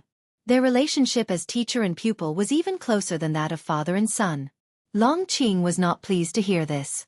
Since Long Jun had appeared, Candlestar had clearly started to treat Long Qing as though he were dead and thus focused his cultivation efforts on Long Qing's son. Candlestar discerned Long Qing's upset mood, which he thought was caused by the fate he carried. He thus tried to comfort him. Long Jun has been gone for thousands of years. Both the battle court and the silent destruction god emperor have yet to emerge. Perhaps your destiny has changed. Candlestar still shuddered at the memory of the great war from 10,000 years ago. Such a mighty celestial spirit god was exterminated so easily. He had not seen Gu An's true form, but he guessed that the person was the supporting Dao sword venerable. Not just him, most of the beings at the level of free immortals and those in the Dao fruit realm made the same guess, contributing to the rise of the Supreme Sect. Now, the Supreme Sect already had several divine thought true immortals under Candlestar's manipulation. Aside from those elders who had karmic ties with Guan, the Elder Hall had undergone a complete change of blood. With Long Qing out of sight, Candlestar held the greatest power in the Supreme Sect. Most of the current disciples of the Supreme Sect were born in the primordial era, so they didn't see Candlestar as an outsider. When they joined the sect, Candlestar was already the strongest in the Supreme Sect, and to this day, all disciples look up to him. As for the supporting Dao sword venerable, that had become an ethereal legend. But with the existence of the heaven-repairing platform, no one doubted the veracity of this tale. Hearing that destiny might have changed, Long Qing opened his eyes. He looked at Candlestar and asked, if the Great Thousand World were to develop to its peak, could it confront the battle court? Candlestar pondered. The battle court controls several Great Thousand Worlds and has risen above them. Of course, the potential of the Great Thousand World is limitless. Some powerful Great Thousand Worlds are even territories the battle court dares not tread. Are there really such Great Thousand Worlds? Long Qing asked with raised eyebrows. Having recovered the memories of his past life, he knew well the might of the battle court. However, he had been born in this universe in his past life and was not familiar with other Great Thousand Worlds. Of course. Hongmeng, 9 Extremes, Taisher, Taiqing, Taiwei. These 5 Great Thousand Worlds are places the battle court dares not overstep. Although I haven't been to them, the Lord of the War Court is extremely wary of these worlds. Moreover, besides the Great Thousand Worlds, there are other planes of existence. They may not exist according to world rules, but they too have nurtured incredibly potent forces. Candlestar paused and said with heavy emphasis, although the battle court is strong, it is far from the strongest. As long as you maintain hope, your limits will certainly surpass theirs. I've always felt that the Long clan is at the core of the battle court. Sooner or later, the Long clan will surpass the battle court and reclaim its power. Upon hearing this, Long Qing's eyes lit up with spirit. Just then, a woman appeared out of thin air beside them. Father, Yitsong has returned, seeking justice for his father. He wields an immortal path ultimate treasure and has already penetrated the first sea domain. He might arrive at Taitsong continent today. The woman was Long Qing's daughter, Long Ya, and her expression was complex when she mentioned Yitsong. Long Qing said pensively, in the end, he has grown up. 9,000 years ago, I felt his destiny pattern was extraordinary. Candlestar, however, said dismissively, what does having an extraordinary destiny pattern matter? He shouldn't have trampled on the face of the Supreme Sect. Personal grudges could be discussed privately. Let him come. I'll make him understand that even with his exceptional talent, 9,000 years of cultivation is far from enough to shake the foundation of the Supreme Sect. Long Qing hesitated for a moment and then said, don't harm his life after all, he was once my disciple. Some misunderstandings, I think, should be discussed face to face. With a huff, Candlestar vanished on the spot. Once he had gone, Long Ya let out a sigh of relief. She came up to Long Qing and whispered, Father, I've heard that Yitsong has cultivated the primordial chaos body, astonishing the heavens and startling the ghosts. Even the saintess of the Guangyuan saint sect admires him. Not only is his cultivation level formidable, but he also has a powerful backing now. Long Qing glanced at her and retorted, "So what's your point?" Long Ye glared and said, "What point can I have? I'm only reminding you that I did let him down, but you were the one who truly pushed him away from the Supreme Sect. You cared too much for the Supreme Sect, causing your disciple to suffer." With that, Long Ye stomped away. Long Qing wasn't angry. He looked up slightly towards the bamboo forest above and murmured, "Master, faced with such a dilemma, what would you choose?" He had taken on many disciples over 10,000 years, but as the sect leader, he always considered the disciples of the Supreme Sect more, hoping his own disciples could bear more since they had enjoyed more of the Supreme Sect's resources. The return of Yi Tsong did not alarm Long Qing. It merely made him miss his master. Chapter 561. Breakthrough to Tai Ching Golden Immortal Realm Perfection Hidden Spirit Palace. After Guan picked the medicinal herbs, he looked towards Chen Luo and Su Ling who were cultivating in the distance, who were now at the loose immortal realm, a long process from loose immortal realm to wandering immortal realm. Even disciples within the Taoist field of the beginningless were pushing through the loose immortal realm. After so many years, Chen Chuan had not encountered another mysterious cause and effect attack, and Guan was wondering whether or not to let Chen Luo and Su Ling go. Not everyone enjoyed staying in one place to tirelessly cultivate. Deep-sea dragon carp came to Guan's side, still dressed in white. Although his features still carried the soft beauty of a woman, compared to 10,000 years ago, he carried a more distinct presence, making it clear he was not a female demon. "Master, do you need me to call them?" Deep-sea dragon carp asked respectfully. He was also at the loose immortal realm, but his minor realm far surpassed both Chen Luo and Su Ling compared to the two. Deep-sea dragon carp's heart was simple. He just wanted to cultivate. Initially, to enter the hidden spirit palace, he had endured countless hardships, and he still remembered them, so he had no desire to leave. "No need. What magical treasure do you want?" Guan asked while stretching his muscles. "Magical treasure?" Deep-sea dragon carp's eyes lit up. He pondered for a moment, and said, "I want a large flag, preferably one that could control the ocean." Although he was already aware of the existence beyond the celestial boundary, his heart was still with the ocean. As he read more books, he also began to form a goal, which was to dominate the ocean. Wuxia world. Sight Wuxia world. Sight. He wanted all creatures in the ocean to worship him as their lord. After hearing his request, Guan just nodded slightly without saying much. Refining 10 Tao treasures had not made him feel tired, because in this process, he was also comprehending the great Tao, and looking back, it still felt wonderful. Thus, he decided to continue crafting Tao treasures. Of course, not everyone could receive his Tao treasures. Like Chen Luo and Su Ling, Guan saving them had already been in consideration of Chen Chuan's face. As his realm continued to rise, Guan naturally became more emotionally stable, making it even harder for someone to truly find a place in his heart and garner his concern than reaching the heavens. He was inherently someone who kept old loyalties. "Go and cultivate, I'll be leaving soon." Seeing deep-sea dragon carp standing by not willing to leave, Guan spoke to send him away. He continued to stand there, admiring sections of the medicine garden in the hidden spirit palace, while he activated the lifespan breakthrough function. You have initiated the lifespan breakthrough function. Based on your current realm, you have been offered the following breakthrough locations. 1. Celestial Extreme 9 Heavens.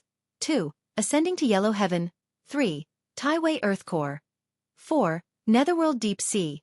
5. Desperate Celestial Tomb. 6. Path of the Great Tao. 7. Azura Abyss. 8. Misty Immortal Court. 9. Ling Mountain. Many of these places had appeared before. This time Guan directly ruled out Celestial Extreme 9 Heavens.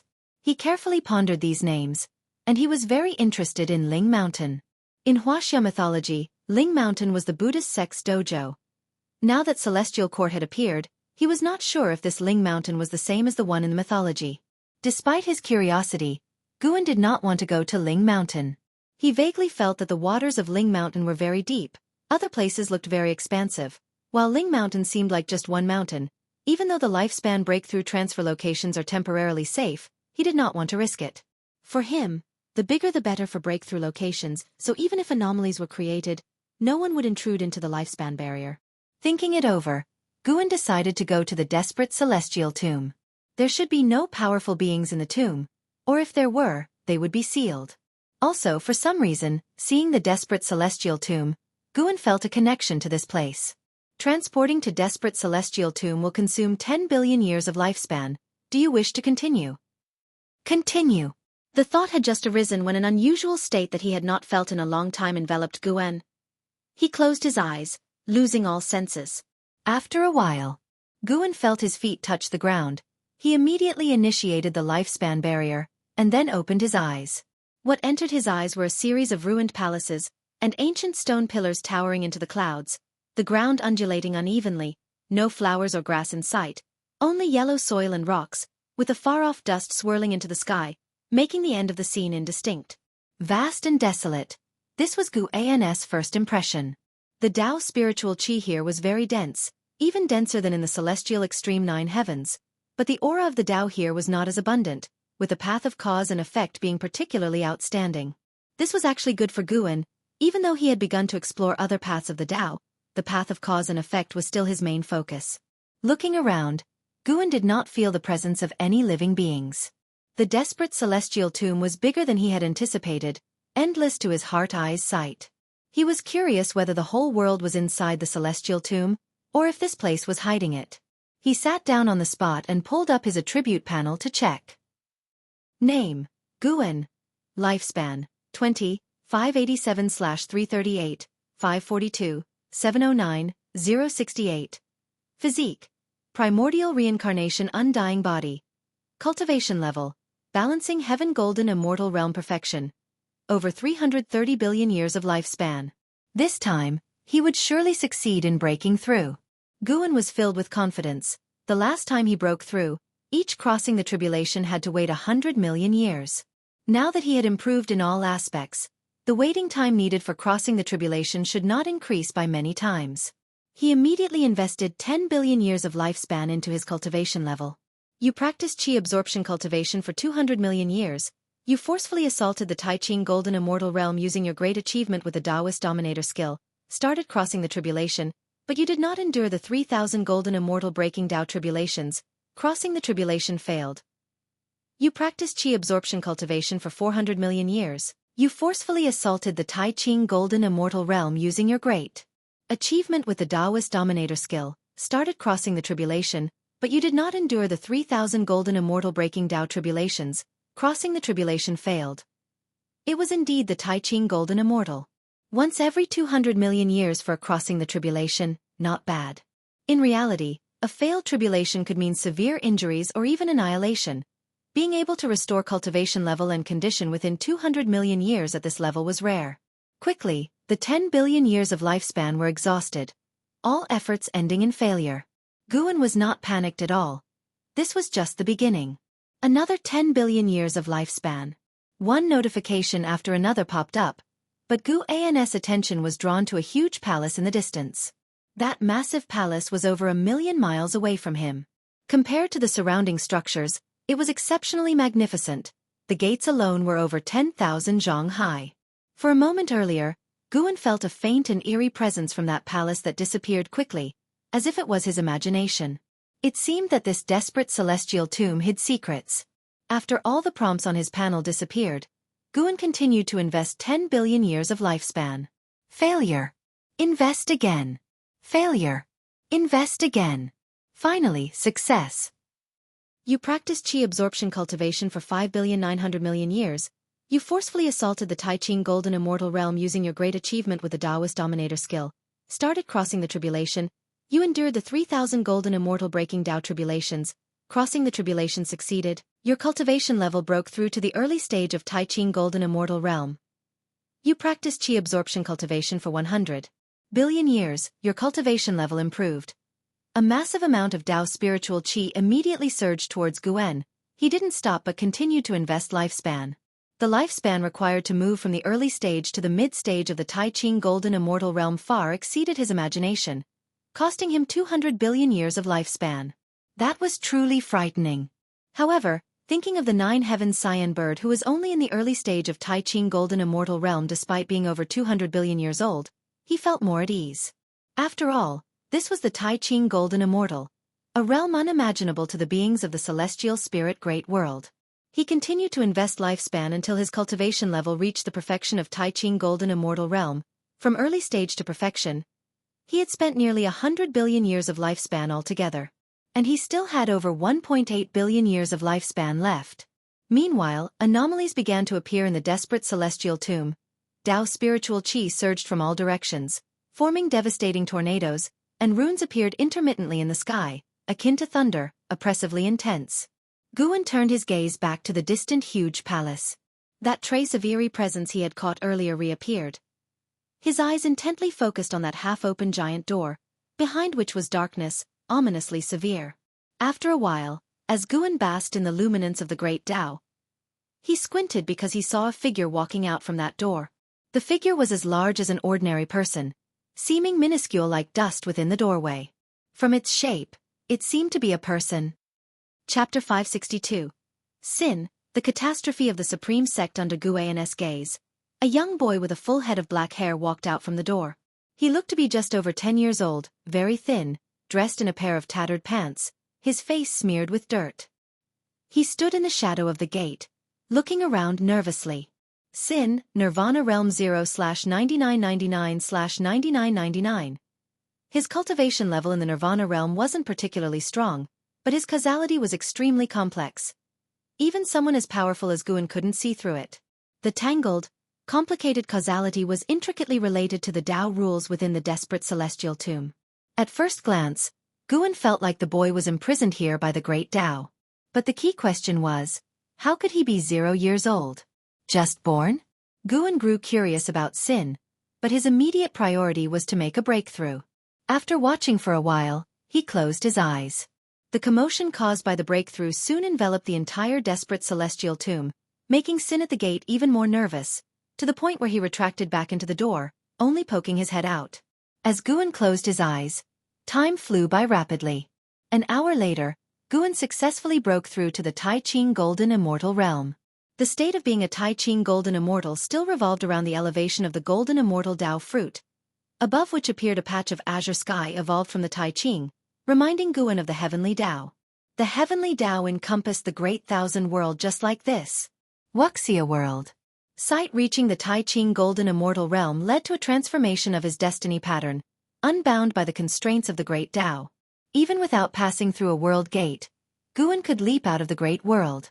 He could even glimpse the domains beyond the Great Thousand World. Nothingness, chaos, utter emptiness, without even light. The desperate celestial tomb, like the Great Thousand World, though not as vast as the celestial spirit Great World, had a similar structure to the Great Thousand World. Aside from a leap in mana, his heart eye began to transform, and his divine sense, too, underwent transformation. As a Tai Ching Golden Immortal, he could come and go as he pleased, his soul body reaching his thoughts instantly without any hindrance in the journey. Within the lifespan barrier, Guan's body shone with a strong light. Tao's spiritual qi formed whirlwinds around him, appearing to hide thousands of stars flickering in brilliance. After fully stepping into the Tai Ching Golden Immortal realm, Guan started challenging higher minor realms. Only after reaching the late stages of the Tai Ching Golden Immortal realm did his thoughts return to reality, and when he opened his eyes again, his whole persona underwent a drastic change. He became more transcendent, exuding an aura of unparalleled dominance.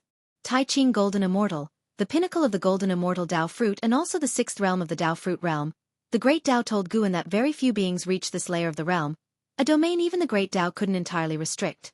Guan could feel that his Golden Immortal Tao fruit had reached its limit. Another breakthrough would grant him even greater favors, and his Tao fruit too would welcome a new transformation. The Tao spiritual qi continued to pour into Guan's body, the potent power of the Great Tao surrounding him, as if protecting his breakthrough. Guan's gaze once again turned towards the distance. The giant palace gate no longer bore sight of Sin. He felt somewhat wistful, a feeling that left him confused. His intuition told him that he had some connection with Sin, a connection he couldn't recall, possibly because it pertained to the future. He felt it was likely related to lifespan reincarnation. Perhaps Sin had some connection with one of his reincarnation bodies from a past life. From the moment he saw the desperate celestial tomb, he had this sense, as if something here was waiting for him, something he was compelled to face. Guan gazed at the massive palace while lost in contemplation. Even though he had successfully made a breakthrough, he couldn't fully decipher the causality of the desperate celestial tomb. However, he was certain that the entire world was a celestial tomb, burying countless great powers' causality. He could even envision the scenes from before their deaths. The desperate celestial tomb seemed quiet but was truly terrifying. Without the lifespan barrier, just 1 hour in the tomb would see Guan eaten away by mysterious forces within, making escape impossible. Whatever this force was, Guan couldn't tell, and he even sensed that this force was no less formidable than the heavenly Tao. Time continued to pass. Guan had reached perfection in the Tai Ching golden immortal realm, but the strange phenomena within the desperate celestial tomb persisted. Aside from Sin, he detected no other presences, as if the desperate celestial tomb housed only Sin, a living spirit. Once his cultivation level stopped growing, Guan stood up, choosing to teleport back. As for the confusion brought about by Sin, he decided to let time provide the answers, for with the lifespan breakthrough, there was always the possibility of returning in the future. After a while, Guan reappeared inside the hidden spirit palace. He pulled up his attribute panel, and just the breakthrough of the lifespan barrier alone had cost him 70 billion years of lifespan, leaving him with around 100 billion years. That's fine, there's lifespan left. After giving the deep-sea dragon carp that had already begun its cultivation practice a glance, Guan disappeared on the spot. He didn't return to the Taoist field of the beginningless but took one step to arrive at the outer sect city of the Supreme Sect. It had been tens of thousands of years since he last returned to the Supreme Sect. Compared to the last era, the Supreme Sect was even more prosperous. Even the outer sect city had been expanded, and it was more vast than the sect's main city of before. Guan appeared out of thin air amid the crowd in the streets without attracting anyone's attention.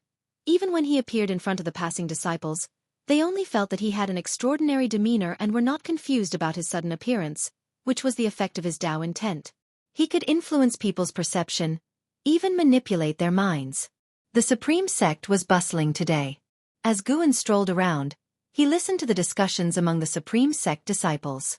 I heard that Grand Elder Zhu Xing himself took action and still couldn't subdue Yizong. Is the primordial chaos body really so domineering? Not exactly. Yizong wields an immortal path ultimate treasure, and clearly, there is a prominent figure behind him. It is said that the Guangyuan Saint sect supporting him possesses great powers that transcend the 9 heavens of the immortal path.